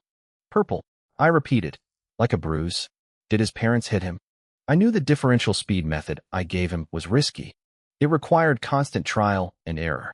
When you mess with internal energy, your blood flow gets chaotic. Turning red or even a bit purple was actually a sign that the energy was moving. "My parents have never hit me." Li Yiming snapped, confused. I let out a dry laugh. "You wouldn't know if they did, kid. You'd be unconscious." I realized I needed to calm them down. "Listen, it's fine. Purple is normal. As long as he isn't spitting up blood, he's okay. Actually, even if he does spit a little blood, it's still fine." Double cultivation, running 2 techniques at once, always had a price. But if he could find the right rhythm, his strength would skyrocket. He'd have 2 separate streams of energy flowing through him. At his level, he'd be unstoppable compared to his peers. "It's fine." Li Yiming sounded like he thought I was insane. "What is he even doing?" "Don't ask me," I said, playing it cool. "Ask him when he wakes up." I hung up. Back in the classroom, the students crowded around Li Yiming. "What did the guy say?" they asked. "He said it's normal," Li Yiming muttered. "As long as he doesn't cough up blood." The students rolled their eyes. They had no idea what kind of hellish training I'd put Zhu Tao through. Instead of helping, they all pulled out their phones. They started taking selfies next to Zhu Tao's purple, bloated face. "Blackmail material," one girl whispered. "Zhu Tao, you wouldn't want these purple sweet potato photos going public, would you?" I told them I wasn't worried, but I was already sprinting out of the library. I'm a teacher, after all, and I had to be there to make sure he didn't actually explode. When I reached the door, I saw them all posing around his head like it was a tourist attraction. I glared at them, thinking these little rebels were taking photos without me. I fought the urge to pull out my own phone, as it was a missed opportunity for sure. I cleared my throat loudly and barked. "What are you doing?" The students jumped and tucked their phones away guiltily. "Morning practice is over," I said, waving them off. "Go to the cafeteria and eat, and don't cause trouble here." They grumbled, but they were hungry, and one by one, they cleared out. I paced around Zhu Tao, watching him closely. The differential speed method was a temporary fix. To truly master cultivation, he needed to pick one path, but he was stubborn. He didn't want to give up his family's legacy. I had a secret weapon, my Chaos Chi. Theoretically, I could use it to blend his two energies together. But it was dangerous. Chi is like a fingerprint. Everyone's is unique. If I put my energy into his body, it wouldn't just help, it could destroy him. If I failed, my Chaos Chi would swallow his energy whole. I'd get stronger by basically harvesting my own student, and he'd be left as a weak, empty shell for months. I wasn't that desperate. Not yet. My control over my own power wasn't precise enough for surgery inside someone else's meridians. I waited. Half an hour passed. Slowly, the purple tint faded from Zhu Tao's skin. I breathed a sigh of relief. He'd done it. The kid had actually understood my notes. Zhu Tao opened his eyes. He looked sharper, more alert than I'd ever seen him. Then he saw me standing there, and his face stiffened. He was too proud to admit he'd been struggling. "Practicing the turtle breath technique, I see," I said casually. Turtle breath was a basic survival trick, holding your breath so monsters think you're dead. It had nothing to do with what he was actually doing. I was giving him an out, a way to save face. "Humph," Zhu Tao snorted, turning his head. "If you already knew, why ask?" I rolled my eyes. "The others are at the cafeteria. Go eat." I turned and walked away. He hadn't leveled up his rank yet, so I didn't get a feedback boost of energy, but the foundation was laid. Behind me, Zhu Tao felt a surge of excitement. He'd found the rhythm. He'd successfully slotted the violent dragon coiling fist energy into the gaps of the heaven-mending technique. He felt power surging through him like a river. Now he could practice the new technique without the agonizing pain. He didn't care about the flaws yet. He didn't care that he'd have to recalibrate every time he got stronger. He was just hungry. He ran toward the cafeteria and found the rest of Class 5 finishing their breakfast. "What were you doing?" they asked. "Turtle breath technique," Zhu Tao said, sounding bored. He realized I'd given him the perfect excuse. Maybe old Sue wasn't so bad after all. I headed toward the cafeteria myself. All that worrying had worked up an appetite. I walked out of the office, but my phone buzzed before I could even take a step toward the cafeteria. The caller ID showed Captain Qin Yao. My heart skipped a beat. Was the Yinxin group coming for me already? I frowned, thinking back to when I'd suppressed that malfunctioning combat exoskeleton to save Li Yiming. The counterforce had twisted the metal frame out of shape. Those suits cost tens of millions. There was no way I could afford to pay for a replacement. I took a deep breath and answered. "Captain Qin." "Teacher Sue," she said. "Are you busy? I have some news for you." "Is it good or bad?" I asked, bracing myself. "Good news. The Yunxin Group has prepared a 30,000 yuan reward for you." I blinked. They weren't suing me. They were giving me money. Qin Yao explained that due to a widespread virus, combat exoskeletons had been going haywire across the country. In most cases, the patrol teams had to destroy them to stop the rampaging suits. Mine was one of the few that hadn't been completely trashed. To show their gratitude, the company donated a fund to the Kunlun Law Enforcement Bureau to distribute to helpful citizens. I grinned. 30,000 yuan was a windfall I wasn't about to turn down. I gave her my bank details immediately. "Thanks for the trouble, Captain," I said. She didn't hang up. There was a pause, that heavy silence when someone wants to ask for a favor but doesn't know how to start. "Is there something else I can help with?" I asked, breaking the ice. "It's hard to explain over the phone," she said softly. "Can we meet?" "Sure. I'll meet you at the school gate." I headed toward the north gate. I knew what people might think, but I wasn't delusional. Qin Yao was great, but she wasn't meeting me for a date. It was likely about that neutralizing force technique she thought I had. I probably couldn't help her, but I couldn't just say no without hearing her out. As I approached the gate, I saw old Lu, the security guard. He looked grumpy. Actually, he looked annoyed specifically at me. I didn't know what I'd done to offend him, but I gave him a respectful bow anyway. "Old Lu," I greeted. "Going out?" he asked, his voice cold. He glanced at the Kunlun patrol car parked just outside the gate. He seemed to sense the powerful aura of a rank 5 martial king radiating from the vehicle. He didn't make trouble for me, though. He just stepped aside and let me through. Qin Yao stepped out of the car as I approached. "Teacher Su, sorry for making you come all this way." "It's fine. What's going on?" She glanced at old Lu by the gate. "Let's talk somewhere else." We walked a short distance away until we were out of earshot. Her expression turned solemn. "Teacher Su, I have an elder in my family. 20 years ago, while hunting down cultists, he was ambushed. He hasn't recovered since." I stared at her. 20 years? And the hidden energy is still there. In my world, hidden energy was like a drone with a battery. Once you strike someone, that energy stays in their body to cause damage, but eventually, the battery runs out. Usually, it lasts 10 days, maybe a month at most. The victim uses their own energy to fight it off. "It hasn't faded," Qin Yao said, her voice dropping. "In fact, it's grown stronger over the last 2 decades. My elder has been fighting it every single day, and his body is failing." That sounded impossible. There was only one explanation. The cultist who hit him must have been incredibly powerful and used a suicidal, full-power strike. Even worse, the energy must be parasitic, feeding off the victim's own power to replenish itself. "What rank was the cultist?" I asked. "Rank 5. A martial king," she replied. "My elder was also rank 5, but he hadn't mastered the neutralizing force." I felt a chill run down my spine. A rank 5 strike was no joke. The fact that her relative was even alive was a miracle.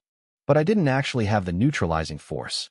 Even if I did, trying to wash away the energy of a rank 5 master was suicide for someone at my level. "I'm sorry," I said, shaking my head. "My cultivation is too low. I don't have the confidence to handle that." Qin Yao didn't look angry. She just looked tired. "It's all right. We've asked rank 5 masters who know the neutralizing force before. But my elder's body is too weak. Their energy is too violent. The process of clearing the hidden energy would probably kill him before the cultist's energy did." She had seen me use a very gentle, precise version of force redirection, which was why she hoped I might be the answer. But she knew it was a long shot. "Don't let me keep you then," she said, forcing a smile. "If you ever think about joining the patrol, call me first." I watched her drive away. I hadn't told her the whole truth. I didn't have the neutralizing force, but I had something much better: chaos chi. Neutralizing force just moves energy around. Chaos chi swallows it. It could literally eat that rank 5 hidden energy and turn it into fuel for me. But the risk was insane. If I couldn't swallow it fast enough, that energy would shred me from the inside out. I wasn't ready to gamble my life just yet. I turned back to the school gate. As I passed the guard booth, old Lu's voice stopped me. "What's your relationship with that Qin girl?" "We're friends," I said. "A word of advice," old Lu muttered, not even looking at me.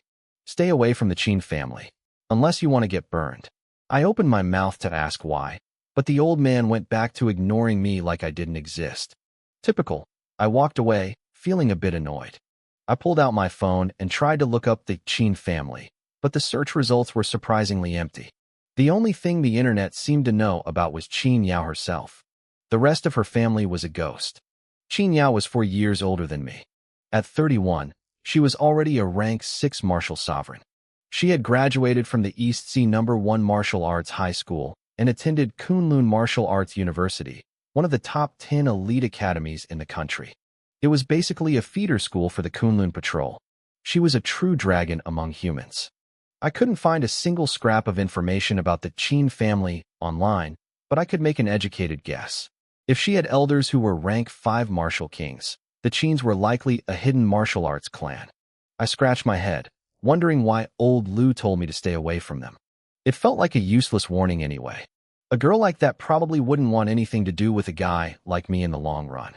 After grabbing a quick bite, I headed straight to the library.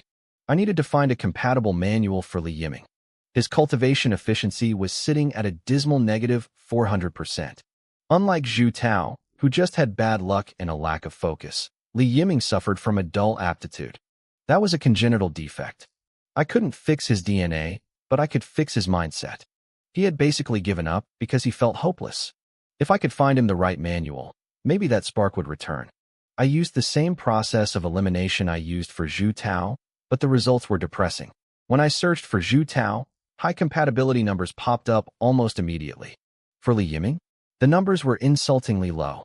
Most were in the single digits. The highest I found was a leg technique at 22%. It didn't make sense. Li Yiming's family art, the Hangul script, was specifically a leg technique. Why was his compatibility so low? Was it the dull aptitude, making even specialized arts too complex for him to grasp? I decided to shift gears.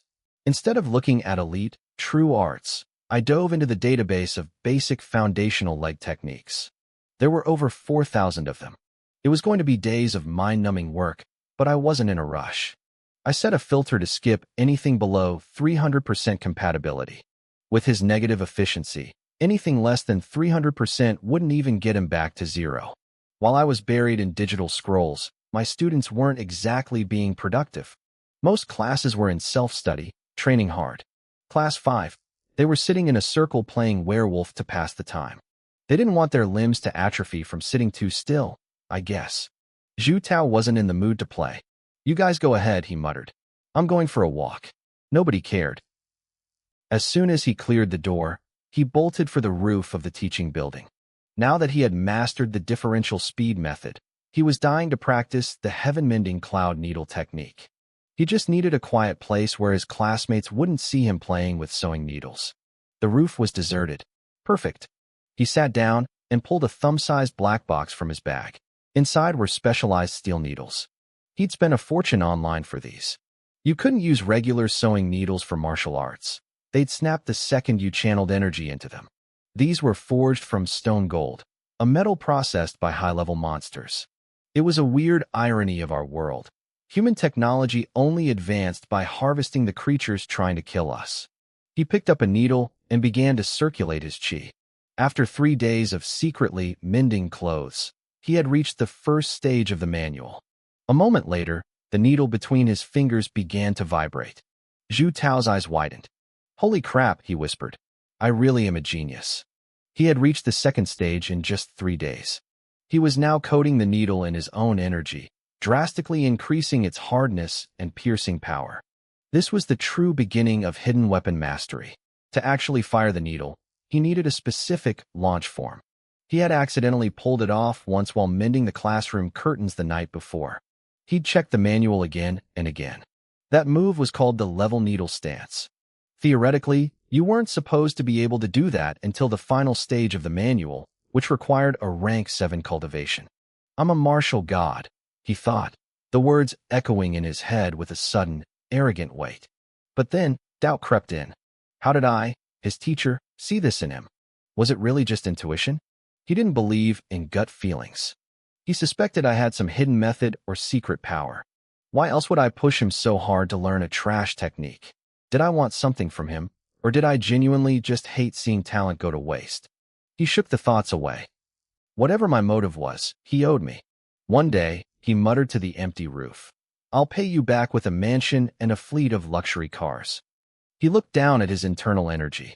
The Panlong divine spring chi, his family's elite art, now felt like a heavy, useless burden.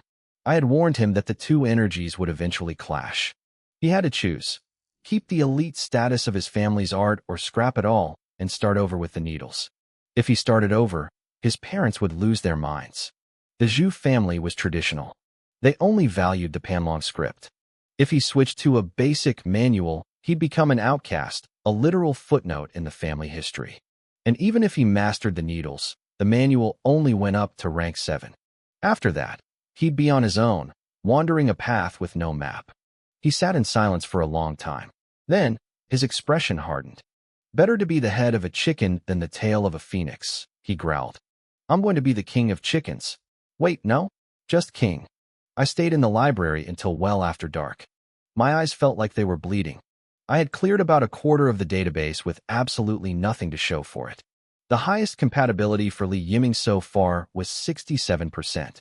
I started to wonder if the dull aptitude was an insurmountable wall. Maybe he really wasn't meant for leg techniques. But I still had 3/4 of the library to go. I wasn't giving up on the kid yet. I wasn't about to give up on Li Yiming. I left the library late, my head spinning from hours of data, and headed back to my dorm. As I approached the building, I spotted a shadow lurking near my door. I froze, narrowing my eyes. It was Li Yiming. He looked around nervously, acting like a common thief, until he spotted me. His face lit up, and he came running over. "Old Sue, I've been waiting forever," he hissed. "Where have you been? Why are you just getting back now?" "The library," I said, giving him a weird look. "Is something wrong? Let's talk inside. Come on, open up." I led him into my quarters. The faculty dorms were much nicer than the student housing. 2 bedrooms, a living area, a kitchen, and a bath. It was more than enough for a single guy. All I was missing was a beautiful Valkyrie to share it with. "All right, it's late," I said, tossing my keys on the table. "What are you doing here?" I brought you something." He held up a heavy, bulging bag. I took it and peeked inside. It was stuffed to the brim with expensive fruit and snacks. "Consider it a thank you for saving my life." I couldn't help but laugh. "You're paying me back for your life with apples and crackers?" "What else do you want?" he joked, leaning back. "If I offered you my body, you'd be a criminal. I'm a minor, Old Sue. That's a 6-year sentence at least. Maybe the death penalty. Glad to see you've memorized the penal code." I chuckled, setting the bag down. "I appreciate the gesture. Just focus on your training and listen to me from now on. That's all the thanks I need." Li Yiming's expression turned serious. "I will. From now on, I'm definitely on your side." I felt a genuine sense of warmth. These kids were rebellious and flashy, sure, but they weren't rotten to the core. The fact that he'd gone out of his way to buy these gifts showed he had a heart. Then, I noticed something tucked into the side of the bag, a red envelope. A bribe. The kid was surprisingly well-versed in the ways of the world. I pulled it out and handed it back to him. "I don't need this." "Oh, come on," he insisted. "It's not even that much. Just take it as a token of my respect." "Li Yiming, saving you was my duty as your teacher," I said firmly. "I might want the money, but I have principles. I want our relationship to be pure, not tainted by cash. Your intent is enough. Take it back." He hesitated, then took the envelope and stuffed it in his pocket. "Old Sue, I knew I wasn't wrong about you." "Please," I scoffed. "Like you've ever been right about anything before." "I'm serious. From the second you walked into our classroom, I knew you were different. You're tall, handsome, and you've got this incredible aura." "Stop. That's enough." "Don't stop?" "Okay, I'll keep going." "I meant stop the flattery," I laughed. "Actually, I have a question for you. You're from a big family. Do you know anything about the Qin family?" I was still thinking about what old Lu had said earlier. I hated people who spoke in riddles. Li Yiming blinked. "Which Qin family? You mean that big sister who showed up at the testing hall? The one with the—" I smacked him on the back of the head. "Watch your mouth. Stop being a creep." He rubbed his head with a grin. "I've seen her a few times, but we aren't close. I know the family, though." "What? Just tell me what you know." "Old Sue, don't tell me you're trying to date her. She's a martial grandmaster. She's way out of your league. Plus, she's from a major clan. They've definitely already arranged a marriage for her. Besides—" He gestured toward his chest, mimicking a certain feminine curve. "She's a bit flat. Don't hit me. I'm done. I lowered my hand. "It's not about that. I just want to know their situation." "Nothing special," he said, shrugging. 20 years ago, the Qins were top tier. Then their patriarch got ambushed. He's been half dead ever since, and the family has been sliding downhill. In Donghai, if you don't have a rank 5 martial king backing you, a great clan quickly becomes a small clan. It clicked. Other families were circling like vultures, waiting to take their place. "It's the law of the jungle," Li Yiming added. "Big fish eat little fish. That's how my family got knocked down, too." I looked at him, surprised. "Your family is declining?" He looked bitter. "We were just a branch family following a bigger clan. We never really made it." "Hey, Old Sue, I have a proposal. Teach me everything you know. When I become the head of my family, I'll take you to the best clubs and luxury spas every single night." I rolled my eyes. "I'd love to teach you, but are you even capable of learning?" He slumped. "True. Forget I said anything." Now I understood old Lu's warning. The Qin family was in a dangerous spot. Even though they still had Qin Yao to hold the line, they were surrounded by enemies. Lu didn't want me getting caught in the crossfire of a clan war. I took the advice to heart. A regular guy like me would be crushed if I got involved in that level of politics. I looked at Li Yiming. Since he was already here, it was time for some motivation. So you're ambitious? You want to be the family head? He puffed out his chest. Of course. Who doesn't want to be the boss? You can sleep whenever and wherever you want. I stared at him. His moral compass was so broken, I briefly considered calling the police just to save him the trouble of a future crime spree. My gaze must have been intense because he started waving his hands frantically. I'm kidding, old Sue. Just a joke. I hope so. Really? He sighed, his bravado vanishing. I know the truth. I'm a joke. At family gatherings, I don't even get a seat at the table. With my talent and strength, I'm lucky if they let me eat with the dogs. I'm not getting into a martial arts university. I'll just graduate high school and wait to die. I'm a waste. Stop, I interrupted. You aren't a waste. I've been observing you, kid. You have the potential of a god of war. He scratched his head, looking at me like I'd lost my mind. Old Sue, are you blind? I'm serious. You have the potential. The time just hasn't come yet. Oh, and when will that be? When the time is right. He stared at me. That was the most useless thing I've ever heard. The truth was, I still hadn't found a manual in the system that fit him perfectly. I couldn't deeply motivate him, meaning, lie to him, until I had the goods. But seeing that he had a spark of ambition was enough. Ambition could be molded. Laziness couldn't. All right, it's late. Go home, I said. Morning practice starts early. Got it. But hey, don't tell anyone I came here, he whispered, heading for the door. The others haven't accepted you yet. If they knew I was cozying up to the teacher, they'd turn on me. On the surface, I'm still with them. But if they plan anything, I'll be your inside man. I smiled as he slipped out. I never expected being a teacher would feel like starring in a spy movie. After he left, I sat down to meditate for the night. Meanwhile, outside in the shadows of the dorm gardens, a pair of eyes watched Li Yiming sneak away. What is that kid doing here? A voice whispered, filled with suspicion. And why is he acting so guilty? Zhu Tao crouched in the bushes, watching from the shadows. He had been thinking all night, and he'd finally made a choice. He was going to scrap his current cultivation and start over from scratch. There was no way he could let his family find out. But there was a problem. At his age, going to the Martial Arts Association to reset your cultivation required a legal guardian to be present. He racked his brain for a solution and realized Su Yang was his only hope. But as he made his way toward the dorms, he spotted Li Yiming sneaking around. My heart would have dropped if I knew what he was thinking. Zhu Tao watched him, cold and suspicious. He realized Li Yiming was acting like a traitor, a double agent for the teacher. He wondered what kind of bribe I'd given the kid to flip him, but then he realized he didn't have much room to talk. Once Li Yiming disappeared into the night, Zhu Tao bolted out of the greenery. He moved like a flash, sprinting into the faculty dormitory. He reached my door and hesitated, feeling a sudden wave of embarrassment. He took a deep breath, steeled his nerves, and decided that as long as he wasn't embarrassed, the awkwardness belonged to someone else. Knock, knock, knock. I had just entered a state of meditation when the sound pulled me back to reality. I assumed Li Yiming had forgotten something and come back.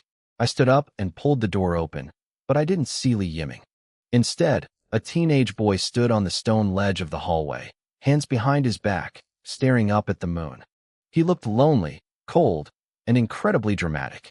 It is lonely at the top, he said slowly. I stared at him. He went silent.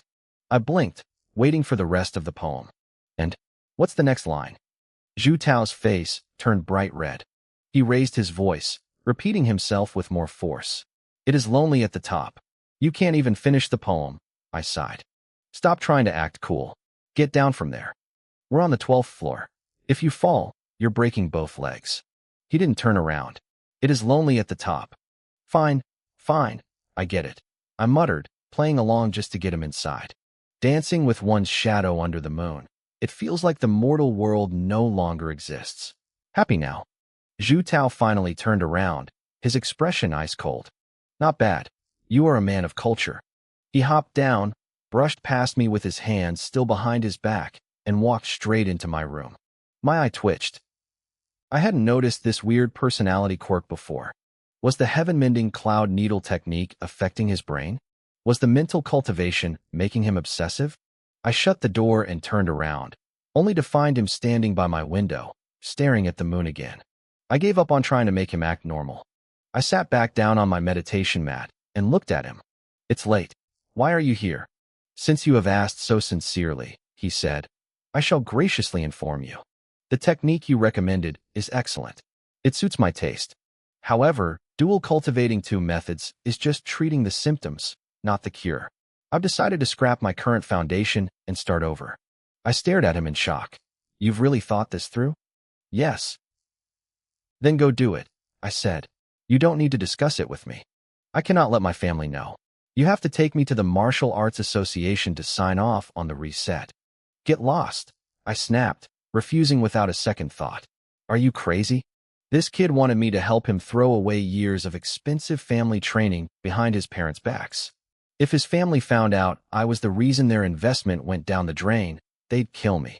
They'd report me to the school, my career would be over, and I'd probably end up in a prison cell. Zhu Tao was still staring at the moon. Name your price. Whatever you want. Not happening, I said firmly. Losing my job is the best-case scenario. Worst case, I'm spending the rest of my life behind bars for ruining a genius. You're trying to ruin me, kid. Don't worry, he said. I'll protect you. I'll explain everything when the time comes. There is no negotiation. If you want to reset, go talk to your parents. Convince them. Let them take you. Zhu Tao let out a long, heavy sigh. You know that's impossible. Then forget about it, I told him. Dual cultivating is fine.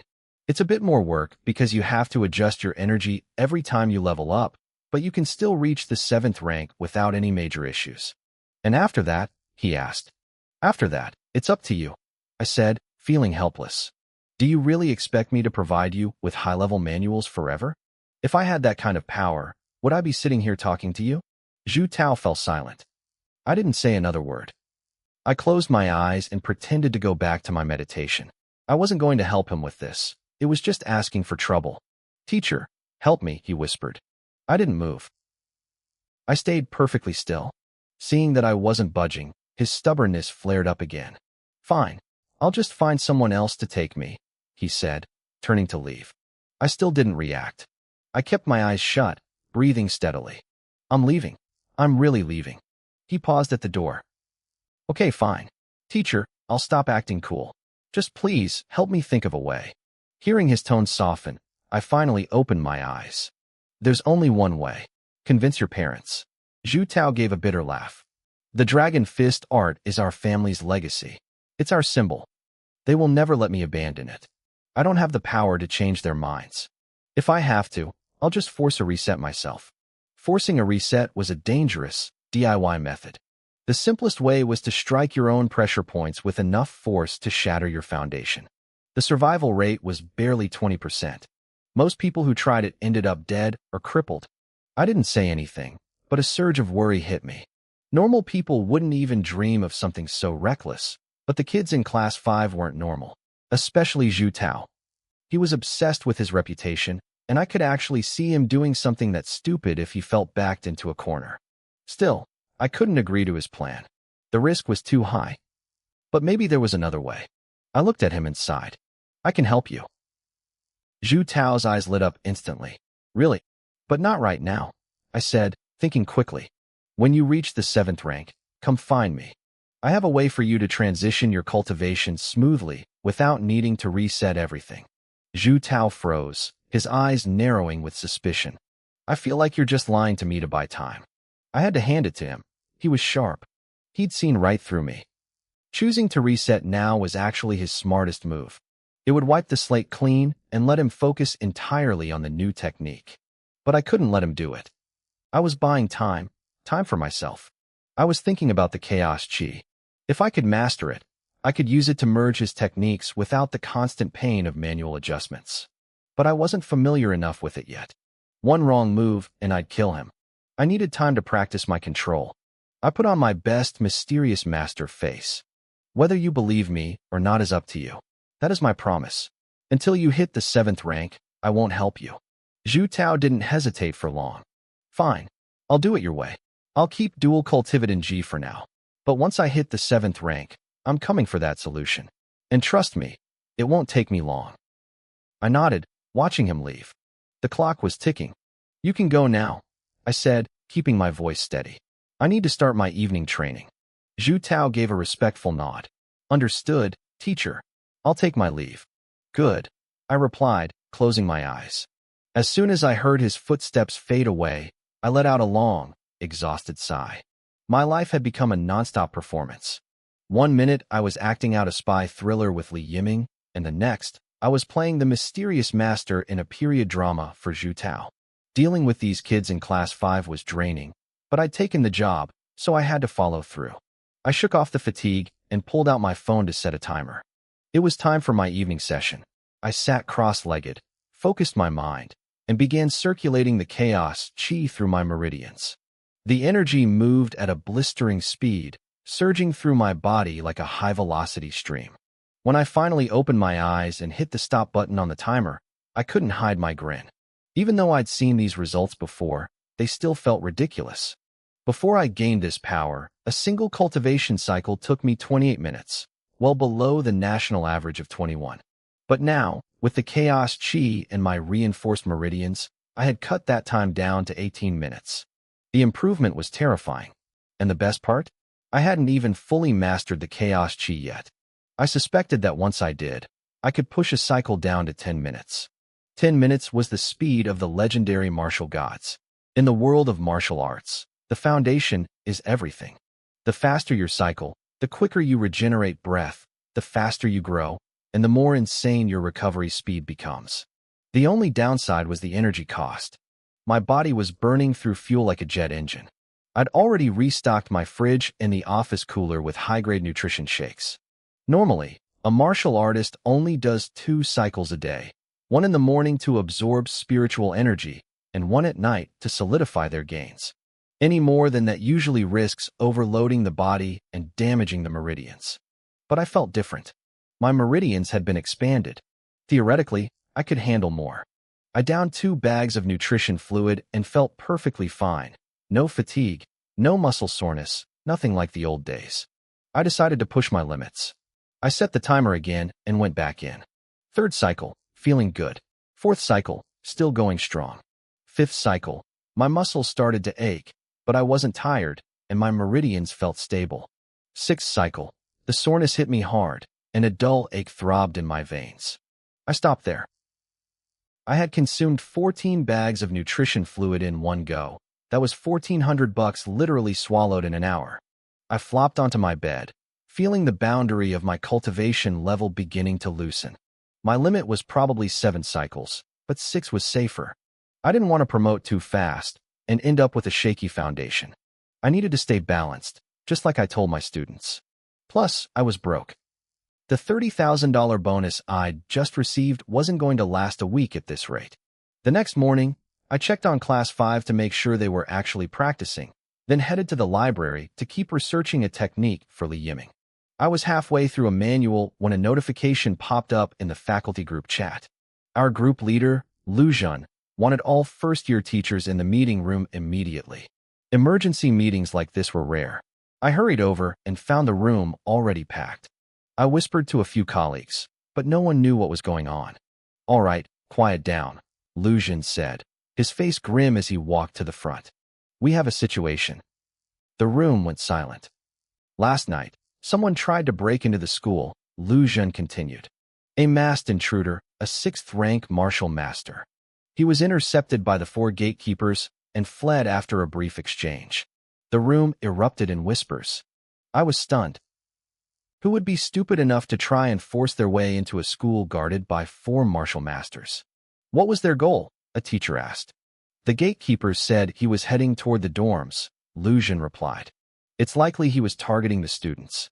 The patrol teams are investigating, but for now, the school leadership has decided to organize a teacher patrol. Starting tonight, we'll be patrolling in pairs after evening self-study. We had to draw lots for partners." I looked at my slip, number 17. I scanned the room and realized I'd been paired with Chun Ming. Chun Ming was a legend, but not the talkative kind. He was a former frontline combat instructor who had lost an arm in battle before retiring to the school to teach practical combat.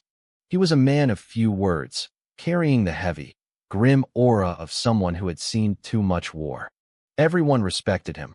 Without men like him holding the line against the beasts, we wouldn't have this peaceful life, but he wasn't exactly easy to chat with.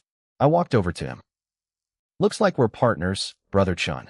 Chun Ming, his skin darkened by years in the sun, simply gave me a stiff nod. He didn't say a word.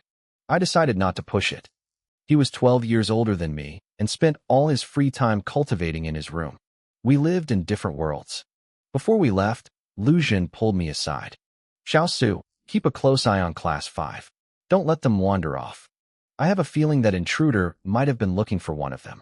They're the biggest troublemakers in the grade, and they all come from powerful families. They probably have enemies." I wanted to point out that there were rich kids in other classes too, but I kept my mouth shut. He wasn't wrong. My students were a magnet for trouble. "Director," I whispered, "I still don't get it. Why would a 6th-rank master try to storm a place with 4 gatekeepers? Is he insane?"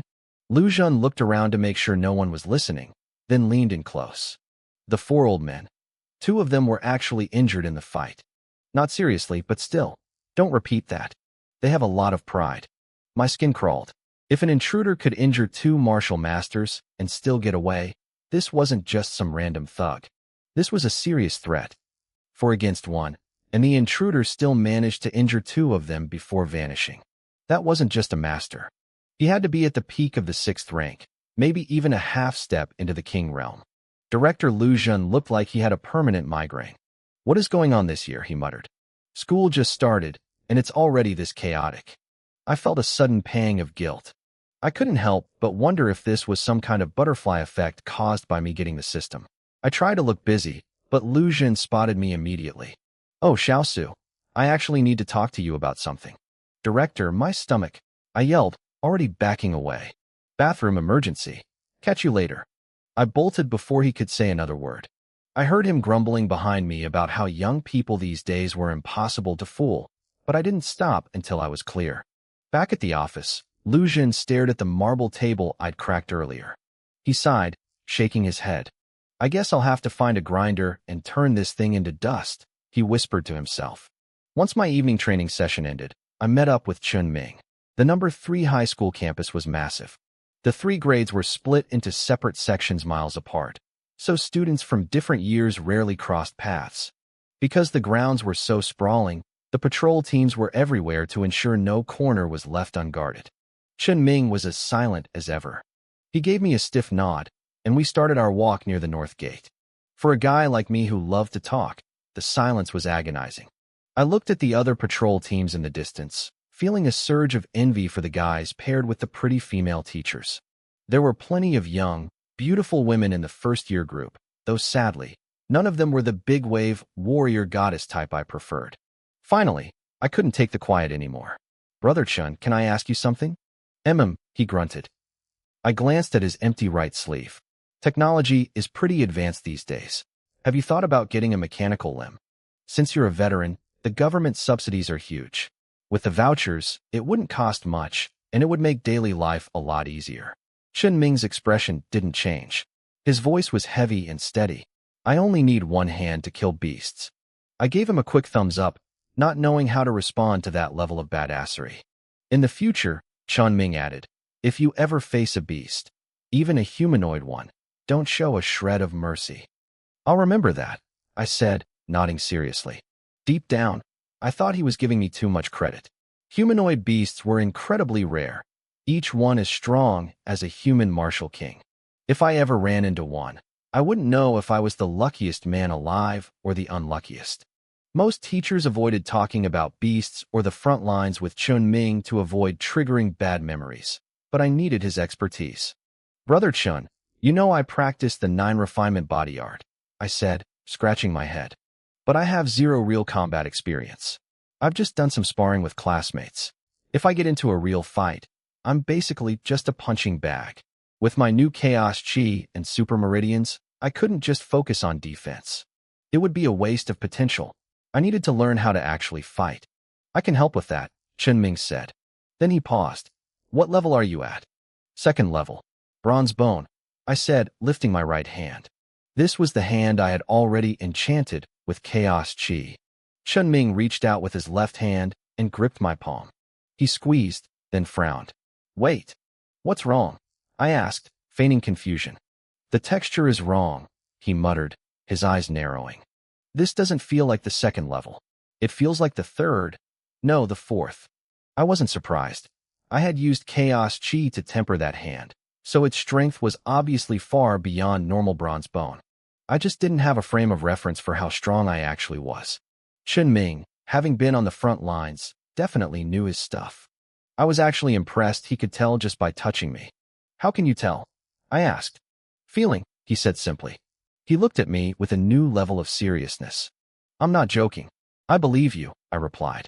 I guess I was stuck at the peak of the practitioner realm for so long that I just accumulated a lot of hidden potential. Chunming nodded. It means you've put in the hard work. Also, congratulations on breaking through to the martial master realm. News traveled fast in a school. I didn't plan on hiding it anyway. Being an 8th rank martial master meant I could finally stand tall among the faculty. If I weren't worried about looking pathetic, I'd have thrown a massive party just to collect gift money. How strong does it feel to you? I asked, taking the chance to get a free power assessment. Chunming thought for a moment. Somewhere between the 3rd and 4th levels. Do you mind if I check the rest of your body? I spread my arms, letting him check. He tapped and pressed on my shoulders and arms, his stoic face twisting into a strange expression. Only your right hand has this hardness, he noted. The rest of your body is actually weaker than a typical 2nd level practitioner. You've clearly put all your effort into that hand. I coughed. It sounded a bit suggestive when he put it that way, but I let it slide. So, could my right hand block a hit from a 7th rank martial professional? Your hand could, Chunming said bluntly. But your body couldn't. You're too fragile. If your whole body were as tough as your hand, a 7th rank couldn't touch you. You could even take a single hit from a 6th rank master and survive. Chunming himself was at the peak of the 7th rank. Even with one arm missing, he was the strongest teacher at number 3 high, on par with the vice principal. In a real fight, he'd probably win. Thanks for the advice, Brother Chun. It probably took you years to get your hand to this level, Chunming said, offering a rare bit of encouragement. Don't give up. If you stay focused, you might finish tempering your whole body by the time you're 50.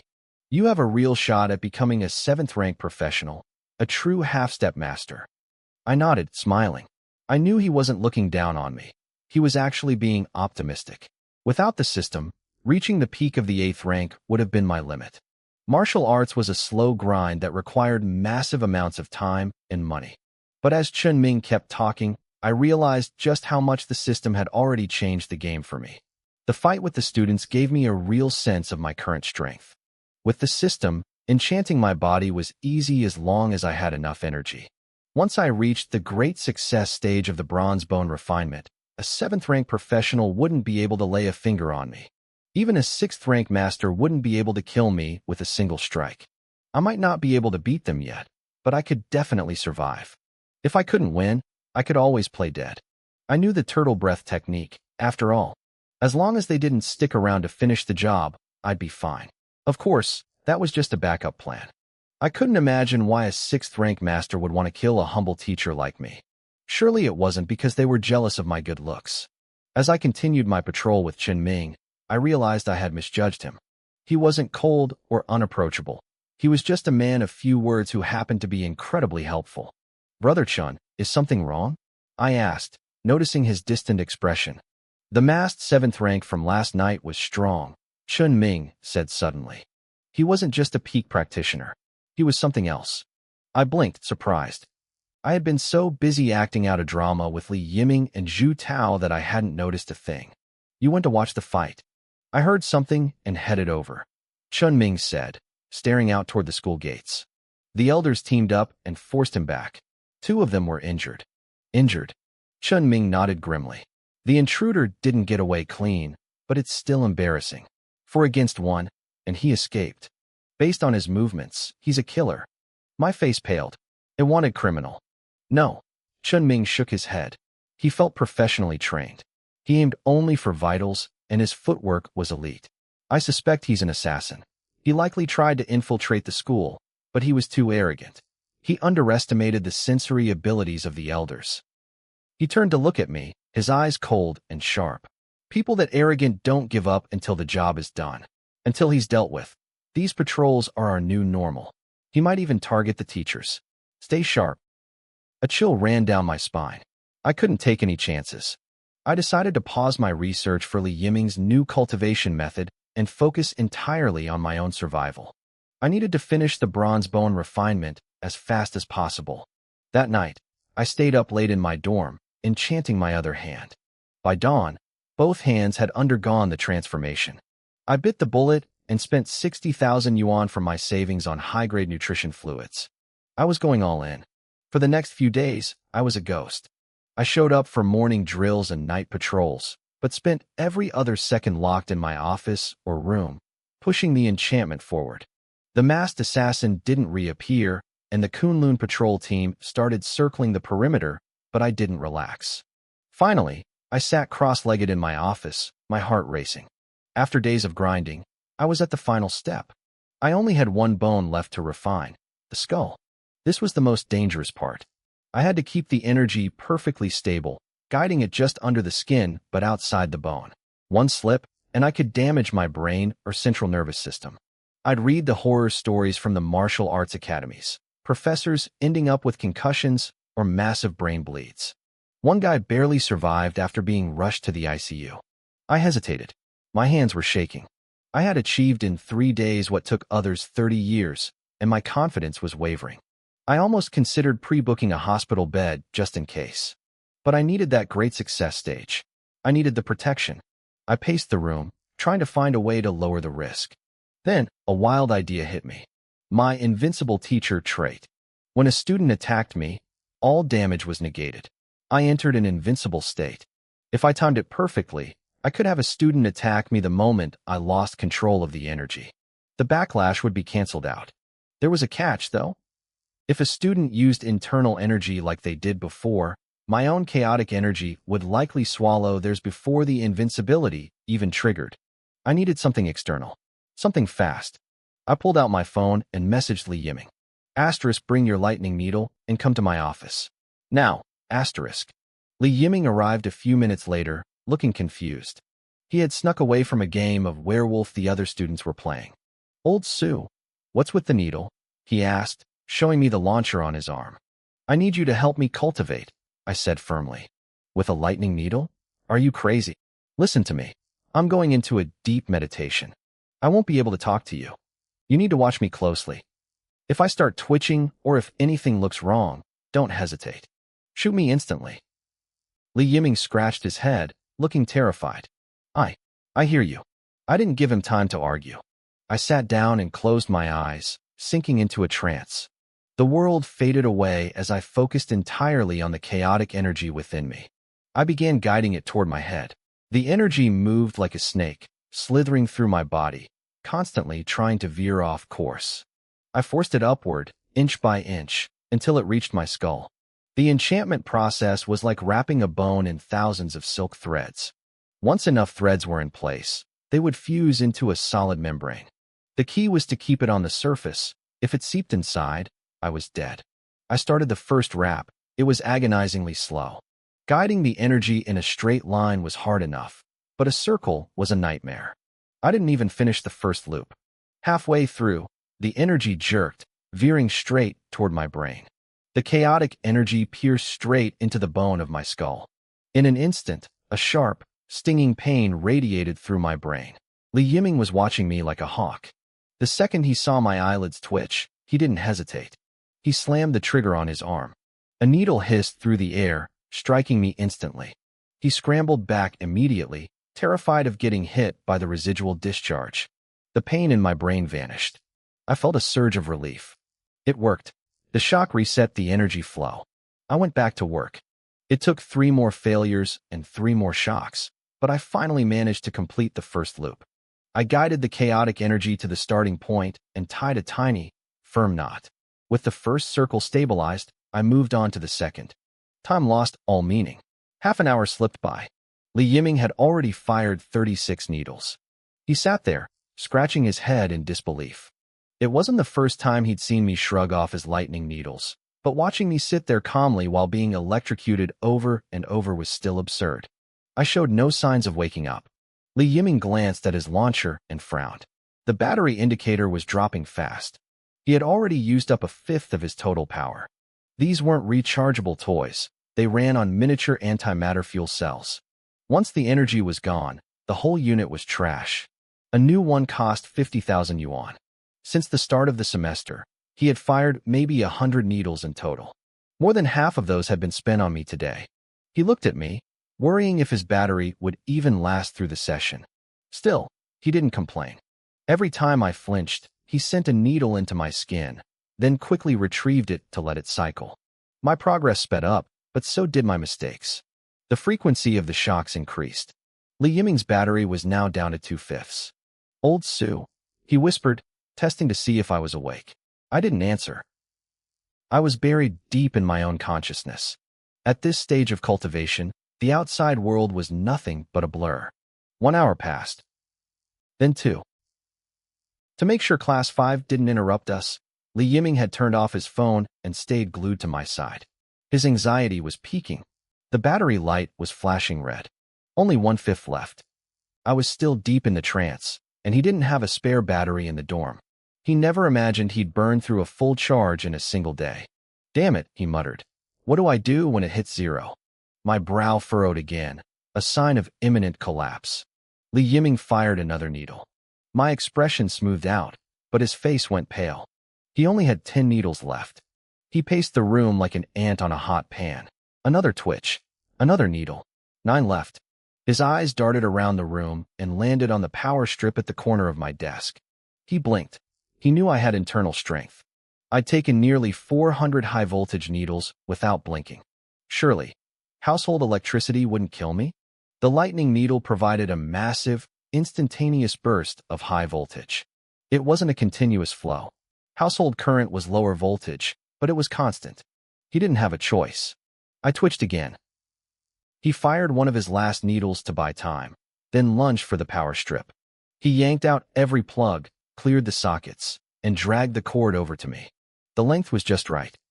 He grabbed my hand and shoved 2 of my fingers directly into the live sockets. Then, he dove for the wall outlet, holding the main plug like a detonator. His breathing was heavy, his eyes locked on my face. The moment my expression sold, he slammed the plug into the wall. My face relaxed instantly. "I'm a genius," Li Yiming whispered, letting out a breath he'd been holding for an hour. Once he saw I was stable, he pulled the plug. If I knew this worked, I wouldn't have wasted a 50,000 yuan battery. Next time old Su can just grab the outlet himself. Inside my mind, I was finishing the final touches. With Li Yiming's assistance, the process was incredibly fast. I didn't have the talent to master the energy perfectly, so I relied on brute force and repetition. If I failed, I just restarted immediately. The threads of chaotic energy began to fuse together. I was at the very top of my skull now. I made 20 attempts at the final seal. 15 failed. But on the 16th, the energy locked into place. The enchantment was complete. A smile started to tug at the corners of my mouth. Li Yiming saw the movement, thought I was having another seizure, and shoved the plug back into the wall. My smile froze as a fresh wave of electricity surged through me. My face went pale. "Is the voltage too low?" Li Yiming panicked. "Where am I supposed to find high-voltage lines at this hour?" My eyes snapped open. The sudden movement nearly gave him a heart attack. "It's okay," I gasped. "The cultivation was a success. You can stop now." I looked down and realized my fingers were still shoved into a power strip. My needles ran out. Li Yiming explained quickly, pulling the plug. I figured this would work too. I stood up and stretched. My bones were stiff from the long session, and the pressure of the new membrane felt heavy. As I extended my arms, a series of loud, rhythmic cracks echoed through my body like firecrackers. It felt incredible. Li Yiming watched me, unbothered by the strangeness. He figured that anyone who could reach my level must have a bizarre training method. He just never expected that training involved being plugged into a wall outlet. "You're not telling me that your secret body refining method is just getting electrocuted?" are you? Li Yiming asked, his voice trembling. I laughed it off. Of course not. It's got nothing to do with that. Li Yiming let out a long breath of relief. That's good. I was worried. Anyway, thanks for the help, I said, feeling the new power humming under my skin. Go get some rest. Oh right. One thing, he said, scratching his head. The device is dead. I need to buy new batteries. I was in such a great mood that I didn't even hesitate. No problem. I'll reimburse you. How much? 50,000. My jaw nearly hit the floor. Are those batteries made of solid gold? Antimatter fuel cells, he replied casually. That's just the market price. I winced internally. My $6,000 budget had just been blown out of the water. Still, considering I had achieved a level of body tempering that usually cost tens of millions, it was a steal. You couldn't even buy this kind of progress with money alone. Put it on my tab, I told him. I'll pay you back when my year-end bonus kicks in. Deal. Li Yiming waved his hand and laughed. I'm just messing with you. You saved my life. I'd never charge you for this. I've got to get moving anyway. If I'm gone too long, the others will start asking questions. After he left, I slammed my forearms together. There was almost no pain. According to Chin's notes, anyone at the 7th grade 5 mystic realm couldn't even scratch me now. Only those at the 5 venerable level or higher could actually hurt me. In terms of pure defense, I was halfway to being a powerhouse. I felt so good that I decided I needed to find a better cultivation manual for Li Yiming as a reward. Meanwhile, Li Yiming snuck back into the classroom, his heart racing. He expected a barrage of questions. Instead, he found the rest of Class 5 completely absorbed in a game of werewolf. They didn't even look up when he walked in. It was a bit insulting. He tapped one student on the shoulder. The kid turned around, looking annoyed. What? You're breaking my concentration. I've been gone for hours. The student blinked. Oh, really? Where'd you go? Li Yiming fumed in silence. He looked around and noticed Zhu Tao was missing again. For the past few days, Zhu Tao had been vanishing immediately after morning practice. Nobody cared. The relationships in Class 5 were strange. They were a team when it came to gaming or pranking teachers, but as heirs to rival families, they mostly kept to themselves. Up on the roof, Zhu Tao stood against the wind. His eyes were shut tight. 2 fingers on his right hand were extended, with a dozen thin black threads tied to them. On the other end of those threads hung specialized steel needles. Come, he barked. With a sharp flick of his energy, the needles leaped upward. They didn't hit a target. Instead, they all slammed directly into Zhu Tao's own palm. I didn't tell all of you to come at once, he hissed, wincing as he pulled the needles out one by one. Luckily, they hadn't gone deep. Despite the blood, he was grinning. His progress with the heaven-mending cloud needle technique was staggering. He was already reaching the peak of the 2nd stage. This wasn't about flying weapons. That was a skill reserved for the martial emperor level. This was a unique trick of the manual, using the threads as a medium to conduct energy. Once he mastered it, he could hide needles in his sleeves and launch them with a flick of his fingers. It was the ultimate surprise attack. But to get there, he needed more than just theory. He needed to understand the human body. He needed a live target. Who would let me poke them with needles? He muttered. A face flashed in his mind. Su Yang. His teacher had the protective chi technique. He could take it. That night, I had just finished my rounds and returned to my dorm when there was a knock at the door. I opened it to see Zhu Tao standing on the balcony, looking dramatically at the moon. I didn't have time for his theatrics. I slammed the door in his face. He knocked again immediately, sounding desperate. Teacher, I'll stop acting cool. Let me in. I opened the door again, annoyed. I told you, don't come back until you hit the 7th grade. I'm not helping you until then. It's not that, Zhu Tao said, rushing inside. Only you can help me with this. I've reached the 2nd stage of the cloud needle technique. I'm almost at the 3rd. I need a sparring partner.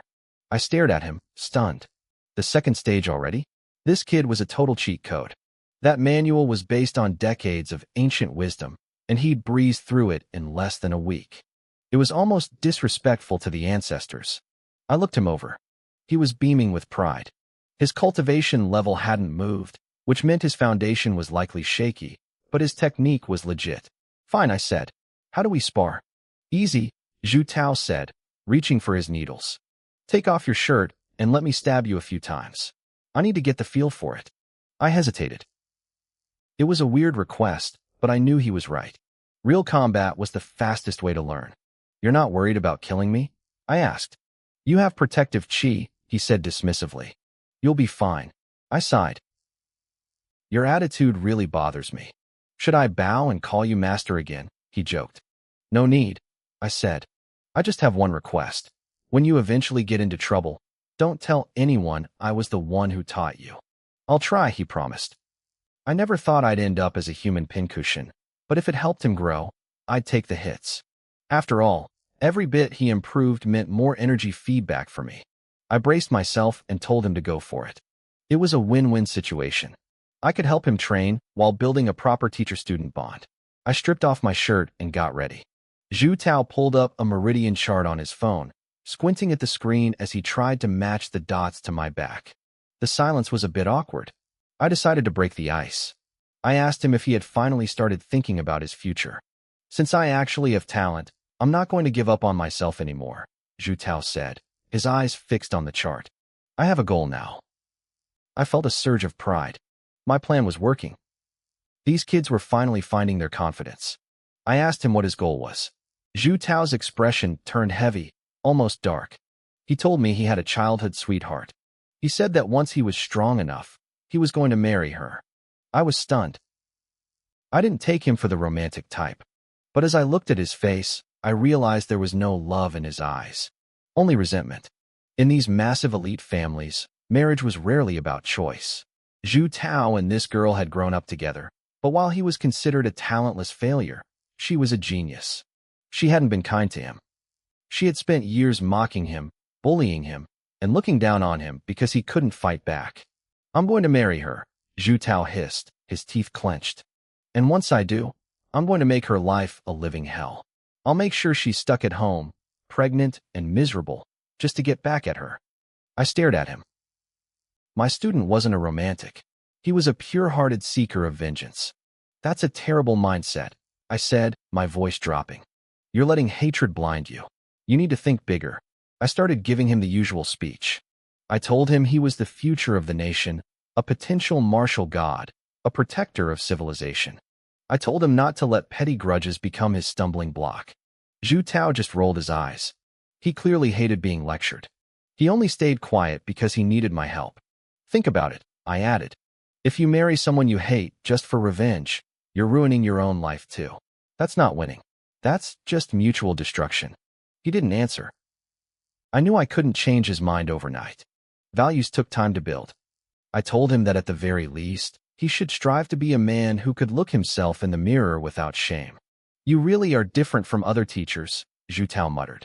I know I'm exceptionally handsome, I joked. Try not to let it distract you. He rolled his eyes again, but then he got quiet. He told me he was grateful. He called me his Bo Lu, the legendary judge of talent. He knew that without my guidance, he never would have found a technique that actually worked for him. He promised to remember this debt forever. I felt a warmth in my chest. These kids in Class 5 weren't actually bad. They were just misunderstood and incredibly annoying. Press harder on that spot, I said, pointing to my shoulder. It's been killing me. I had spent days hunched over books in the library trying to find the right manuals for the rest of the class. My body was paying the price. I didn't tell him that, though. Zhu Tao put all his strength into the pressure point. He groaned, complaining that I should show my sacrifices in front of the class instead of doing them in secret. I had to admit, he had a point. Teacher, he asked after a moment, can I really become a martial god? I coughed. That was a metaphor, kid. I'm saying you have the potential to be great. I can't guarantee you'll reach the top of the world. Let's focus on getting you to the 7th grade first. Stay grounded. I warned him about the world outside. The elite high schools were full of geniuses from powerful families. Zhu Tao knew that better than anyone. His own cousins and siblings were likely at the top of their classes while he was stuck here. In those big families, resources weren't shared equally. If you were talented, you were a god. If you weren't, you were a tool for a political marriage. Zhu Tao had spent his life being the latter. I get it, Zhu Tao said. I have to eat bitterness to become the best. Not exactly, I corrected him. Hard work is useless if you're heading in the wrong direction. Before I took over this class, you guys were working hard and actually getting weaker. That's just stupid. I grinned as he looked at me, confused. Just listen to me, I said. If you follow my lead, at least your effort will actually pay off for once. I feel like you're insulting me, Zhu Tao sighed. But I can't even argue with you. I just shrugged. The truth usually hurt, but as long as it kept him moving forward, I didn't mind being the one to say it. I honestly just want you guys to show some ambition, I said, looking at Zhu Tao. It's for your own future. Zhu Tao raised an eyebrow, a playful smirk tugging at his lips. And for your professional title, right? I chuckled. Of course. I'm your teacher, but I'm not some selfless saint. My future as a principal depends on how well you do. Zhu Tao seemed to appreciate the honesty. He looked at me with more respect than he ever had before. You know, you're actually all right. Being your student might not be so bad. Just remember to give me a 5-star review when you graduate. I joked. A review? Zhu Tao grinned. If I actually become a martial god, I'll do better than that. I'll put your memorial tablet in the Zhu family ancestral hall. I'll have the whole clan bowing and burning incense to you every single day. He looked dead serious. I felt a chill down my spine. Please don't, I said. That's really not necessary. But being in our ancestral hall is the highest honor in the Zhu family. I'm not a damn Zhu, I snapped. Fair point, he admitted. After that heart-to-heart, I felt like our relationship had finally made a breakthrough. This rebellious kid was finally succumbing to my undeniable charm. I just wish the rest of Class 5 could be as understanding. That's not going to happen, Zhu Tao said, picking up the steel needles again and practicing on my back. The reason I'm listening is because I'm different from them. I let him keep poking me. My skin was tough enough that I barely felt a thing. How so? Everyone in Class 5 is an idiot except for me, he said bluntly. I laughed. Li Yiming had said the exact same thing about everyone else. They all seemed to despise each other. Then how do you guys even hang out together? We don't have a choice, he sighed. We see each other every day. Besides, hanging out with them makes me feel like a genius by comparison. The logic of these rich kids was truly something else.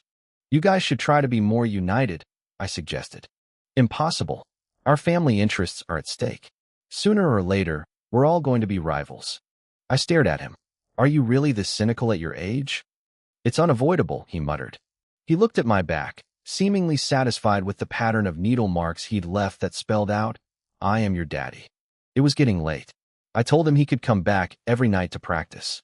As he was leaving, he looked a bit guilty. Teacher, he asked, you won't actually hit your students, right? I was confused. Of course not. You guys have pranked me dozens of times already. Have I ever laid a hand on you? Good. Then I'm relieved, he said, his eyes shifting. I mean, if you want to win over the others, you definitely shouldn't use violence. I felt a bit touched. This kid was actually looking out for me. Thanks for the tip. Zhu Tao let out a dry laugh and bolted out the door. He'd intended the needle marks as a prank, thinking my internal energy would clear them up instantly. But half an hour later, the marks were still there, bright and clear on my skin. Back in my room, I checked the time. It was time for my final cultivation cycle of the day. This was my 7th round, which was my absolute physical limit. I had to push myself. Zhu Tao's heaven-mending cloud needle technique was progressing at a terrifying speed. He was almost at the 2nd stage and would hit the 3rd soon. Even with a shaky foundation, he'd reach the 7th grade in no time. That meant solving his dual cultivation conflict was urgent. Every student in Class 5 faced the same wall. None of them would agree to start over from scratch, so they had to keep balancing 2 different arts. Once they hit the 7th grade, that balance would become a deadly burden. My only solution was using my chaos chi to merge the 2 conflicting energies into one. To do that, I needed insane precision. Normally, that kind of control took decades to master. But by expanding my meridians and grinding through 7 cycles a day, I was compressing years of training into weeks. The next morning, after checking on the class's morning drills, I headed back to the library. I was still hunting for a manual for Li Yiming. I'd filtered through a massive chunk of the database, but I couldn't find anything with even 100% compatibility. I started to wonder if I was looking in the wrong direction. Everything I found was in the single digits. Maybe I should check for the other students? No, that was just looking for more headaches. If I found a manual and they refused to cooperate, I'd just be even more stressed. I kept searching until my brain felt like it was melting. Still nothing. Frustrated, I started browsing the fragmented scrolls section. These were incomplete manuals kept for research. I picked a random leg technique fragment and ran the compatibility check for Li Yiming. Compatibility, 34%. I blinked. The question mark meant the system couldn't calculate the missing parts. This meant that if the scroll was completed, the compatibility could either skyrocket or tank. A bold, crazy idea hit me. If I couldn't find a manual that fit him, why not change the manual itself? Most techniques were divided into layers. My body tempering art had 9, and Zhu Tao's had 6. By adding or removing layers, or tweaking the flow, I could manually force the compatibility higher. I could literally tailor-make a cultivation path for him. I realized that some techniques failed to adapt simply because they were missing critical components. Once this thought took root, I immediately put it into action. I pulled up a manual called the Heaven Spinning Leg Technique, which already had a solid 87% compatibility with Li Yiming. This manual had 7 layers in total, and reaching the peak would allow a practitioner to enter the martial grandmaster realm. I created a new file and tried deleting the first layer to see how it affected the fit. The system flashed a warning, *manual missing key components. Adaptation failed, *. My eyes lit up. I restored the first layer and tried deleting the final layer instead. The system processed the request instantly. * compatibility check complete. Compatibility with Li Yiming, 143%. I stared at the screen, stunned. Deleting the final layer caused the compatibility to skyrocket by over 60%. I wondered if the manual's original grade was simply too high for Li Yiming to handle. I checked the details of that final layer. It only affected the upper limit of power. With all 7 layers, he could become a grandmaster. Without the 7th, he would be capped at the peak of the 7th rank. I didn't stop there. I deleted the 6th layer and ran the check again. Compatibility, 278%. It had doubled again. The problem was that the manual only had 5 layers left now. His ceiling had dropped to the late stage of the 7th rank. I pushed my luck and deleted one more. Compatibility, 368%. I scratched my head. I had turned the heaven spinning leg into a crippled leg technique, but the compatibility was finally perfect. I couldn't delete any more. The first 4 layers were the foundation. If I touched those, the system flagged it as incomplete. I wondered if this trick worked for the heaven mending cloud needle technique I found for Zhu Tao. I tried deleting the final layer of that one, but the compatibility plummeted to 224%. It seemed the cloud needle required its first 5 layers to be functional. The data was clear. Li Yiming was only suited for the first 4 layers of the heaven spinning leg. Anything beyond that would just slow him down. The only downside was the low ceiling. He would hit a wall at the entry level of the 7th rank and would have to switch manuals immediately to keep progressing. Of course, if he had incredible talent and a deep understanding of martial theory, he could potentially evolve the technique himself. But looking at those 2 troublemakers, I wasn't holding my breath. Still, I was limited by the basic manuals I could access. I saved the 4-layer version of the leg technique and prepared to keep filtering the rest of the database. I wanted the absolute best for my students. Suddenly, a surge of pure energy flooded my body. A system notification rang out in my mind. Task complete. Newbie gift pack delivered to inventory. Please check. I snapped out of my research and checked Zhu Tao's stats. His rating had jumped from D to C. In the system's eyes, his major realm hadn't changed, but I knew this was his second minor breakthrough. He was now a high-stage 8th rank martial artist. His growth speed was insane.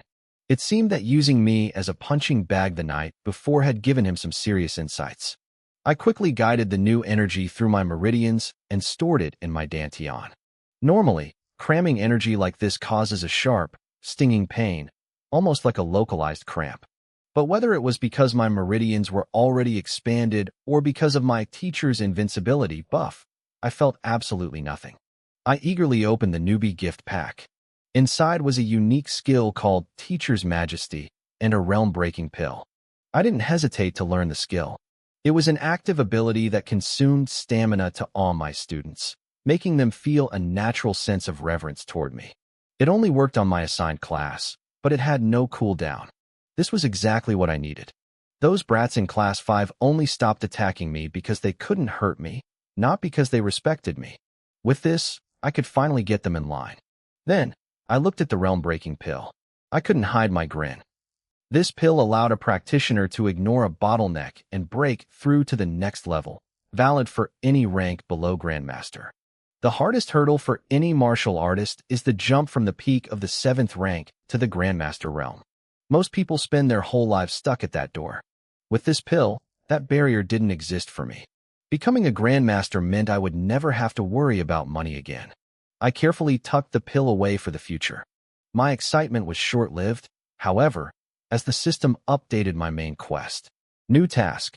All students in the class must reach a C rank evaluation. Reward. Teacher's secret technique gift pack. Raising their strength wasn't the hard part.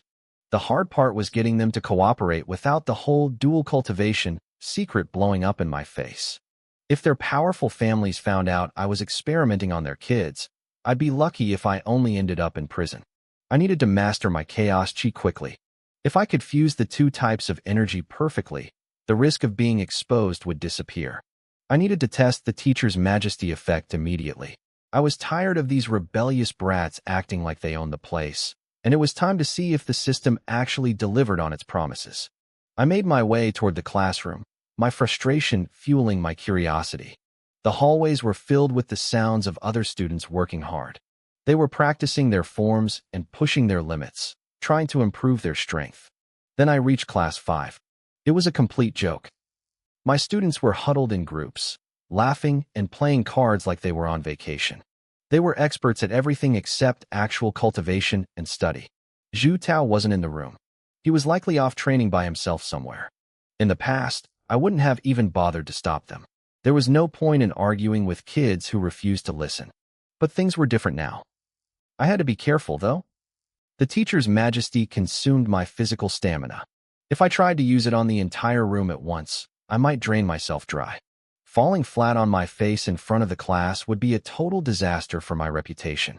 I needed a single guinea pig to start. I stood by the door and scanned the room. My eyes landed on Sun Zhao. He looked like the perfect candidate for a test run. I tucked my hands behind my back and walked straight into the classroom. A few students glanced up at me as I entered. They didn't stop their games. They didn't even look worried. They just went back to their cards as if I were a ghost. Sun Zhao was busy playing a round of Fight the Landlord with two other guys. He didn't even flinch when I walked up and stood directly behind him. He just kept staring at his hand, completely ignoring my presence. He had no idea what was coming.